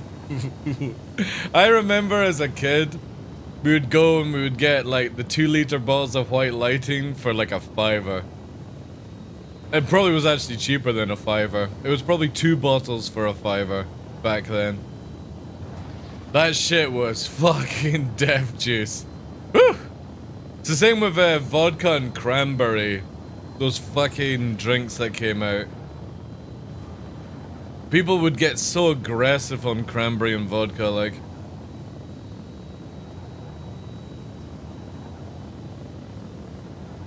Up until a few years ago, I could smoke 3.5 grams of weed in a day. Fucking hell, dude. Alright? We're on drugs now, chat. We've changed over to drugs. We went from full cooked breakfasts to ales to ciders, and now we're on fucking narcotics. I used to do an 8-ball of coke every weekend. I actually like, I think in my youth, I would say probably like the hardest stuff I would ever have been on would have been 2CIs. 2CIs were just fucking, I don't even know if they still do them these days. That was hardcore shit, like, fucking blow you out of the water with that stuff. 2CI and a coke ball chaser. Man, nowadays the idea of that appeals to me, but also I'm like, no. No. The worst after days on A-class were on like base and stuff, and to be honest, you can't really call base A-class, more like a B-class drug. But you just felt so shitty, and no amount of weed smoked would fucking bring you out of a night after of being on base, like, oof. Acid and shrooms, tried coke, but wasn't my thing. I wasn't actually, like, for me, weed, I only ever had weed when I was on A-class. I was never this person that really enjoyed having, like, weed by itself kind of thing. I had to use it for, like, a downer when on an upper.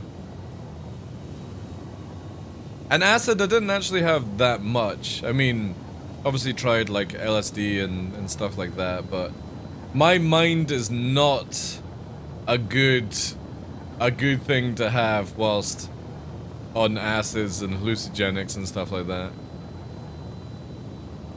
However, nothing, I always tell this story, nothing beats a night in where one of my friends had acid and he saw fucking aliens and predators coming through the wall, where the aliens would go behind people that he knew, and the fucking mouths are going in and out like that, and the fucking predator came out of the wall and put a fucking laser beam on his head, and he's doing this shit, trying to fucking dodge it. And me, I'm fucking bursting into laughter because I find it hilarious, but this dude was fucking freaking out so hard on acid. And I've never had an experience like that. Never. Sounds healthy? Yeah. Again, people can have like good trips and they can have very bad trips. This one was fucking extreme, like. But I find these things really amusing. How it affects different people, different ways. Every drug is like that. Same with alcohol. Alcohol, smoking, drugs, whatever you want to look at it. Even just difference in using like pills that people get for like ADHD and stuff. It can have all such a cocktail of effect on different people. Like, I know a lot of people that are absolutely fantastic when they're sober, and the moment that they have alcohol, they're like a fucking Jekyll and Hyde situation. They get really aggressive and let everything out, you know.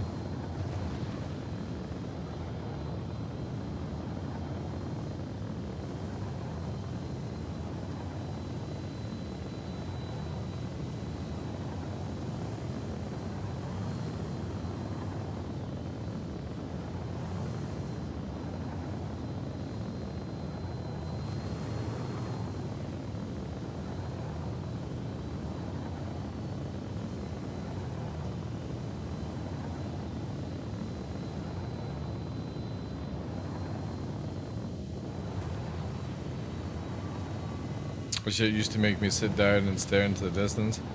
You know, the funny thing is, when people first talked about I actually thought it was a laxative.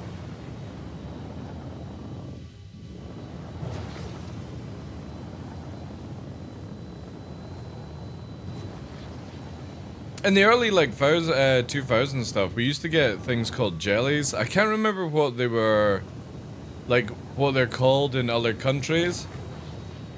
It's like Vicodin or whatever it's called. Like something that's meant to like calm you out and shit like that. But in the UK, we called it jellies. It was like a little capsule kind of thing.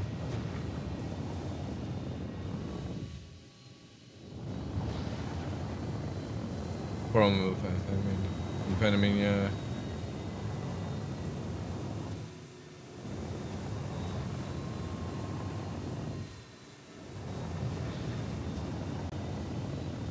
I mean, the craziest thing in my youth was whenever, and it's really bad, okay? I'm gonna giggle on this, I'm gonna laugh on it, but it is actually really bad when you think about it. It was always a good time when you found somebody that was on a medication, like a friend who's like on drugs for ADHD and shit like that, and they were like, "Yeah, I'm having today." It's like, yeah, let's try something, you know what I mean? And it's really, really bad. Should not laugh at it. But that was like my young years of like 18, 19, where when somebody had a fucking mental health issue, or they were like just needed stuff to calm down or upper or anything like that, you'd be fucking getting handouts on that shit. Drugs are bad. Nah, drugs are not bad. Anyone that says drugs are bad is just is talking shit. It's the same with alcohol, smoking, all these things. The problem is humans don't have control or respect over things. Moderation, all that jazz. But when somebody is like, "Oh, drugs are really bad for you," and you ask them, "Have you ever had any drugs?" And they're like, "No." And it's like, you're lying. Because you've had paracetamol, you've had ibuprofen. These are all forms of drugs. They can also be misused and abused. Painkillers massively can be abused. You know? But then you can also get stuff that weed, for example, is very good for like arthritis and calming people down. You can get the oils these days for calming. People with ADHD can use certain things to calm themselves down and more focus. So I always hate when people are like, "Oh no, you should never take drugs." It's like, okay, then you should never fucking shit yourself, you know, or take a piss or anything like that, right? It's the same thing.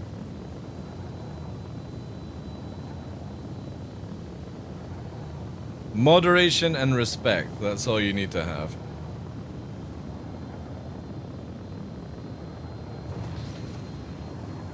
But don't make it a habit, yeah.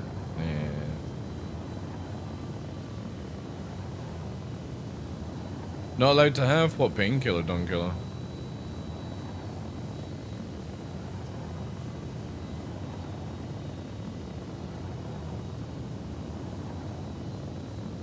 But yeah, I always get really angry with that shit.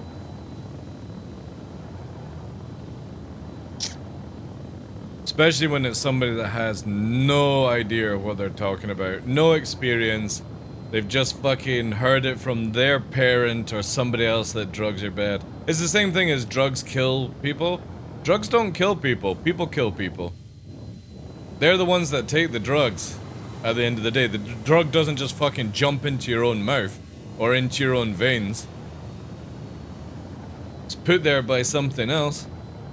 Morphine? I had a first reaction to it after a motorcycle wreck and it dropped my heart rate. Ooh. Yeah, morphine is one hell of a drug.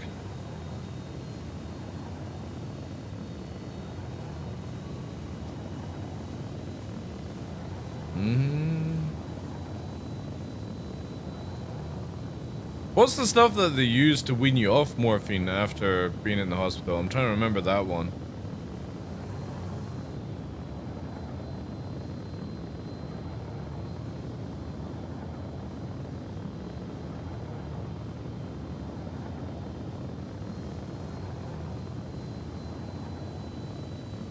Got 2 hits of it. Laughing gas is one of my favorite. I can't remember what laughing gas is, but fuck me, that shit is amazing. Absolutely amazing. The only times I've ever had laughing gas was when I broke my ring finger from snowboarding. I was so fucking high on laughing gas. And the second time was when Jack's mother was giving birth. I was taking all the drugs that she was having, apart from the epidural. So all the gas that she was getting pumped, I was having that shit. I was so fucked. And then they said that I had to get into scrubs to go into the surgery room. And I'm just sitting there just like, ooh. She had the epidural, so she couldn't feel anything from the fucking base down. And I was fucking wrecked, man. And the funny thing is, right, so they handed me Jack. I'm holding Jack. I'm like, I'm so fucking high. This is such a weird experience. Handled it perfectly fine. Went outside to tell everyone, and I just fucking threw up outside the hospital. My body, like, everything with all the stress, handled it fine. The moment that I got air outside, that's it, just fucking chundered. My body gave in. Like, the adrenaline had held everything together, and it was just a fucking mess of emotions, man. But that happens sometimes with me with other drugs, like ecstasy and stuff. Like, I could take ecstasy, inside the club, nothing happens. The moment that I touch cold air... But I knew somebody that when they were on ecstasy, they had to go to the toilet and do a number 2 just to fucking get high. That was the way it triggered for them. Strange shit, like, literally. But for me, it was cold air. Cold air always triggers the drug reaction very fast for me.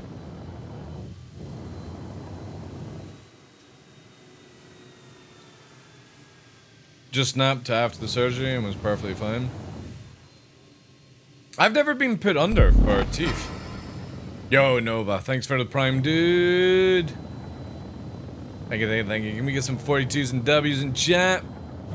www 点々 KDL just the でしと I've never been put under. I've never FRFI had a general anesthetic. I've only ever had local for everything. Laughing gas and local anesthetic. Which is a shame, because I would actually really like to fucking see what it's like, you know what I mean? Because when people say it's like this and they laugh, I used to work in as a SSD. Not SSD, what's it, sterile department, sterile service department, yeah, SSD, in theatre at Bupa Hospital, and you got to see people getting general anesthetic, and it was funny as fuck, man. Just holding up their hand, like the anesthetist would hold up their hand and be like, right, count backwards, and by the time they went from like 10 to 8, and they dropped the hand, and that was it, they were fucking gone. Knocked out. Going back to work after 6 weeks off? Man, 6 weeks off, that's a killer, like. See, I can't do that, man. I can't do that. 6 weeks off, and then going back to work, I'd be just too used. Like, I could probably do like a week, 2 weeks off work. But I get very weird, like, if I spend more time off stream, kind of thing. And every job I've been in, like, I just never enjoyed holidays. Shoulder surgery? Oof. Oof. Yeah, that's a painful area.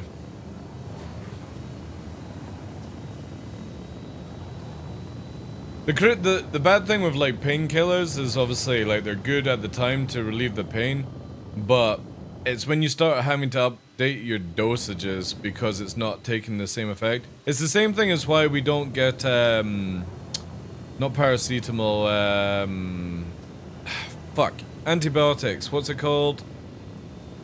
We'll just go with antibiotics, where doctors and places don't like to keep giving it to you because eventually you won't be able to use the effect of antibiotics. And it's the same thing with a lot of like the hardcore pain relief painkillers, is that if you use them for too long or your body gets too used to it, that's it. Very, very difficult to find pain relief at that stage. That's why I try to avoid taking anything like pain relief. Even if I've got like a sore headache, it will only be when it's like really, really thumping do I take like a painkiller. Yeah, building a resistance to drugs, but it's very because you can adjust very fast to pain. Like I'm lucky. I've got a very good pain threshold. I'm very, very blessed with the fact that I don't feel pain as much as other people do. But some people can get it on a completely different scale where they have to constantly take painkillers for relief, and your body just adjusts to it where they have to start updating the dosage, and that's when you start having problems and stuff over time. It's the same with people that have like really, really bad migraines, is that your relief starts to scale off where you need more and more and more.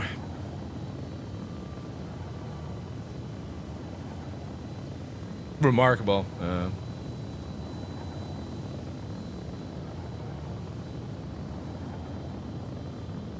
Well, it's the same with my eyes. My eyes are fucking works of art. So I've got 15/15 vision, but when things are in front of, not in the peripheral view, but in your main view, when I'm focused at far range and the faster I move, the slower the objects move towards me. And that's why, like, in certain situations with Daymar and stuff and avoiding rocks and stuff, I can dodge low flying a lot better than other people because I see it slower coming towards me, which allows your reactions to take over faster. And it's only in the straight, when I'm focusing like where the crosshair is just now, peripheral view starts to slow down. But as objects move in faster, it just gets slower and slower for me when I look at it. Almost to the point where sometimes I feel like I'm not moving very fast. Also got really good hearing, sense of smell.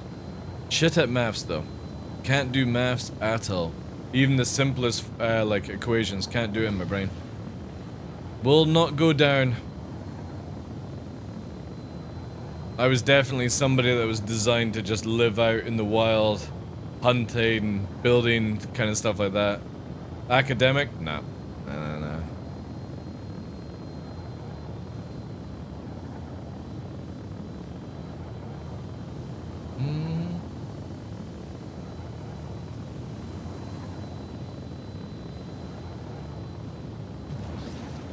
Survival instinct wins! Kinda wish there was like more times. Like, I don't like hunting unless there's like a reason, right? For food.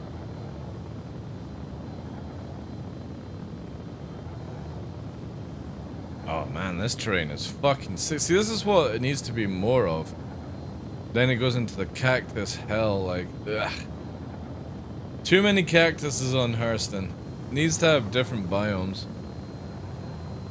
Also, we're gonna be really, really far away.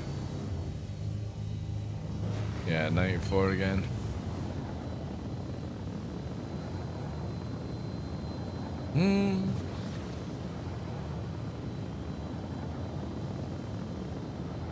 I will probably finish up with this and then move over to some Pal World. I've not played in a few days.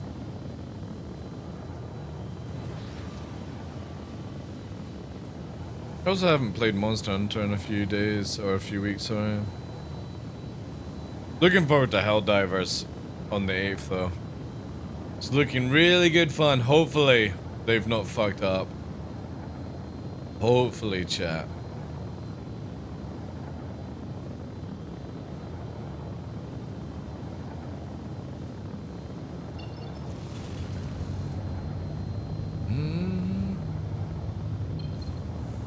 That'll be a good laugh with Hankin though.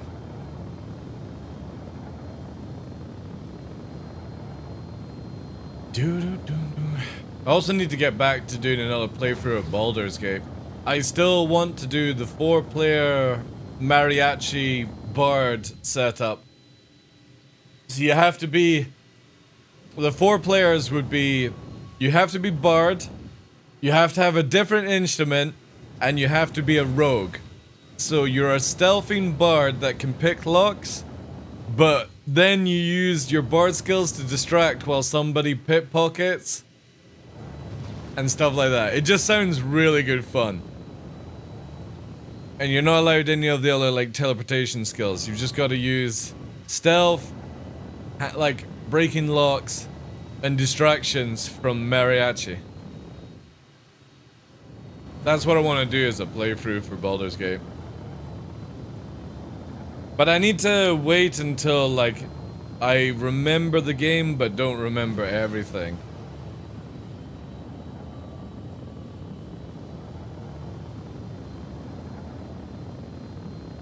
Because one of the problems with these games is, like, if you play them so, like, back to back, you just always know what's gonna happen. And I just don't like that. Don't like that, chat.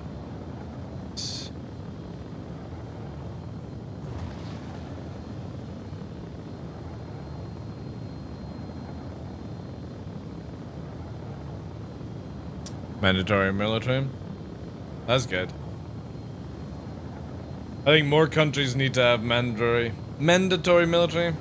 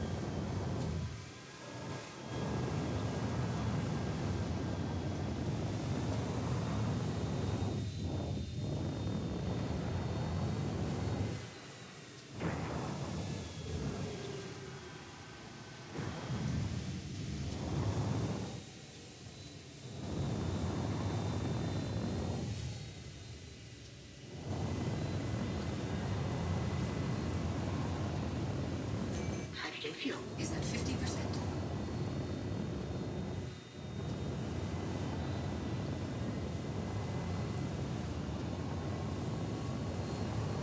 Man, fuck all these cactus, like, it just ruins it so hard.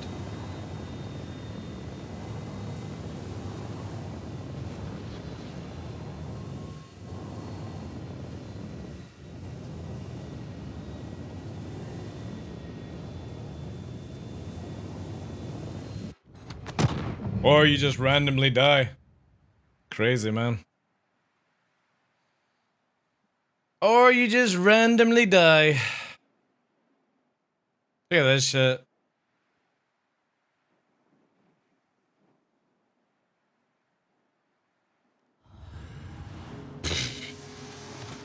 Yeah, man. They have to do something about those fucking things, like... It is crazy that, everything is just cluttered.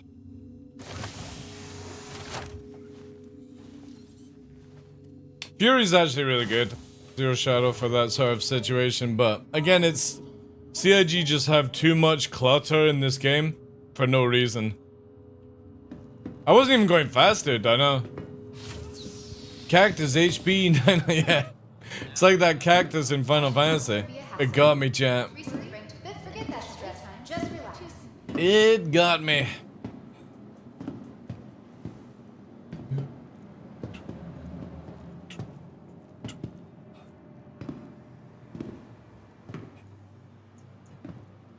Welcome to the ASOP. None your beans is now following. Yo, thanks for the follow, Your dude. insurance claim has been sent. Thank you. Please visit us again. Goodbye. Well, this one was because we're doing the 2v2s earlier on, Don Cooler, that's why. We were on this alt for that reason. It's the 2v2 one. I actually need to move my blue low flyer, which is actually a good time to do it now. We'll get it done. Ah, Sati, look out. I really wish you could save multiple accounts on one client, you know what I mean? Where you could just do a drop down and it loads up the next one.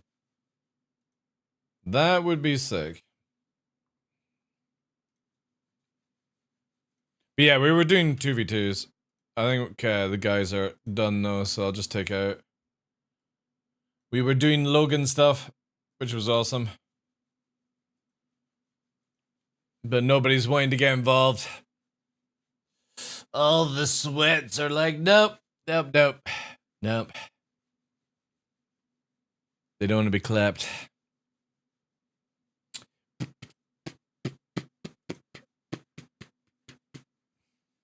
Everyone just wants to back fucking pedal. It's so sad that we don't get enough fights in hard atmosphere these days.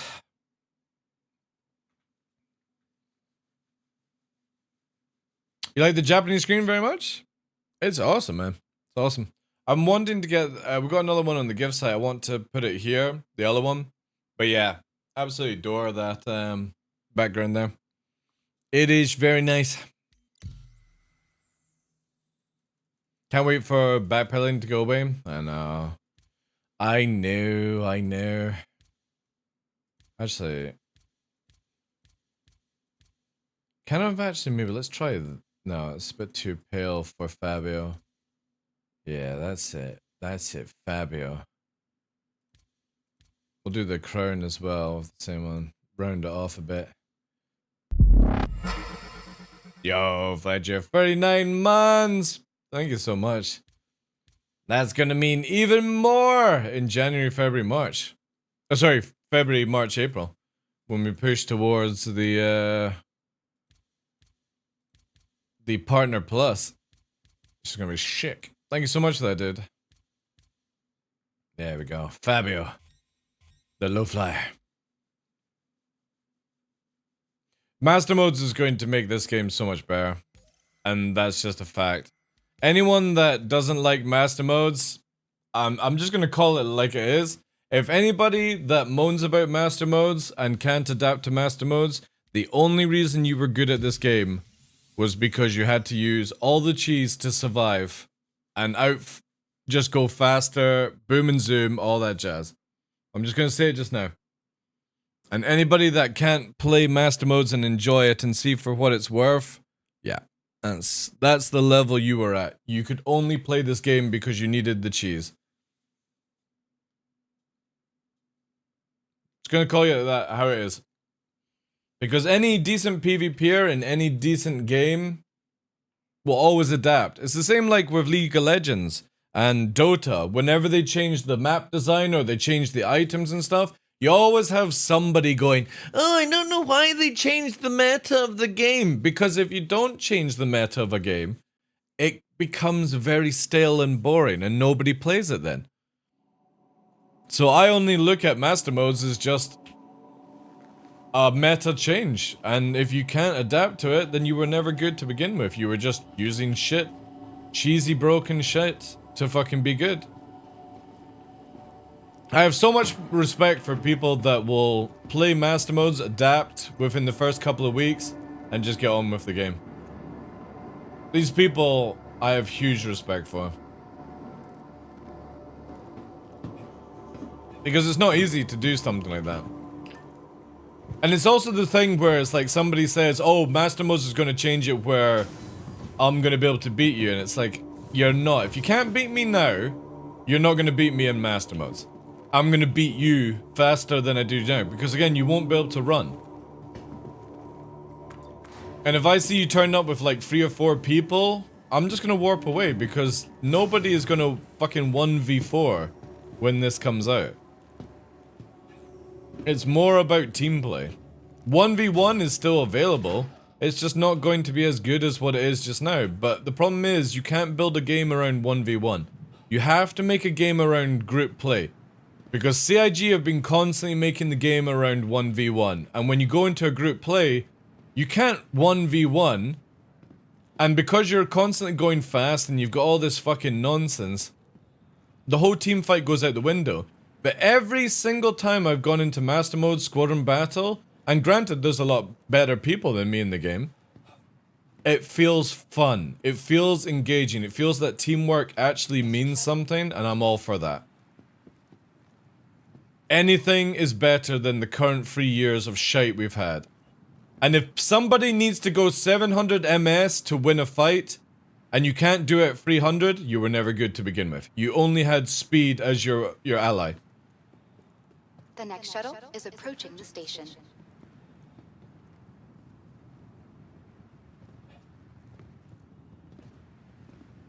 Exactly, Don Kelly, yeah. Exactly, dude.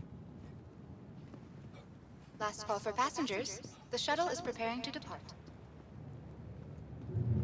I had a group gang up in me when I was flying a Razor, and they started talking shit like a Razor was supposed to beat 2 F8. You have one bad turn and you die, you know? I guess that's why you have guys that will spec in PvP in your group. I'm sick and tired of like everyone in a light fighter. I can't wait to see Vanguards, see fucking Gladiators, you know what I mean? Like instead of going, right guys, let's all get in our F8s, or let's get all in our fucking Hornets, or let's get all in our Arrows. I can't wait until it's like, yo, I'm bringing a Legionnaire because if we actually get a chance to board, I want to fucking shove my nozzle into the side of their hull, you know? Or hack them or stuff like that. Carriers, launching fight. Star Citizen's so boring with the current meta. And when I see videos, and I'll call it out how I see it. When I saw Avenger 1 making a video saying that we need to go faster, we don't need to go faster. We just need accelerations to be faster, and that's it. The moment that you give somebody the ability to just keep fighting at 700 meters a second, it's just going to go back to how it is just now. I would rather it where you have the ability to dodge and dance in a fight, but you've got to stay in the fight. Or you leave the fight. You can't leave the fight and come back. That's basically it. And that's all that Master Modes really does. Is that if you disengage and move away with your shields down, you can't come back into the fight with your shields up unless you come out of nav mode, regen your shields, go into nav mode, and then get back in the fight. By then, your wingman's dead. And I think that's a good thing. I think it's a really good thing. This is how we used to have it. Enjoying the view? When somebody ran, they had to run. And that's fine to run. I have no problems with somebody disengaging. I have an issue of somebody flying 5-10 kilometers to get their shields up, to then come back into the fight and whittle down mine again, whilst I'm already fighting your wingman. No, fuck that. You're in a fight with me, or you leave the fight. Or I'm in a fight with you, or I leave the fight. There's no in between. You can literally circle around in a fight at 2-3k from a fight and get your shields back up. I never understand why somebody has to fly 10 kilometers away to get their fucking shields up. Like, nobody can land a shot over 2k in this game. So why don't you just orbit the fight at 2k, get your shields up, and get back into the fight? But you never see anyone do that. They're always disengaging, going 1,000 meters a second. Faster and faster and faster, and then what you have is the phantom acceleration bullshit. When one person goes fast to evade, you have to go fast to chase them. Then when you merge, you're all fast. And everyone starts going, oh, this person, all they're doing is going fast. No, you've caused them to go fast. That's it. If you don't stop down to like 200-300 meters a second and you chase them at 1,000, you're to also blame when they get faster and you get faster. It's just simply how it is. It's the same in a traffic jam. When somebody applies their brakes, you have a knock-on effect. Brake, brake, brake. Whilst these people accelerate again, you have the brake, brake, brake, brake, brake, brake, brake, brake. And then the fucking queue begins, and then you get past the area, there's no crash, there's nothing. It's just because two fucking plonkers couldn't fucking manage their accelerations, or their de-accelerations, and you had to, they just fucking cause issues. It's so shit. Do you know what? I'm gonna fucking just take all the guns off this thing just now. We can come back if need be. Oh wait, this actually has the ability to do the mass driver fit. Let's go. But no, let's just make a full naked arrow. No shields either. Maybe go down to it. No, 2 coolers. We'll do 2 coolers. No shields. Yeah, fast as fuck, boys.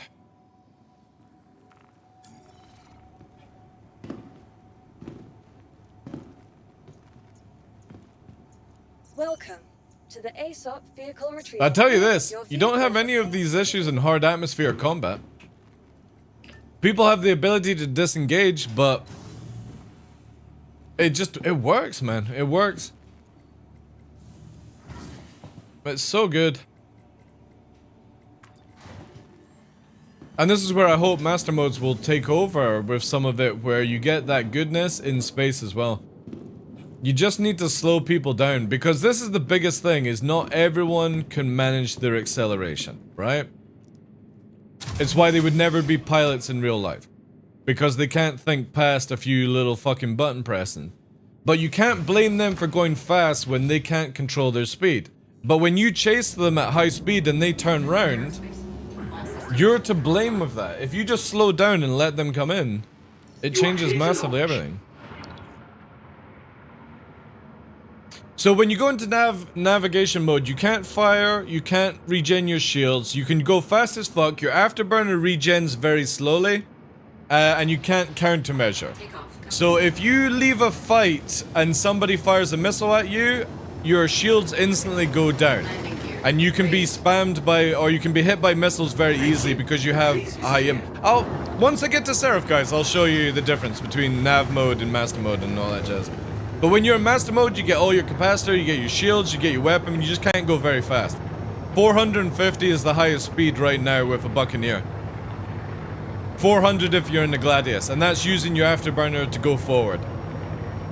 In SCM combat, you're doing around about 200-300, and it's really, really good. It does need a little bit of work, like everything in this game needs a little bit of work.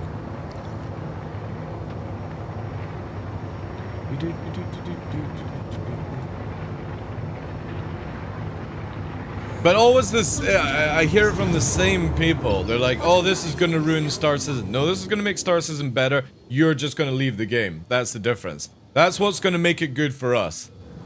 Is that the people that constantly cry about this shit are going to eventually quit the game. And I'm all for that. All for that. Because I'm sick to death of these whiny little bitches. All they want to do is shit on people and get away with it. That's it. That's the only reason that they want high-speed combat. They just want to be able to kill you and fucking fly away at super speed when it gets too much for them. And that's all they want. They want to shit on it, but not get shat on themselves. Fucking egotastic, or ego, whatever the word is.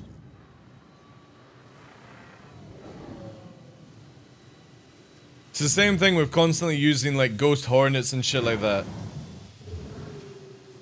It's not because you're actually wanting the stealth, it's because it fucking booms away because of the stealth.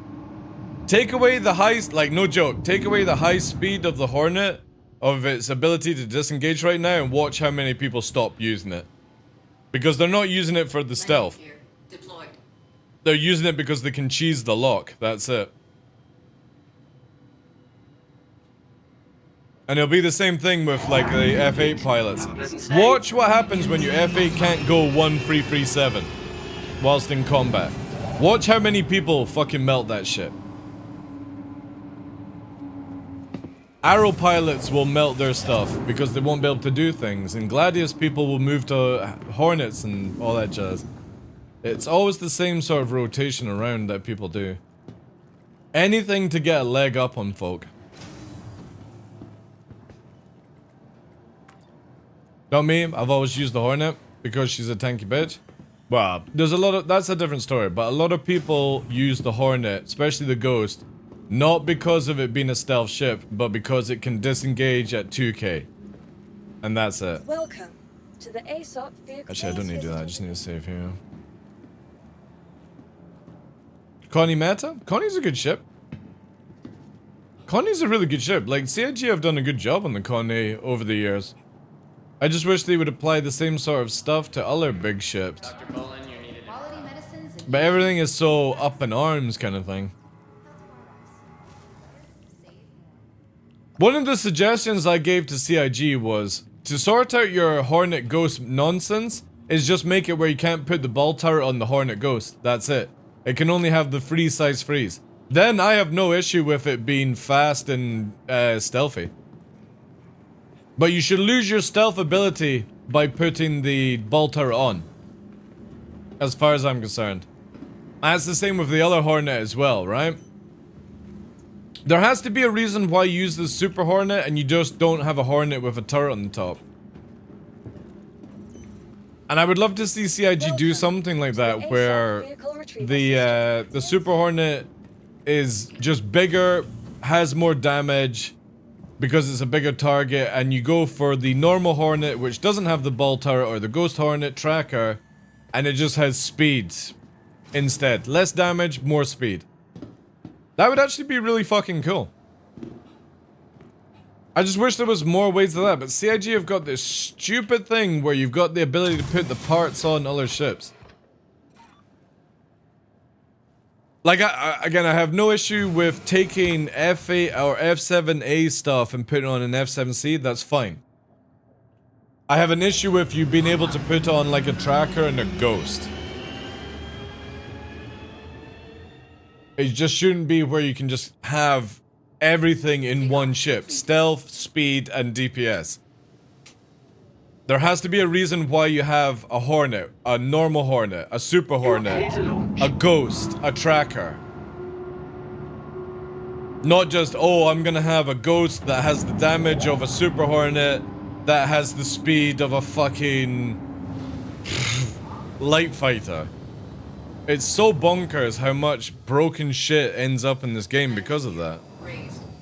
And the F8 is a prime example. The F8 is really good fun to fly. The problem that everyone cries about is the fact that it can hit 1337. You make it where it can only do 1200, and watch how many people melt that fucking ship. Because the only reason that they keep the ship is because they can get up to 1337. That's it. Not because it has like a semi-decent tank, or it has good HP, or it has good DPS, or the way it sort of flies. It's only because they know that if shit goes bad, they can get up to maximum speed. Or you use it because it's the only ship that can chase down other things. And I just don't agree that a heavy fighter should be able to chase like that. I want to see interceptors having a reason. I want to see why you would use a Buccaneer over an Arrow, or a Gladius. Why would you use that ship? That thing is classed as an interceptor. That's the thing that should be chasing down the runners, as far as I'm concerned. And it's the only thing that can fit distortion. And you change distortion where it actually fucking stops people from running. But you can't put it on a fucking Arrow. You can't put it on a Gladius. You can't put it on a fucking Hornet. You have a Fast and Furious kind of fucking ship, right? Would be sick. Really fucking cool if you start having roles like this. Vanguards you use for a reason, light fighters you use for a reason, interceptors you use for a reason. Not just, you know what, I'm gonna take a Gladius, I'm gonna make it where it can fucking stop people from warping or shooting at me. And at the same time, I'm gonna make it where I can spam 16 fucking size 1 EM missiles. No wonder the balancing in this game is so shit. CIG have made a monster of fuckery around stuff. Shouldn't be able to change out your launchers, and you shouldn't be able to use certain weapons on certain ships. You shouldn't be able to put turrets on certain ships, like, again, the Hornet. The Hornet and the Super Hornet are the ones that should have the ball turret. The Ghost and the Tracker shouldn't be able to change it out. They have a role, you need to keep them as a role.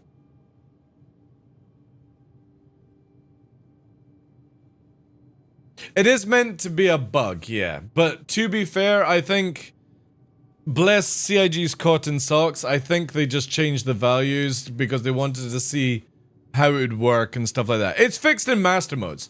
The Super Hornet doesn't behave like it does just now. And this is where I'm saying, I guarantee you, all these F8 Hornet pilots, Ghost pilots that use the broken bugs to has their advantage, watch when they stop using it and they move to like a Vanguard or something like that. Because that's around about their skill level, right?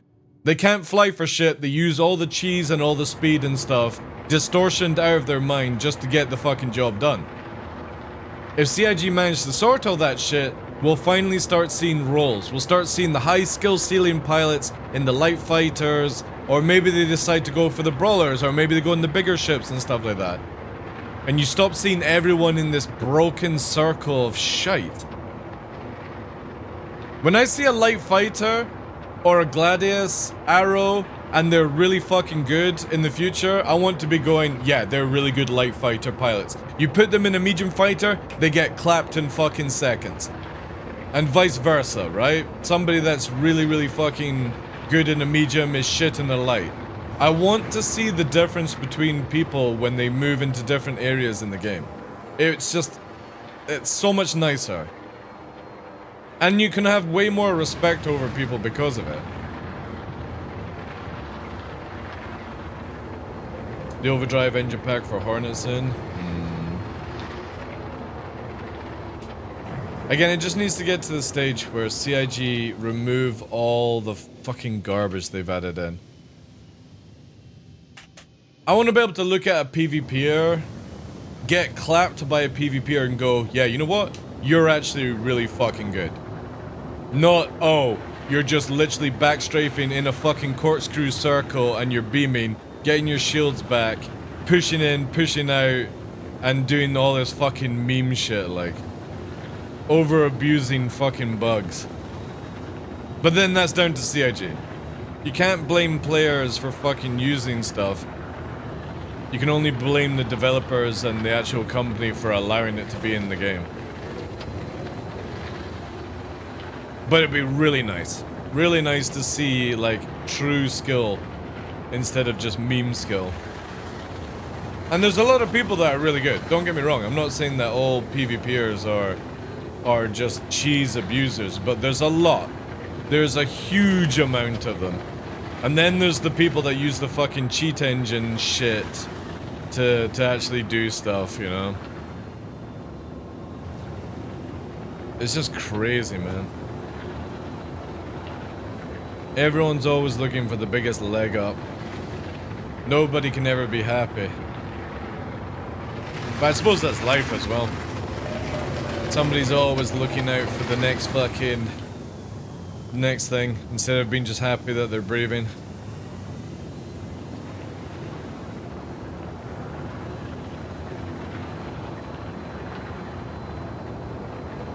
At least we've got this character ready to go for Daymar. We've got one on Hurston. And we've got my main, which is red just now, if we want to do some other stuff. So we've got 3 accounts set up, ready to do different things in the game if need be.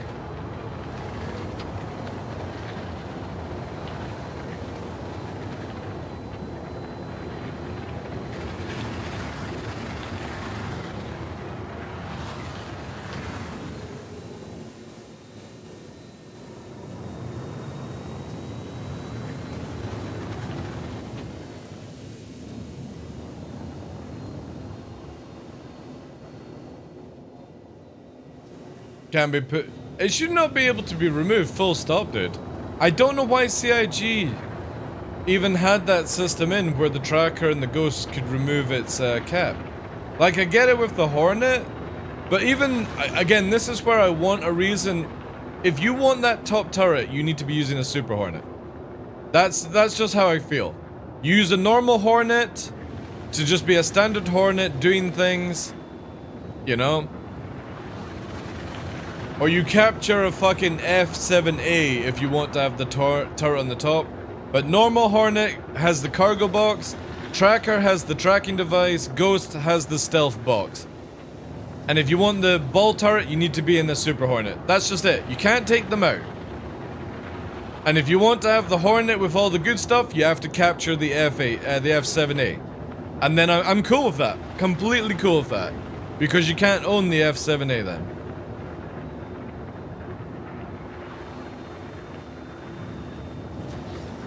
And all they do with the person that won the Mark II is just make it where it's the standard Mark II Hornet, that's it. Tough shit. If the person fucking cries about it, tough. Life's tough. But for the sake of the balance of the game, it needs to be done. No more of these fucking bullshit loopholes. You want the damage, you go Super Hornet. You want the fucking speed, you go Hornet. You want the ability to stealth, you go the Ghost. You want to be able to find people who are stealthing and have better radar, you go the Tracker. Not, oh, let's try and figure out how to get every single fucking module in one ship. It just doesn't work.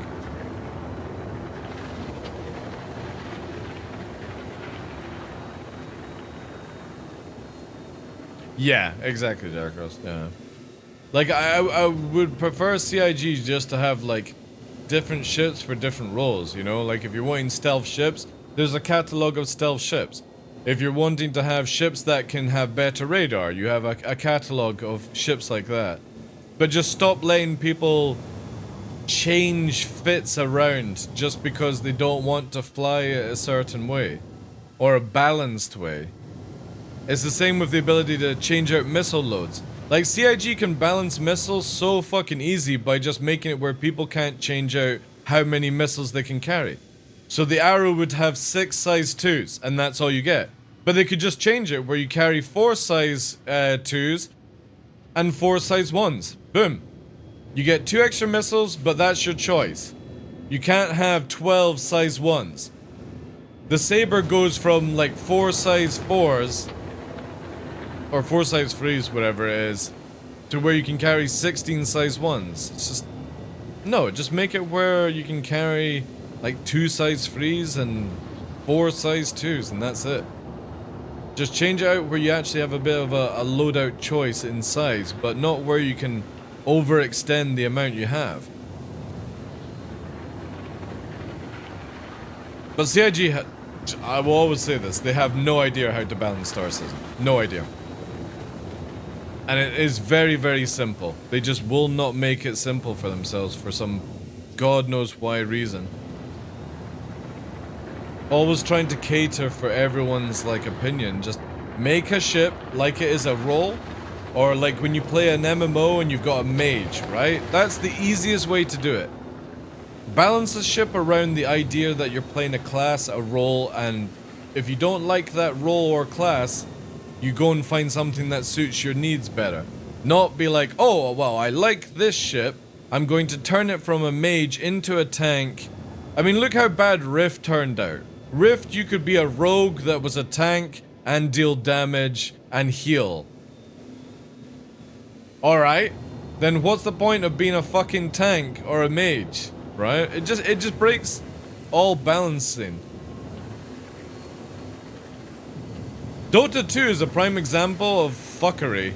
Is that they eventually brought it out where you could start taking other skills from other classes and have them on one toon, and it's like, what the fuck, man?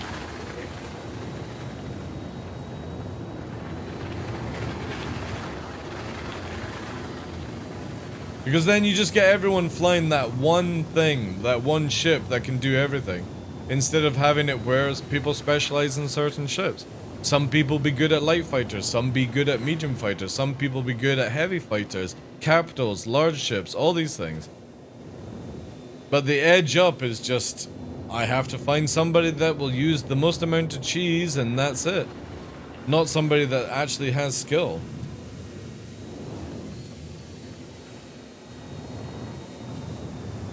I wish they had never done modular ships, personally.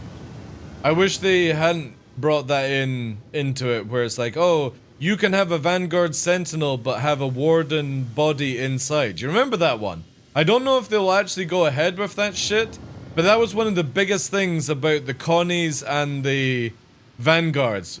You could have a Connie Phoenix with the fucking cargo bay of the fucking Taurus at one point. It was that bonkers. Or you could have the cockpit of the Phoenix with the Taurus body, and that got scrapped. The Retaliator used to be able to have a fucking cargo bay inside the Retaliator. That was planned. You can still buy the modules for that shit, so that's probably going to end up. The Vanguard was where you were going to be able to have like a Sentinel with a Warden or a Harbinger fucking center to it. I think that idea has been scrapped. Thank God. And then instead of building skins, they came out with ships like the Saber Comet, which has no difference whatsoever to the normal Saber, just it looks different, that's it. Digital camouflage for a higher cost. Because they thought, oh, if we give it better modules, but not balance those modules, that'll make sense for the price, right? It doesn't. Because people will always upgrade to better items in game when it's found out. So what's the point? You should be selling ships with no modules, no weapons on them. That's how I feel about it. And you should have to go and fucking... Only starter ships come with weapons, everything else has no modules whatsoever. And you have to make funds to actually get into your Gladius, into your Arrow, all these things. Use a starter ship as a beginning ship. Nobody can go straight into working Reclaimer on day one. I think that would have been a smart move. Only starter ships come with modules. You can't put those modules on any other ship. And that's how you make money and then buy the modules in game. So nobody has a leg up.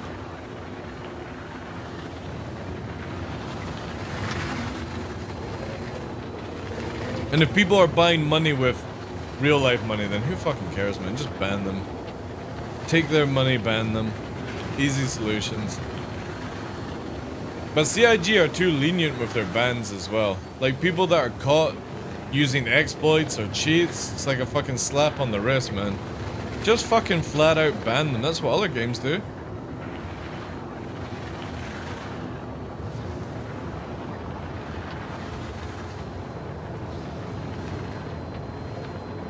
Soft hands. Talking about this earlier on, chat. Too many people have soft hands these days.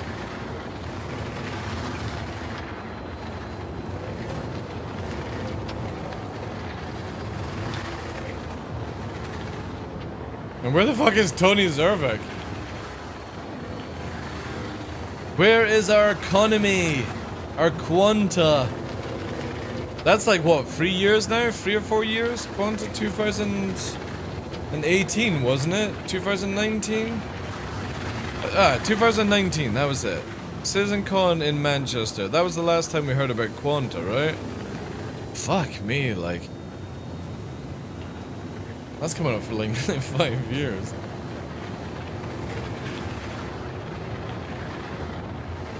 Tony Z!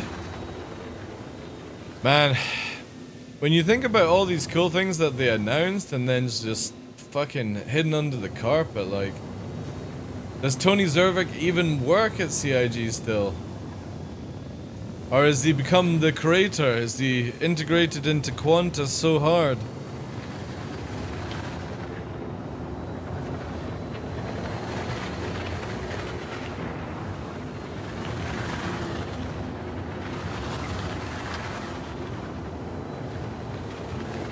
How you doing, Liberty, though?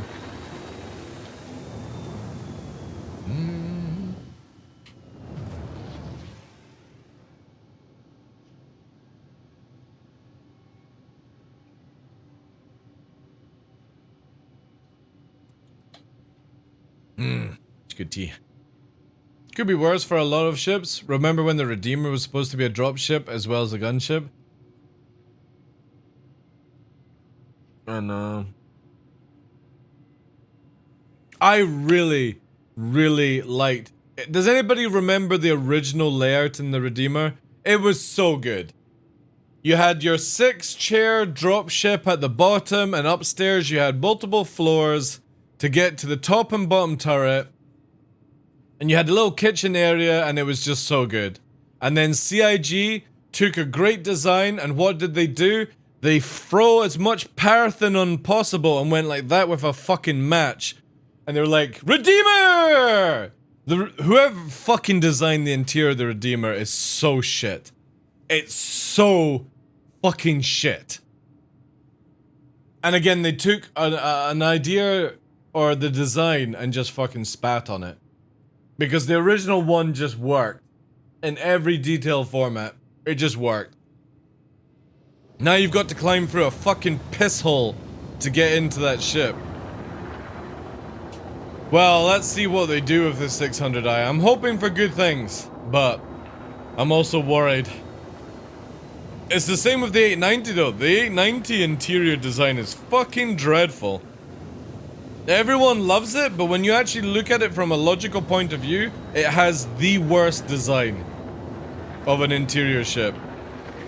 It's so, like, having your staff going past your fucking customers is so stupid. All they had to do was look at a cruise lining boat and just fucking copy the idea. Staff routes and customer routes. But no, you've got fucking, like, staff walking through customer areas. It's better than the rest? Again, what's it called? The Constellation Phoenix. Constellation Phoenix is a fucking gem of a pile of shite as well. Everyone loves that one. But you don't realize that your customers have to come into your staff toilet area to take a piss. But no, let's put a fucking hot tub inside the ship and a fucking piano. Heaven forbid that they have their own toilet, right?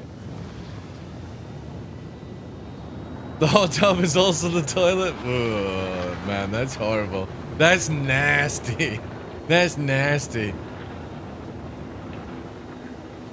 Did somebody turn the heater on the bubbles?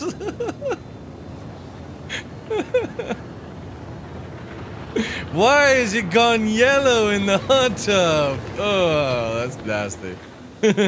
Who ordered the Snickers bar? That's like from Caddyshack, man. That scene, like, I don't get disgusted by many things, but that scene in Caddyshack, when he picks up the fucking floater and he takes a bite out of it, man, that that could have been all kinds of wrong.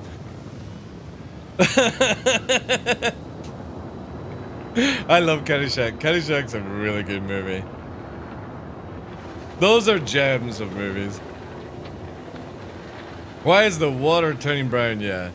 But I just don't get it. I don't understand how when CIG were designing the Phoenix, they didn't go, don't you think it would be a good idea to have a customer toilet in the VIP area? No, let them go to the staff toilet, which the staff area looks like it's fucking cheaply made compared to the Phoenix the VIP area.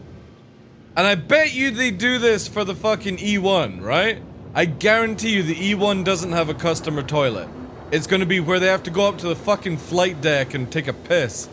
Like, alright Captain, how you fucking doing? Don't mind if I just take a shit in your toilet.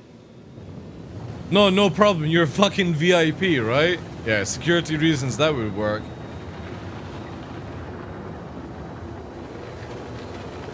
They should have a toilet in every room.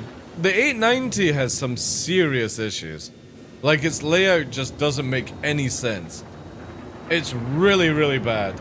You have to look at the 890 and like the 600i, especially the exploration or non-exploration 600i and the Phoenix. These are all meant to be VIP sort of like passenger liners vehicles. You have to have it where the customers all have a toilet where you're not going into the staff area. Because that's what you have on cruise ships. You have your customer area and you have your staff area. You can't mix and match just because you've run out of space.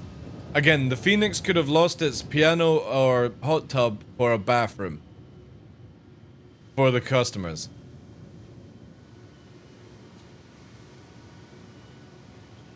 Have you been to the shit before we leave? It's just so weird, man. I just don't understand how CIG wouldn't see this as an issue. Just have a joint bathroom with toilet and bathtub. Yeah, you could have done that, right? You could have had like a single bath or a you know what I mean? Like it's so weird. And I like the Phoenix look. I just don't understand why you would think you wouldn't have space for toilet for the actual passengers. And you have to go to the staff toilets at the front of the ship. It's like you're literally going into the flight area or the cockpit area of the ship to use the toilet. And CIG, for whatever reason, are going to make us, well, not make us, but they want us to go to the toilet and shower and poop in the future of this game. But then also with that in mind is they haven't designed ships that allow customers to do that. Excuse me, Captain, I'm gonna go into your own bedroom and do the toilet and have a shower. I hope you don't mind. Oh no, totally, that doesn't breach security at all. Just roleplay, yeah.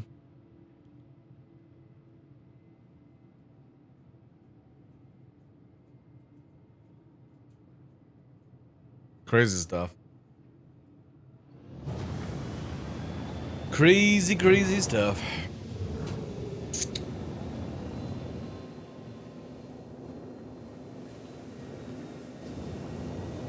The same with the Cutlass. The Cutlass has plenty of space to put a toilet in as well. It could have literally gone behind the turret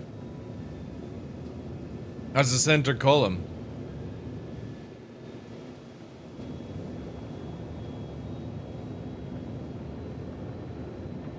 But yeah, Redeemer has the worst interior. Such a letdown. Because the original was so good. I love the look of the Redeemer, don't get me wrong. The outside of the Redeemer looks really well. CIG have done a grand job on that. But the interior of the Redeemer, the new version, is dreadful. It's so unpractical. A kitchen, like you board a ship and your bedroom is downstairs. Your armory is upstairs. Fucking hell.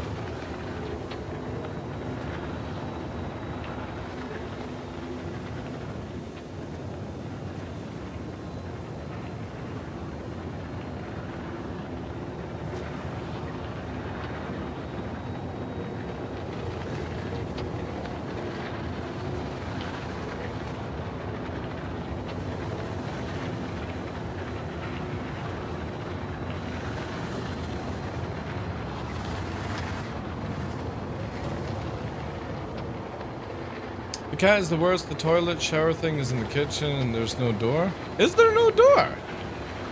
I know it's at like the corner, right? The Corsair has a really, really good interior. I like the Corsair's interior. That's well designed. There is no door? I'm trying to remember what, like, ships like the Starfarer and stuff are like.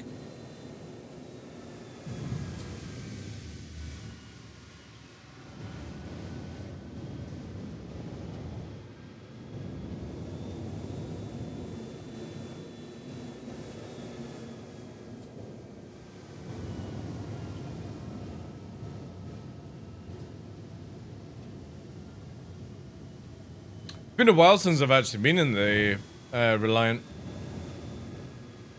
It didn't get an upgrade recently.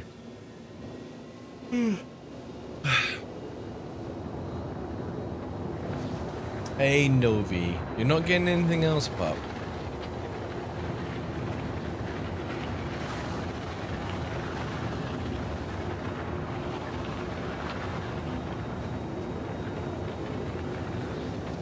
About 5 years ago.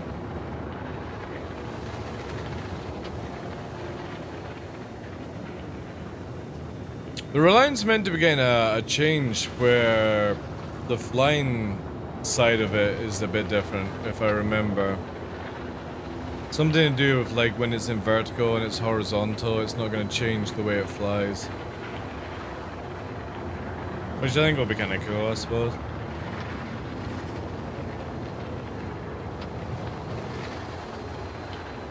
The Reliant is so close to what I want out of it. I kind of wish the Tana was like a little bit better. I do like the idea of the Tana. I like how you can shoot behind with the turret.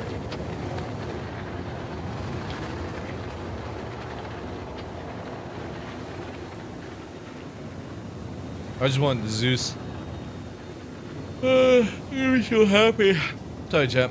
When we get Zeus. Me Zeus. Zeus is really cool looking ship. You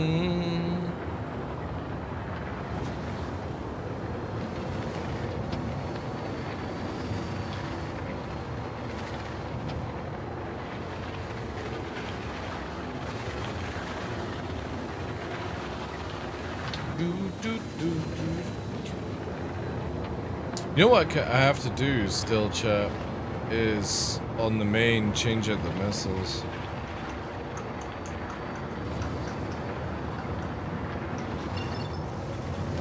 Still need to do that.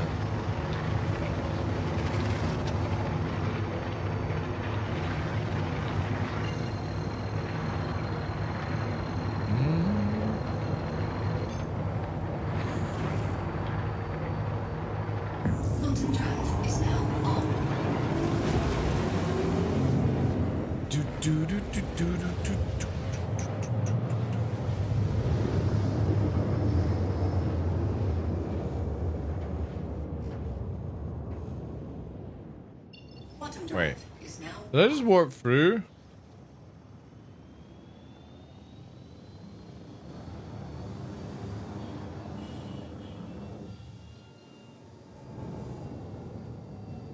Wow, that's super close. Holy shit. Alright. That's a lot faster. Where has it put me? Where the fuck is Seraph? Is that it there? God, I hate this warping now, man. The warp into Portal Lasar was so much better. Siege always stuck, so sad. Yeah, well, that's CIG's fantastic fucking mission system for you. Let's keep developing fucking dynamic events that aren't dynamic and they never work, but let's keep going, woo! This is where I can't wait to see how Squadron 42 missions work, man. Because if they're anything like the fucking missions in Star Citizen, well, good luck at the fucking game, boys. Good luck. Landing complete. Have a pleasant stay. Again, this is why I always say games like Pal World and stuff like that, just give the player a thing to do and that's it. Stop. When developers build missions in games like this, it never fucking works. It's always broken ass janky shit, doesn't spawn, doesn't do it right.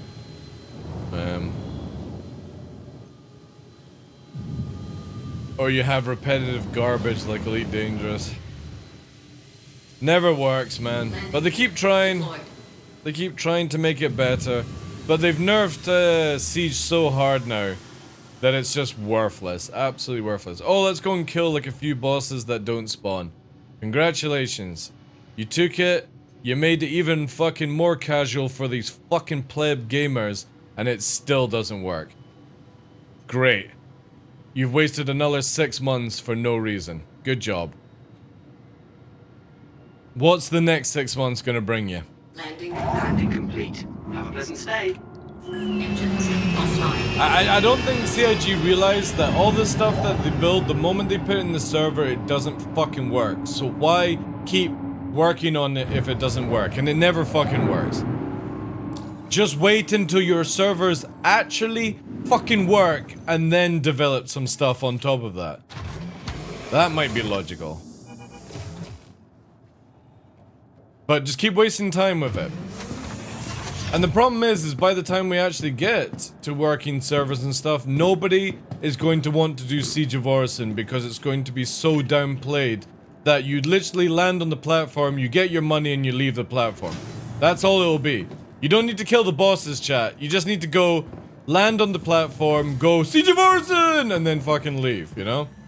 Because if they have to constantly make it more casual for people that just literally dribble in this video game, why waste time? Welcome to the ASOP vehicle retrieval Why is somebody system. gonna do Siege of Orison instead of doing a salvaging missile mission on a fucking alt or something like that?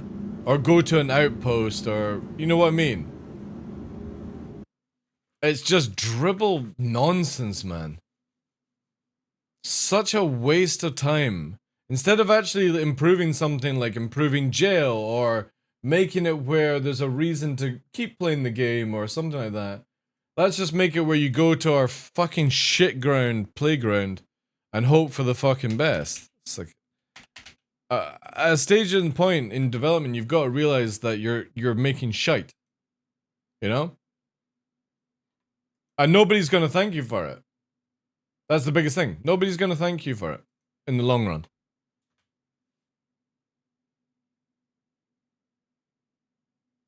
But it's just another reason to sell fucking ships. That's all it is. Just the same as Jump Town. Which one? Can you see him in that? You should be able to see him in like... maybe he's there? No, he's hiding. There he is. Hey, Nixie? Nixie, what are you doing? Are you chewing your feet? No, no, sit. It's not an excuse for fucking food. Even though your brother's come over here, look at him. Nova's come here. He's like, I want snacks. Even though he's had snacks. No. No. You've had too many sweeties. Too many sweeties. This one's Nix. This is Nixie. And the black one is Nova. Nixie and Nova. Right, puppies. Yes. Just always wanting sweets. Eh? Always wanting sweets, you two. Alright. I need to change out my fits on this, I can't.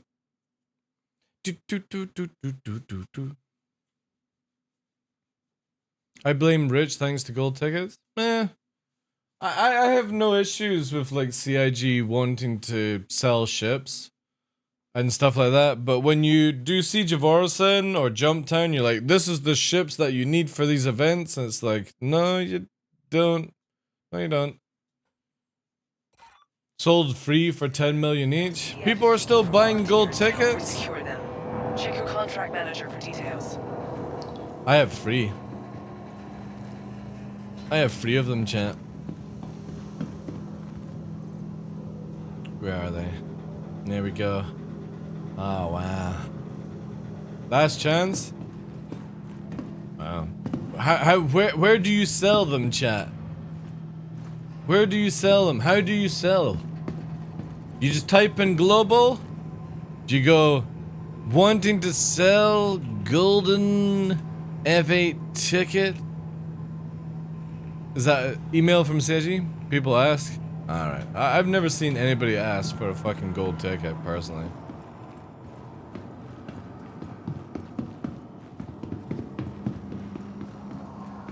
They ask how to find one, alright.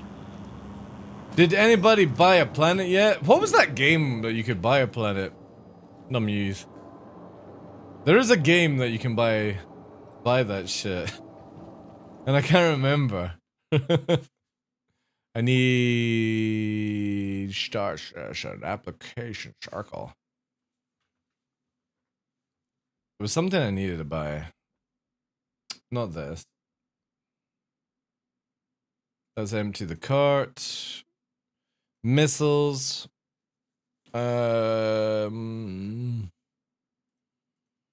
Size 1, chat. Let's do total damage. Marksman. Marksman, infrared. 2,000 meters a second. Ooh, that's nice. Okay, so we need marksman. Size 2. We're gonna look at... And bullets are not the fastest. Strike force. We need to add them. Size 3. I want the fastest missile possible. Not thunderbolts. They're EM. Arresters. Alright, let's see. This is our choices. I can do New Babbage. New Babbage. Ugh, we're doing a New Babbage run then. God damn it. I could probably actually put a majority of the missiles back on the ship though. Let's have a look. What does the Scorpius put back on?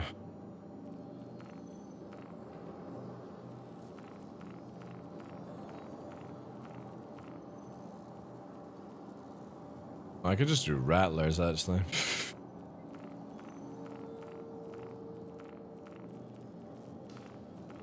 Want to sell all these missiles.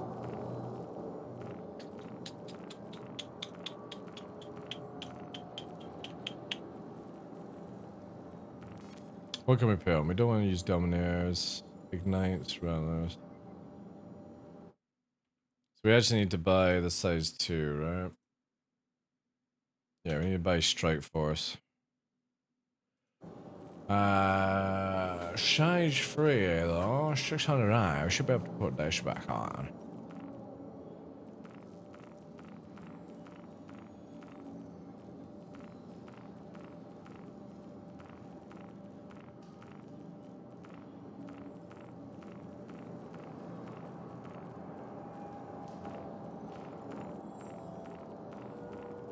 Hopefully we'll get rid of this system soon.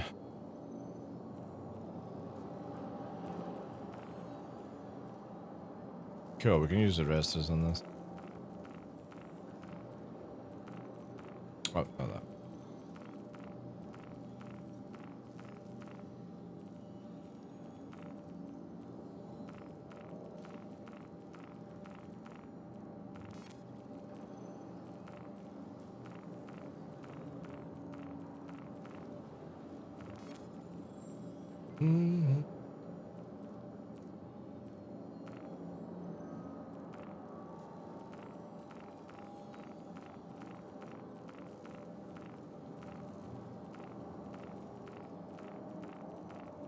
This is where I wish you could take missiles and stack them all. Would be a lot healthier. Fury has the meme, I think, on it. Yeah, let's put the Rattlers on.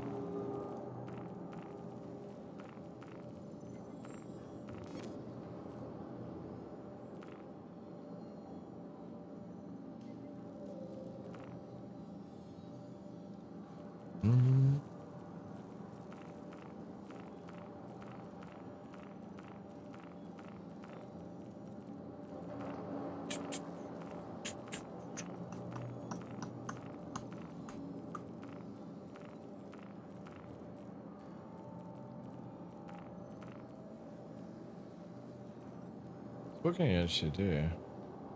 Oh, you can do that.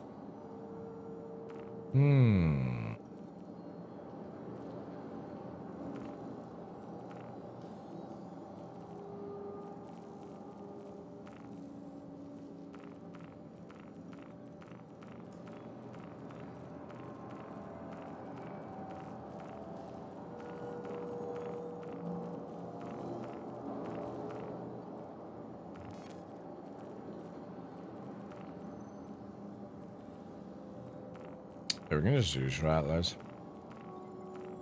They're that shit anyway. At times. Oh, not bullets.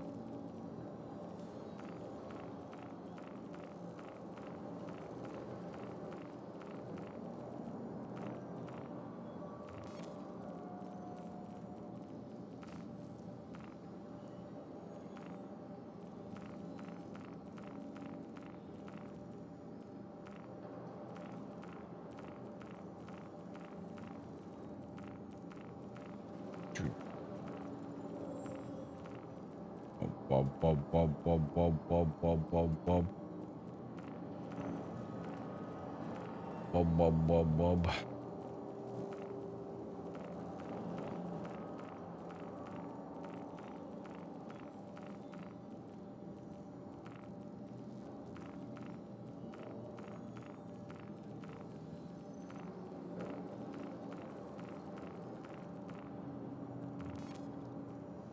Equip all button would be amazing. The same as a sell all button would also be amazing, right?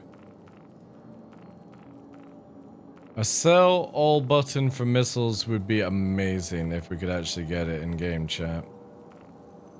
These are like some of the things that I just generally don't understand why CIG have not developed.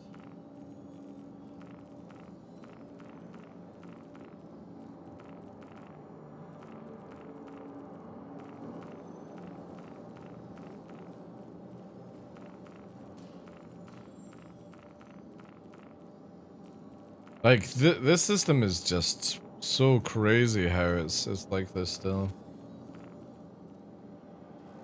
Alright, they're done. The lightning, I think, is already set as meme. No, it's not. After using all the Vandal missiles, they're just so shit. They take so long to lock. Or it's like they're bugged. Choose the rattlers. Fuck it.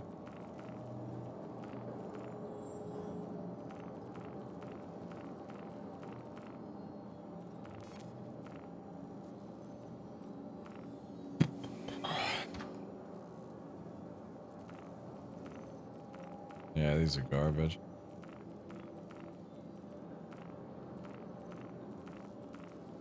At least I can buy the sparks. Where is it sparks we're using? Oh no, it's marksman. Marksman is the one we used. Might be able to use marksman. I've only got 2 actually. We just use sparks. Fuck it, just use sparks.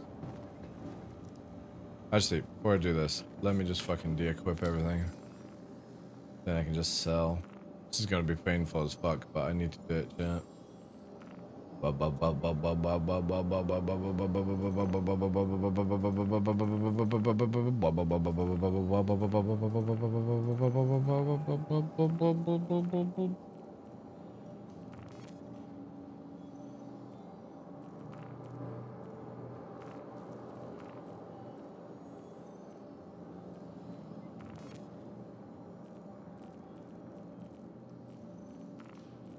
Bob.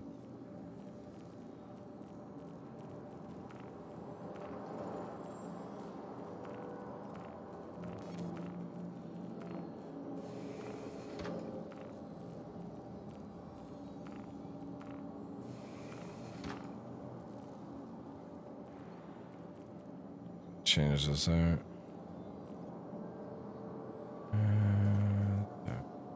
No. Yeah.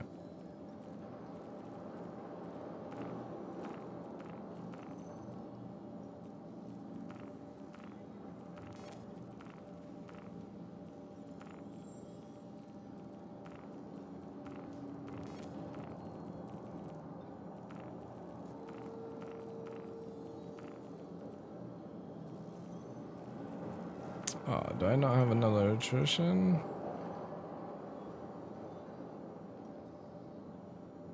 Boo.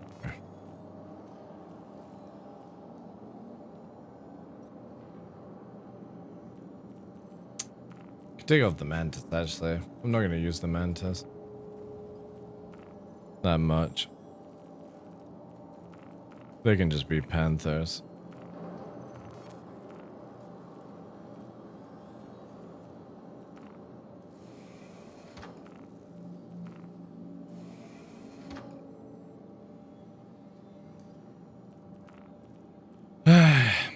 But they should really, you know what I mean?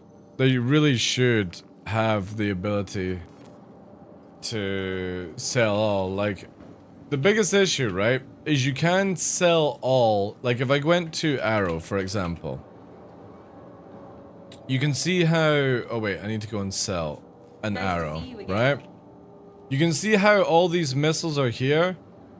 All they have to do is, for this system to work, all they have to do is when you're here, the missiles stack. See what I mean? These missiles do not stack here. All items need to be stackable for this system to work, because the thing is, if these modules actually stacked, you could then sell all. And it would be fantastic, but this is the pain that I need to do. So if I wanted to go through and get rid of all these missiles, this is what we have to do, by the way.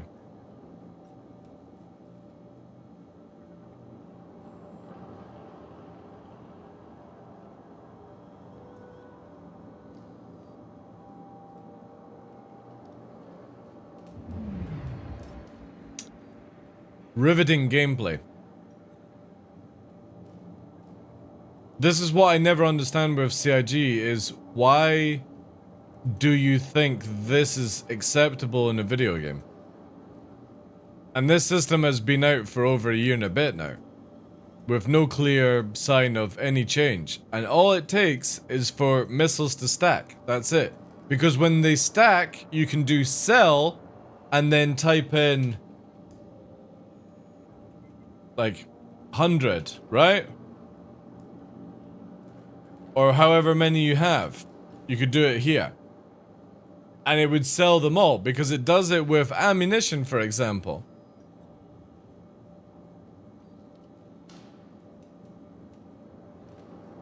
I know, like, because for me, I like to have a clean infantry, right? Anytime I play a video game, I like to clean it up. I like to make it where it's manageable, understandable.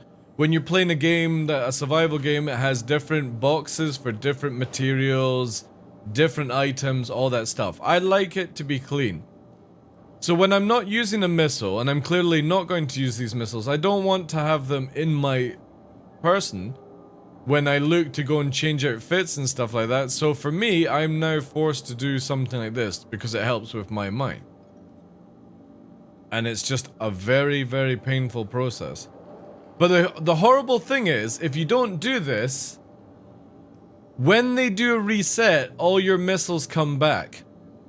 So if I was to put all my missiles into a ship and then self-destruct the ship and just reclaim the ship, I will still get all these missiles back when we get a wipe.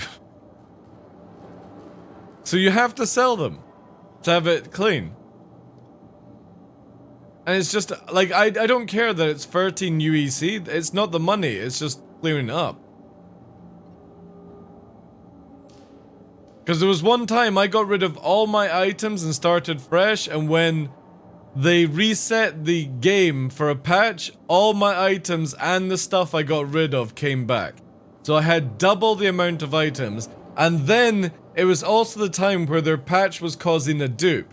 So every time they reset their servers, my items were duping, where at one point I had 98 arrows or something like that on my account. 98 arrow ships. I'm not talking about the missiles, I'm talking about the spaceships.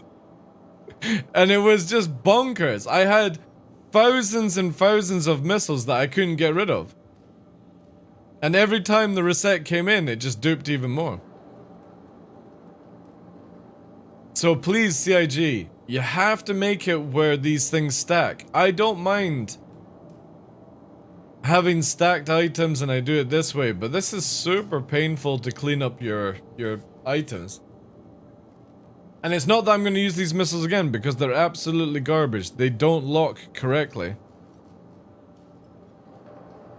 So rather, might as well get as much UAC back as possible.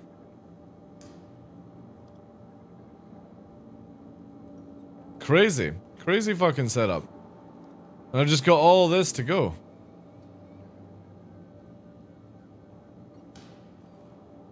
And normally I just make a macro, by the way.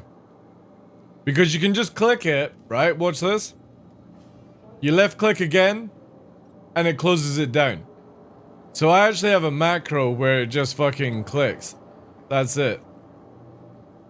The problem is, though, with the macro, is that when you get to the very last missile, right? Even if you put arrow in, the moment that you sell this last missile, this cleans out. And you start selling your own items. Which is really annoying. And even if you go to like missiles here to make sure that it's only missiles, CIG may have fixed this, but it's why I'm not using a macro just now for just left click. But we're gonna test it here to see if it actually still does it. Because I sold so many modules because it went off arrows or whatever missiles I was selling. And it started selling my coolers. And you can't buy back. There's not even a buyback system. You know what I mean? Like, I really feel that there needs to be a buyback system. Sell, okay. Quick sell, okay. Quick sell, okay. I don't even know why the okay symbol needs to appear.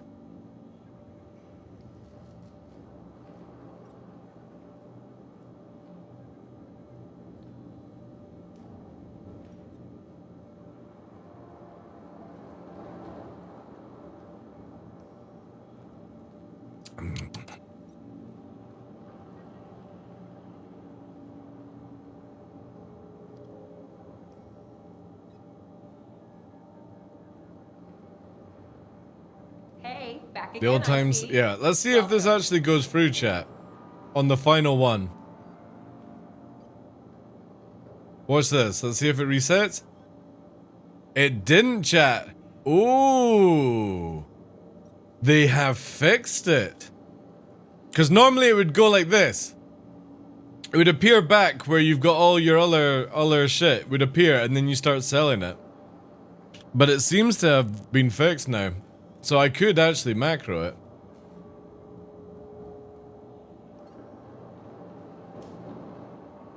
Interesting that you get 13 for a size 1, but you get 10 for a size 2. How many of these do I have to sell? Not many. But yeah, select all would be great. But again, this can be solved by just stacking missiles in your your infantry stuff. The only reason you have to do it this way is the same as that guns without mods, you can't all sell at once. Because it just doesn't stack.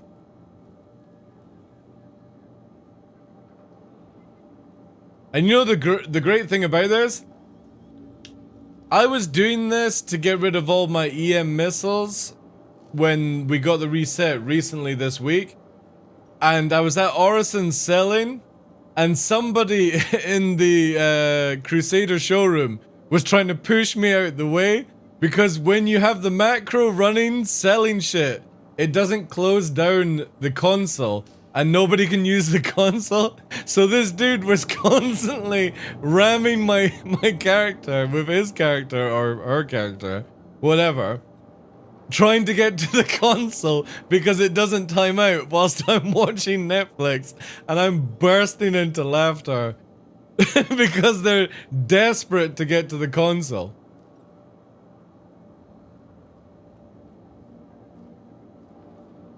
Try putting all missiles into a large ASU box and sell it. It should sell everything that's inside. Really? I'll give it a shot. I don't even know if you can actually buy a big box here, right? But I'm down for trying. Is it this one? No, that's... You can only buy the one SU box. I'm not gonna be able to get many in there.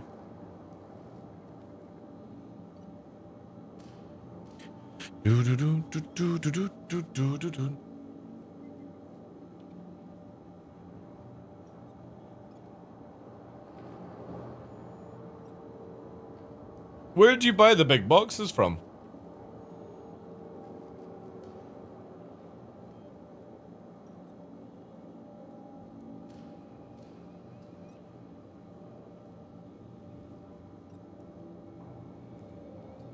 Cargo terminals? I would have to take everything to like a truck shop then. See, I don't know why that isn't that Grim Hex either, you know? We're nearly done anyway.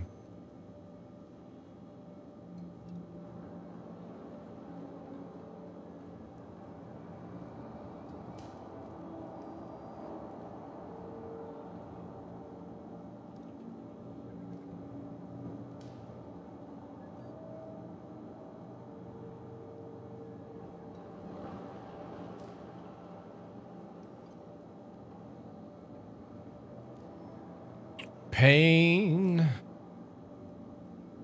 The chaos is going to be a bit of a pain though.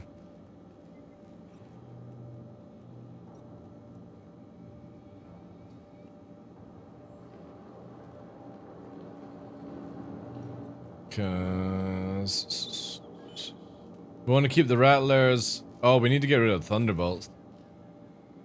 Yeah, they gotta be sold. Chaos as well. We got 2 pages. Alright. Thunderbolts need to be sold. I don't want any EM missiles. Apart from the ones that come with stock, I can't get rid of them. I can put them in a ship, basically, but... yeah. I really wish you could actually sell the stock items that come with ships. But then when you do a reclaim, you don't get it back, right? That would be cool. But then they need to have a buyback system as well. Yeah, but that's the thing, Glowing, right? Is that the moment they reset for another patch, like say they do free 22.1, I'll get all of it back. Unless you actually sell items, you can throw them into space for a whole patch, and you get them back. And every time I've done it the way you've suggested, I always get them back. Every time I sell it, I don't get it back. Because it's gone through the system as I've sold it. So this is why I'm painfully doing all this shit, guys. I know it's boring to watch, but it means that when we get a reset, I won't have to do it again. Because every time I've blown up a C2 full of garbage, or actually, I take it to the sun and self-destruct it like Superman, it keeps coming back. It keeps fucking coming back, like... I even took all my white suits there, and when the reset came in, I had so many white suits to sell. So that's normally what I do as well, is that I will sell all the white suits at, like, Orison at the beginning. Because you actually make money on it. But if I do this, it means that I don't ever have to worry about these fucking missiles coming back on my account. Even after a failed snapshot or whatever, right? It's just a really shitty process to do it. This is why they just need to make missiles stack. If you can have an ammo magazine stack, you should be able to have missiles stack. And then split the stacks or whatever, like it's bonkers.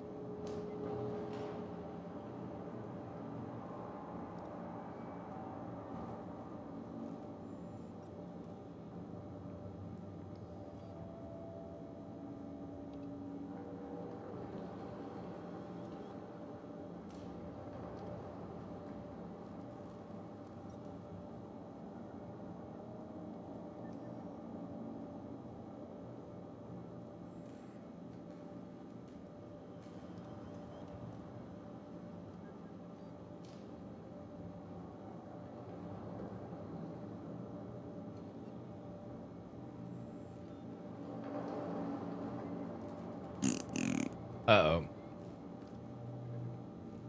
That's not a good sign. Just a few more to go, champ. A few more to go. Nearly there.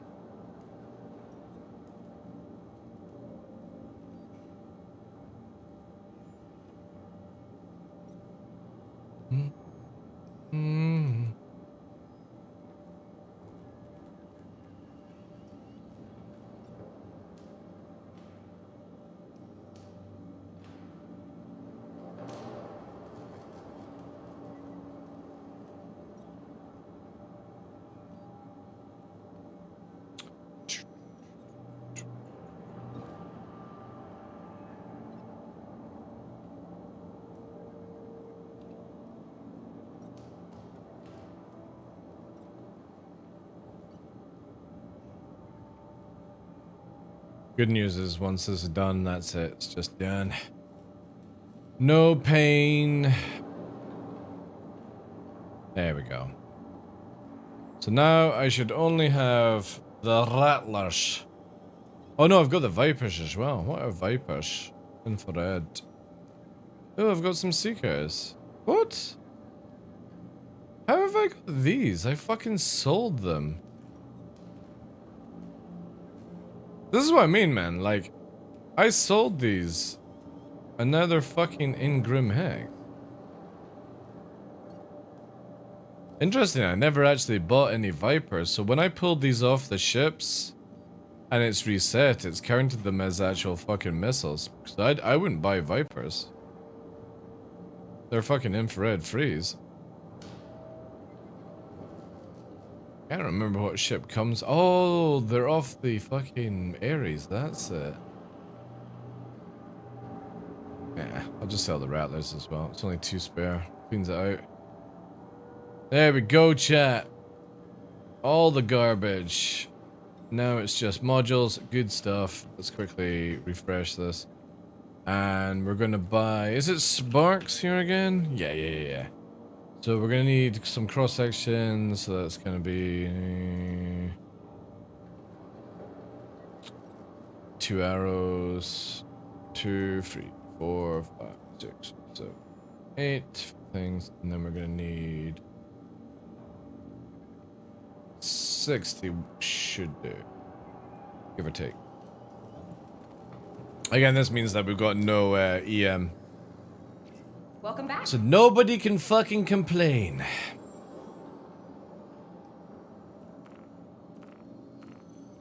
And we can't sell those marksmen because they're the ones that come as standard on some ship.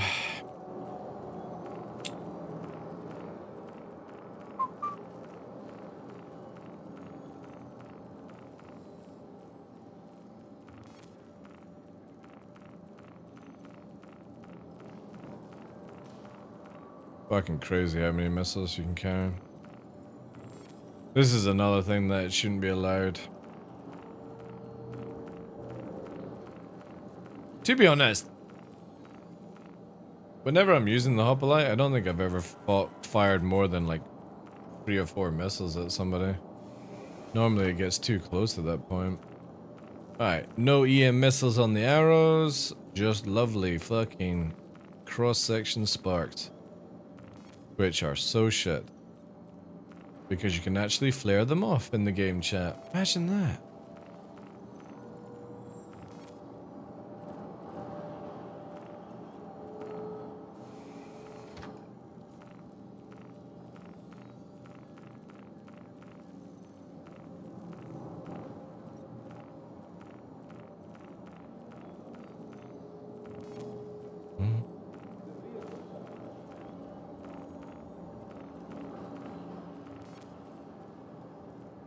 Oh, we actually need a few more. I'm 4 short, chat. 4 short. For the mentees. Miss only PvP? Nah. I said, I put a message out on Twitter saying for this reset, I'm not going to use any distortion, Ghost Hornet, or spam EM missiles at anyone. So that if you actually do die to me, and you're using that shit, oh, there we go. What can I say? But another few content creators have done the same thing. Zero Status joined in as well. He's not using any distortion, EM missiles, or any broken shit in the game. Kinda wish I had a second attrition map. I'm gonna be able to get it from anywhere. Let's take out the 600i. Might be a thing. But yeah, should be good now. Alright, chat. What do you want to do? What do you want to do? Do you think we got some bounty hunters on the channel? Maybe. Let's take a wee fucking... Oh man. I do need to get Crime 5. Nice. So these are all the missiles I can't... Oh, these are the rockets from the Harbinger. Venom rocket. Yeah, see, it's super clean now. Why have I got so many rockets?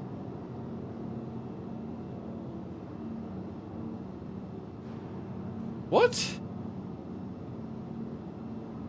How have I got so many rockets, chat?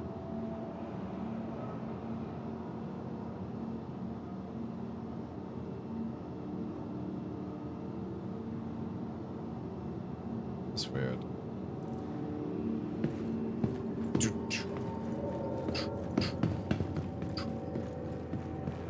Oh, also, I need to get my fucking crime stat back though. Yeah, need one mission. Can't stay.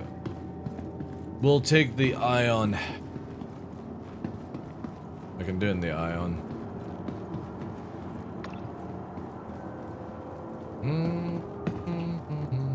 As long as the server doesn't break, okay?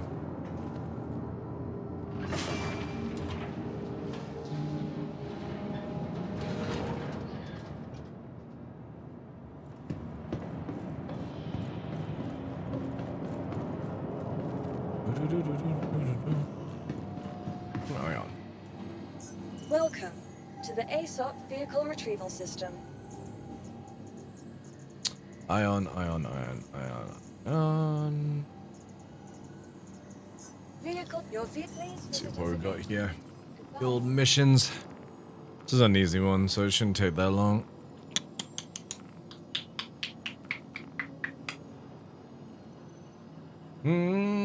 Fucking asteroid belt in yellow. God damn it.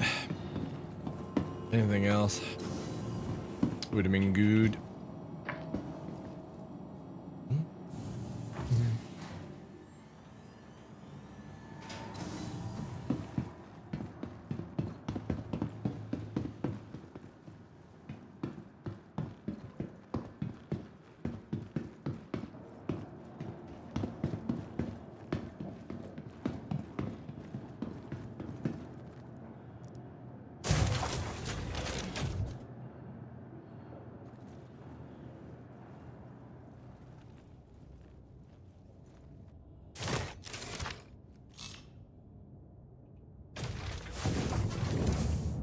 Crusader Industries, a journey worth taking.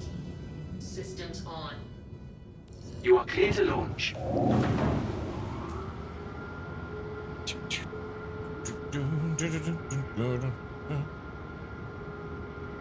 Ooh.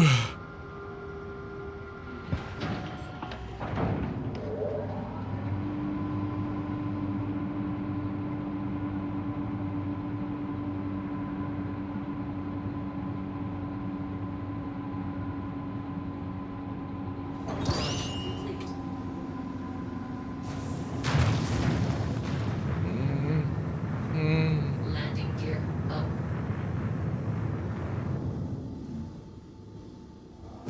Ah, at least it's in the light. That's good.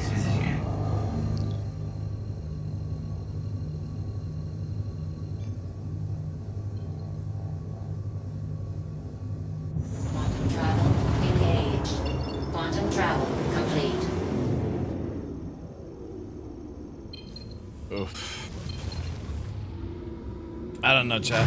There's just nothing worse than fighting in the asteroid belts of yellow with invisible rocks.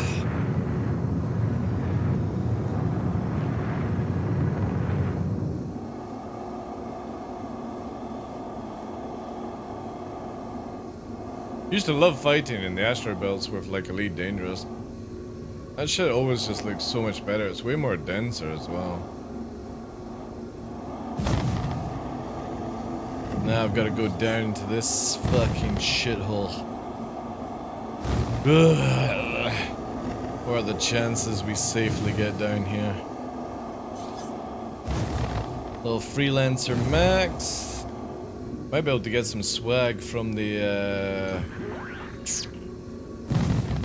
oh yeah. ED as well for mining big asteroids was pretty cool. This Hercules might have some weevil wags. Weevil wags.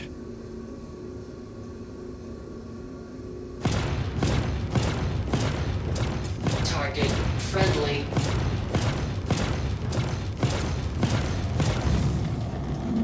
I love how that chat literally took 0 damage to its shields. Target friendly. Shields are not even budging. Oh, we arcade. Ah, that means I lose even more reputation because of the fucking shitty system. Fuck.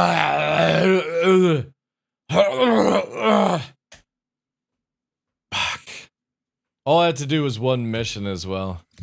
One mission to get back to level 6. Now I'm gonna have to do 3 missions because of that fucking 30k. Because CIG have it where when you fail a mission with a 30k, it loses reputation. And that went from just getting it done to way longer.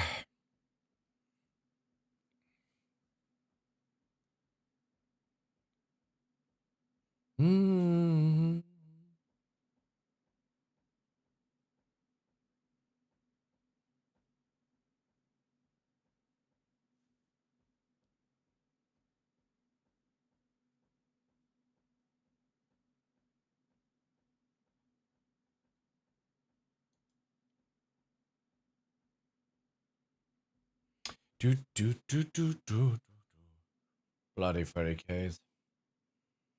I'll be so glad when we get to the end of that. No more 30Ks.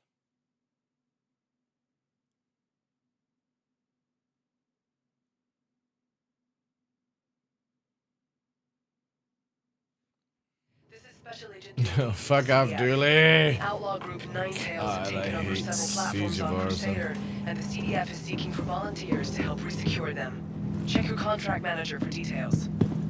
I'll let raise a cut, yeah. Please, please have not dropped too far. Oh. It's not as bad as I thought it was gonna be. It's not as bad, chat. Mission's not even spawned yet. It gives you like missions with higher chance of like weevil eggs.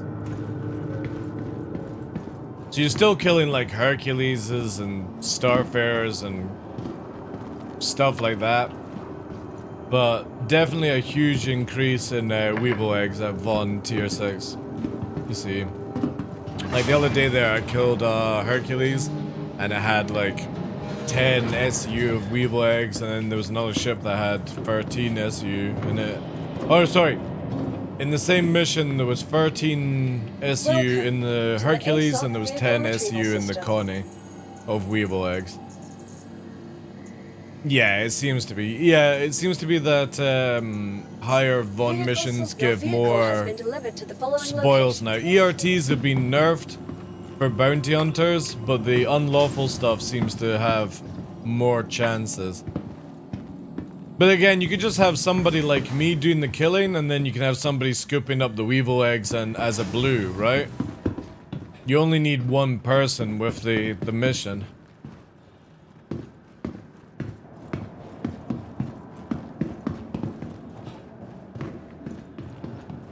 But in my opinion, CIG need to make it where if, say for example, you're playing in the same party as somebody that's Crime 5, you're automatically flagged as a Crime 5. It needs to be that stage, because too often do people cheese the system and stuff like that. A journey worth taking. Systems. Alright, let's fucking do this all over again. You are clear to launch. You are clear to launch. Yeah, it is true. I mean, you can still make some decent money. I think Reclaimers and Hammerhead missions are still the fastest way to make money in the game.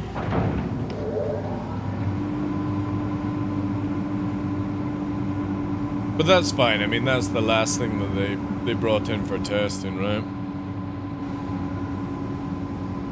I always look at CIG making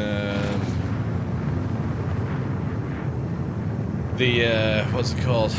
The latest thing for them to test, always the highest amount of money. Thank you. Please visit. It's been like that for many, many years.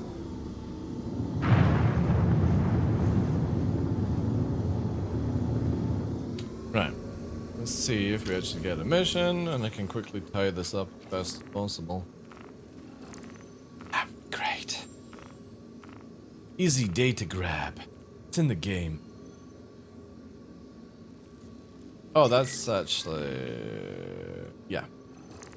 This is better. Woo! No fucking asteroid fighting. That'll do nicely. Quantum travel engaged. It's not a big fan of asteroid fighting until it is like literally 100% confirmed that you can't randomly crash into invisible rock on Yellow Belt or these other places.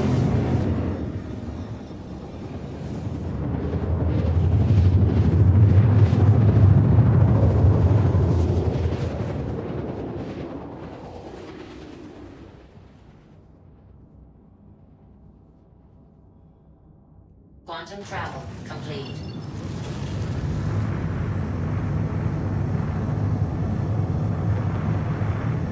I hope they get this fixed where you don't have the noise.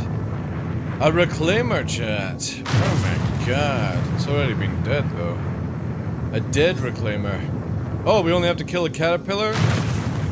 Yummy. That will do, pig. That will do.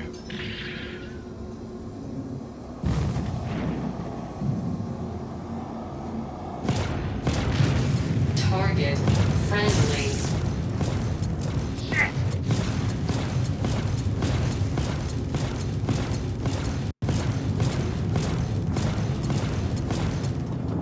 Oh, we've been mantis as well. Oh, it's a colorless blue. It's a colorless blue. Is this thing fixed yet? Anybody know?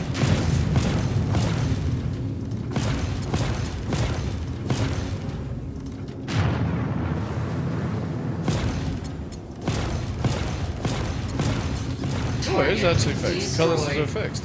Nice. Attack on shields. Attack on Titan.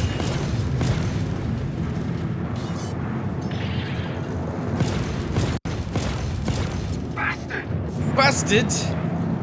Fucking bastard, mate. Fucking bastard.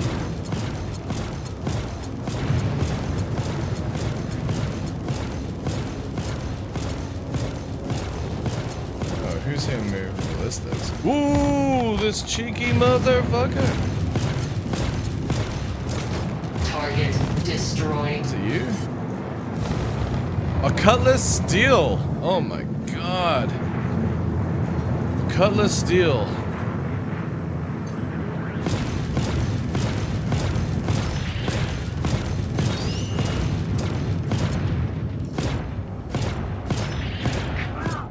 Crap. Target destroyed. Oh yeah, they've definitely fixed cutlasses then. That is juice. That's nice. That's nice. Cutlasses are fucking fixed. Alright. What? Alright, we got some possible juice on site.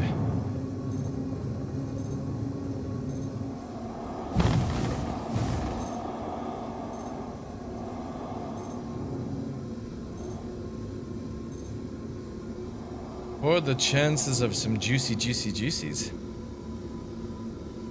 This is actually a player one.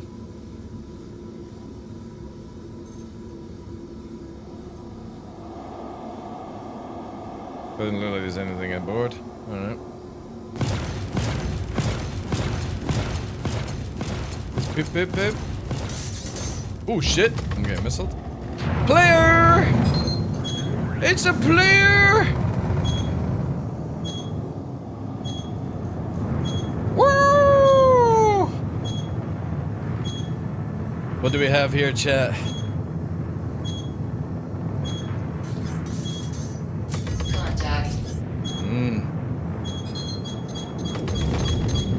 The spammage, chat. The spamming of the EM missiles passed down by history.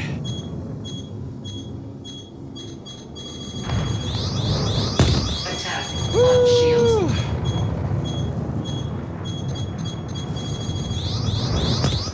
Oh, more missiles, chat.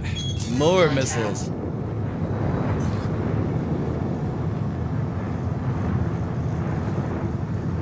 Looks like it's a little Hornita as well. A little Horniti. Yeah, of course. It's a little Hornita, chat. Ah. Little Horniti.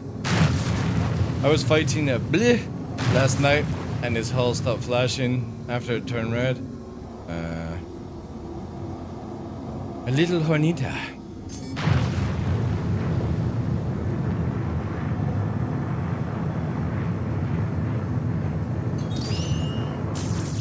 Here comes more missiles.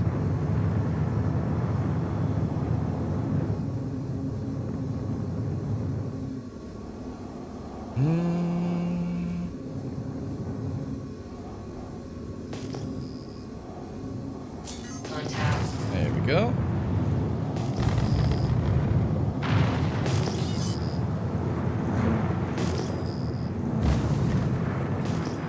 Distortion. Attack on shields. And ground.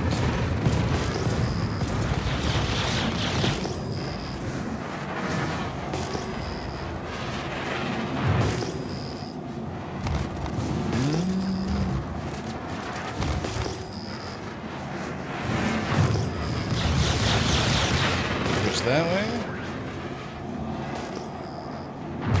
We'll slow this down a little bit.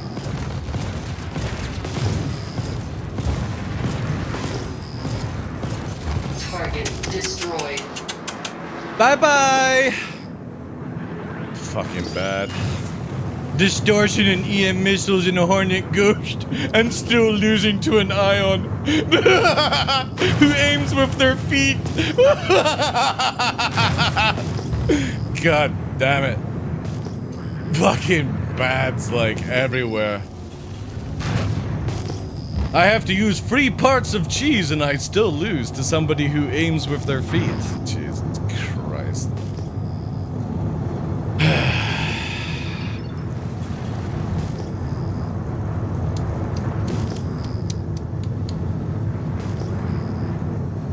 What else can I use?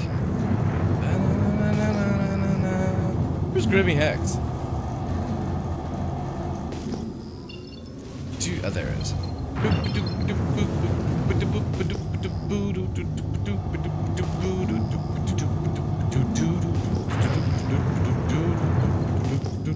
Why can't I see an OM from here?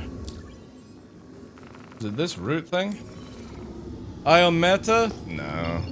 Dude is just shit. That's all. Dude is just shit. When you've got to use all that bollocks and you still fucking lose, you're just shit. That's just it. Hornet Ghost, Distortion Fit, EM missiles.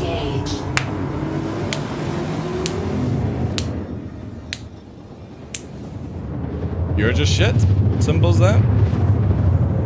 Again, I'm no sweat, but I aim with my feet. If I'm able to land a fucking ion shot in your face, and you're in a Hornet, my god. Time to quit the game. There's not any more cheese you can fucking use.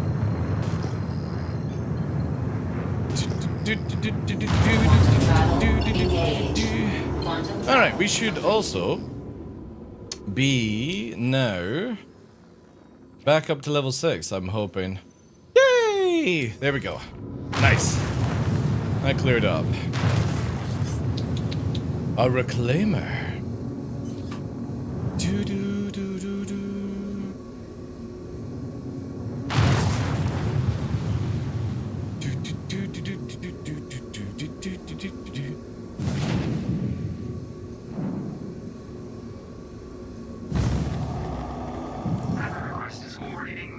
I didn't ask for a request. Man, Grimhex, no jokes, jumps to a conclusion so easy. I haven't even pressed, can I have a fucking hanger yet? Now I am. The sound files just keep going off on this one.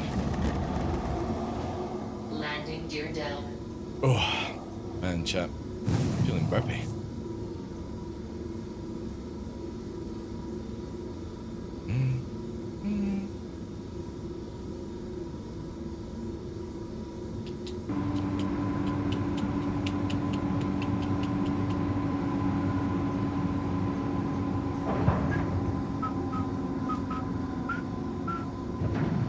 Alright, let's repair that.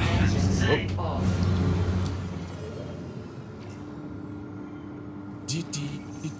Let me make my back. Let's have a look at this, chat. Bellstar's just linked this to me. It's called Avenger 1! My most important video.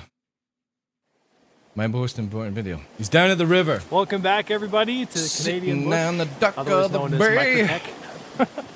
I know I haven't been uploading very much in the last few weeks. That's because Stars doesn't suck, dude. Don't Over worry a about month since I last did an upload. But I wanted to let you guys know on some things that are happening. Is it a if tournament? there's ever a video on this channel that with I think Atmo people should Esports? watch, Not it that would I be this should one, be knowing this. because I think it's the most important. I just want to say thank you to everybody who's been supporting the channel over the last 4 years. We couldn't do it without you, right? So, how do I say this? Big stuff is changing in my life. I'm kind of in a, I guess, a transitionary period. And so for the next 6 months, I guess, we're going to be going full-time. We're going to give it a shot. It's risky. It's difficult. You know, as I'm switching careers and moving stuff around in my personal life, it gives a good opportunity for us to kind of really dive in and get really heavy into the whole stream thing. For you guys who've been following me for the last 5 years, you know that, you know, occasionally I'll do these little talks by the river. Lord Kamak raided my kinda wanna stream let with people 9 know views. Yo, Lord, how you doing, dude? Thanks for the raid. Welcome in. How was your stream, bud? Thank you, thank you, thank you. Good thing I just got a cup of coffee. Like, you know, full-time from the streaming is beginning no till joke. It's difficult. It's also important. Money I think, goes for me up, to kinda money goes catalog down. Where I've been. Had some fun, time deep. Alright, cool, dude. Thanks for the raid. I can't remember a time when I wasn't obsessed with video games. And I mean, truly, is this just about going probably a big waste for me? Like full time? As much as I complain about it, I've had some making YouTube videos. Is that it? I'm just We're going gonna full try time. Eastern Standard Time reality. But I'd be kicking myself if, when the lights close on my life, that I didn't look back and go, very soon, probably maybe early February. I thought it was going to be some fucking juicy there's drama. something I wanted to announce that I've been working with Abno Esports with for the last few months. And I'm excited to finally kind of let you guys know what's happening.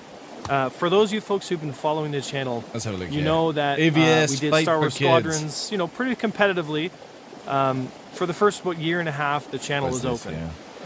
And in that time, there were a Alright. few tournaments. One of them was the Calrissian Cup, which some of you guys remember, and if not, then you guys can just give it a quick Google. Free. But it was a tournament Interesting. for Star Wars A heavy Squadrons fighter with, cash with a gunner prizes and a light fighter. all kinds of cool stuff. Ooh. And it was linked to a charity called Sick That's Kids a good Foundation, idea. which got spearheaded by me. And I was really happy that I was able to do that. All right, You know, definitely interested to see how Sick that will Kids turn charity out. has been a a heavy charity that I've fighter been with a gunner and a supporting for a light long fighter. time now. That's they're in my hometown. That's definitely an interesting you know, combo. I've worked with them before. I've worked That with can the actually people be there. really fucking I've been cool. directly, you know, involved with some of the care. You know, so the way I see it is, I think the video here, guys, as well. You want to watch it? you know, if you're gonna do anything, I think trying to help others is really So it's like just going live. fights and let people know kind of what's going on. All right, cool. Full time Avenger 1. Oh, good luck to him, dude. It is a difficult job. Has a huge amount of ups and downs. Very rewarding ups, but it's fucking crazy when you've got your quiet times. Do we still have torque balance? We do, yeah. Landing complete. Engines I don't think off. it's fixing correctly, even though it does say it is done. Thanks again for the lurk, dude. Also the raid. Appreciate ya. I'm getting 30 days of Audible on Amazon. Oh wow. Audibles.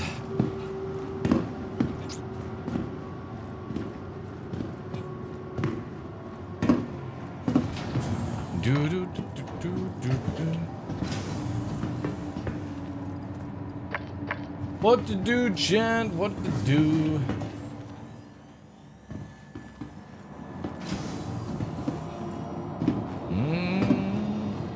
Alright, we've got the builds all sorted, we've got back to level 6, we got the alts in both places. We're literally set up to do anything now. Please visit us again. What about gear? Still got these. Oh, that's interesting. I could take the glasses off. Or the helmet. Yum, yum, yum, yum, yum.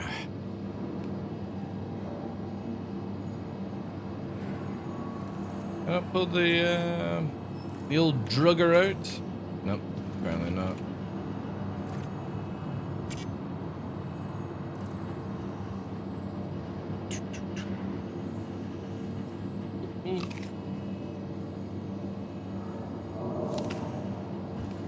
I really hope that when we get free 23 this year, it's gonna just bring a little bit more chat.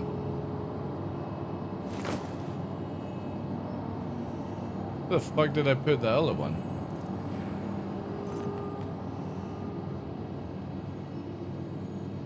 Okay. Fruit is just falling out of my ass now.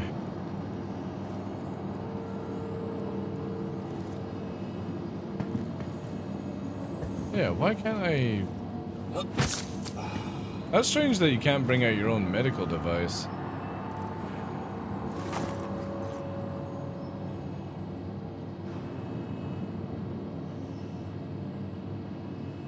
There, we're golden now. Golden there. What are you boys up to? Oh, you stoppy. You looking forward to your week off? Your little operation? Yeah.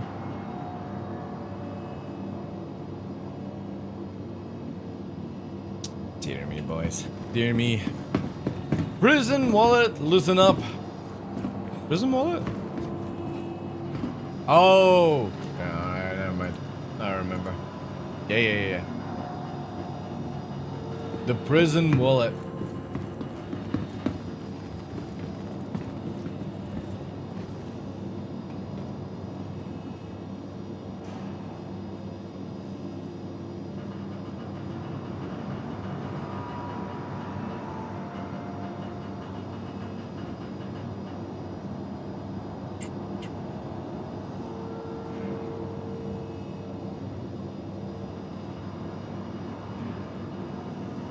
Has anybody played on the tech server for replication layer? Anyone been on that?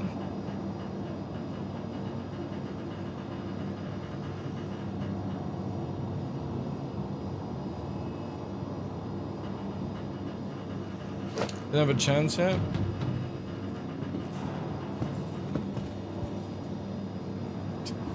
Did somebody just literally throw fruit at me? This motherfucker threw some fruit. So Salty Mike talk about it? Has he got a video out? Let me have a wee look. Or was it today, Bitescar? Was Salty Mike talking about it? I've yet to even like look into it. I remember Ondo was saying that for low flying it's very interesting.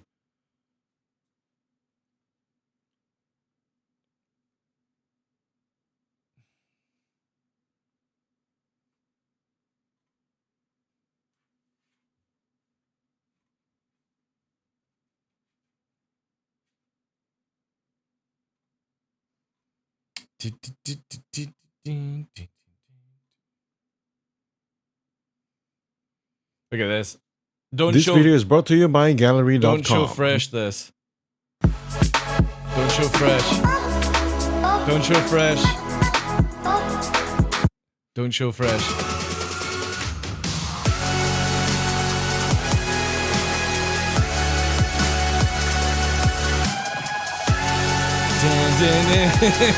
Hide it from fresh, chat. God damn it, that looks good. What a difference when you put the whole custom work into it. Holy shit, chat. Even lighting up flame clouds. Man, look at the line work. Woo! That is good. That is good. Studio G never disappoints, man.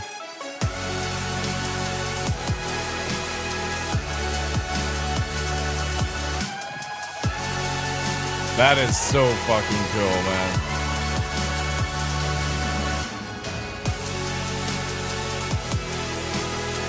Fresh has got himself a 1/100 strike 0 to do. But this is a different breed. Studio G literally takes all the parts, sets them up for spray painting, got all these little cool things, right? And yeah, man, it's so good. Gonna do all this like mixing and all that jazz, and then do the wiring, right?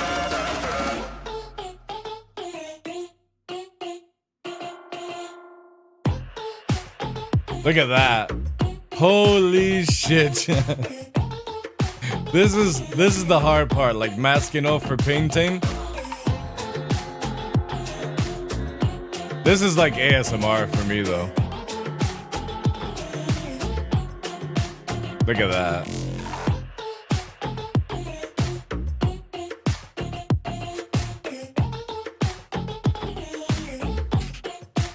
It's not even funny how much work this guy will put into it.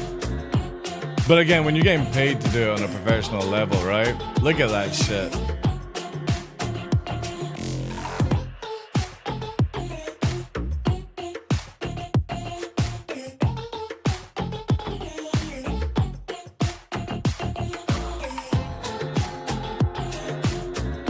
It's a lot of work, yeah. Studio G puts a lot of work into this. But then that metallic finish on it just looks so good.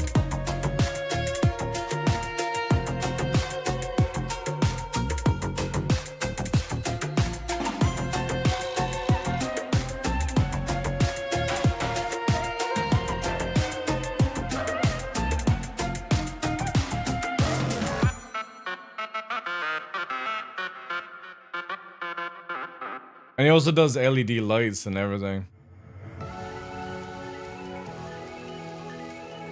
Let me just go on here. Look at this. So this is water transferring or glue transferring of the stickers. It's normally water transferring.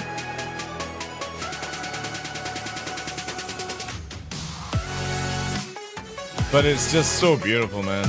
The dedication to do this. Look at that shit, man.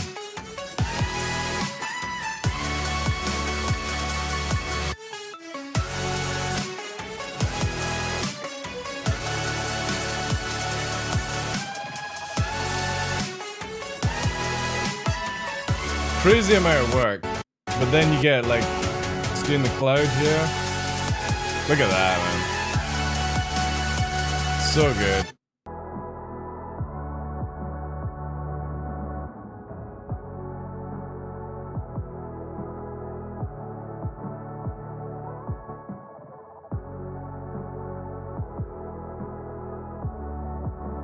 Crazy stuff. That came out today as well. If you guys have never checked out Studio G, check out. It's really, really fucking good.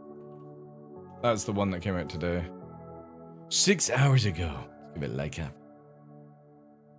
Awesome stuff. Right, let me see. I was looking for Salty's videos. That's who I was looking for. Distraction.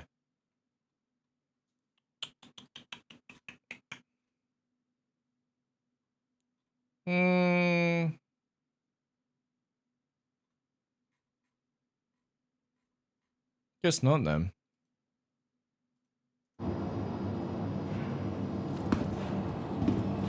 I love the model building, but can't be arsed with the painting. Again, it's like one of these things that you take a wee while doing. Yo, Teenager, how you doing, dude? Can't even imagine. Yeah, but you gotta remember that it's like 100, 200 hours to do that kind of stuff, bite scars. So it's like, you'll do like an hour, have a break, do like another hour, have a break kind of thing. You don't do it in just like one day kind of stuff. The cutting alone takes a whole day. Sanding down takes a day. Painting maybe a day depending on your progress and stuff, so yeah.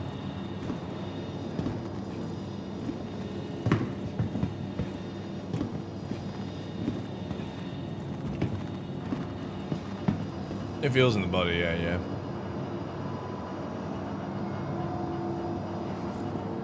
Today on the podcast, alright, so with Cronzy he was talking about it, right? Some loopholes and exploits? Ooh. Interesting. Yeah, again, I really hope that replication layer this year, server meshing, really gets into it and all that jazz, because I really want it where the game feels a little bit more alive. And I think the only way to do it is server meshing.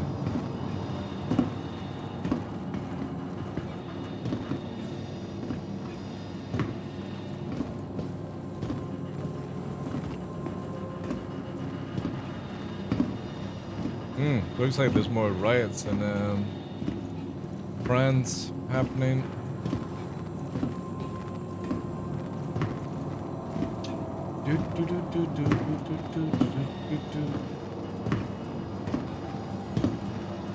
Does anybody know when Path of Exile 2 is meant to come out? Is it this year?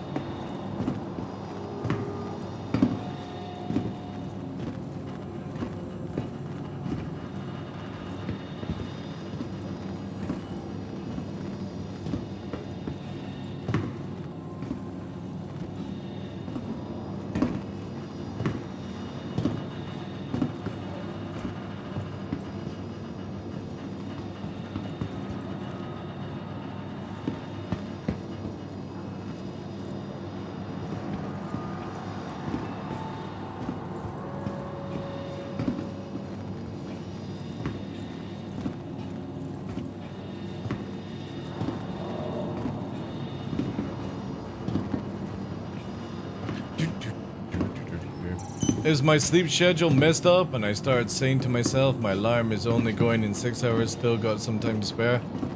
Have you been playing Pal World? That's normally what I say if I was playing Pal World. Or like a sandbox game. 1 more hour, chat. 1 more hour. That's all I'm gonna do. 6 hours later, 7 hours later, 1 more hour. Here we go. I can't wait till I can actually say that in Star Citizen though. I'll be like, yo, 1 more hour, guys. It's gonna be sick. However, we've managed to do near 7 hours in Star Citizen, which is a big thing right now. There's not that much else going on, sadly. Not that much else. I'm looking forward to, so again, we've got starting, I'm away from now until the 8th of February. Basically, I've got Nyx's The White Wolf's operation this Friday. I've got dentist stuff on Wednesday, and we've got work around the house to do. He has like 2 weeks of recovery, so we'll be back on the 8th of February. We're doing a 12-hour stream with Henkin. If you guys don't know Henkin, he streams Star Citizen. High energetic Henkin. We are doing a 12-hour stream of Helldivers 2. Looking for 2 more partnered content creators for squad stream, but if we don't find anyone, we'll probably have drop-ins and all that stuff. Drop-in, drop-outs, depending. We shall see and stuff like that. But yeah. Looking forward to it, and then obviously, hopefully, by April, we'll start seeing Star Citizen picking up and stuff like that. It's always the same thing. Like, Star Citizen is very, very dead the first 3 months of every year. Super dead.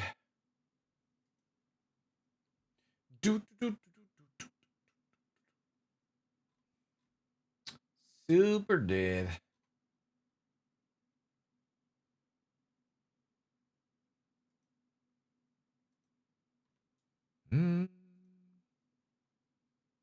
My alarm goes between 3:30 and 4:30 on weekdays, depending on the work plan, but I'm still a night owl and tend to stay up past 10, 11 p.m. I'm like that as well, dude.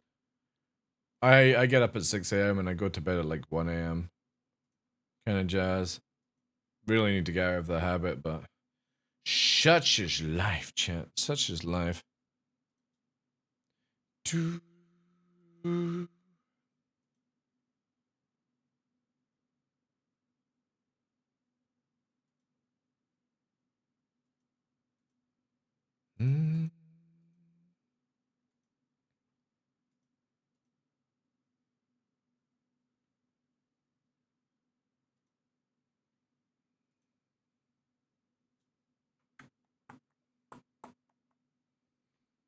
You can get, if you're using your phone, by the way, teenager, you can get an app that shuts down the ability to use certain apps like YouTube, TikTok, and stuff like that.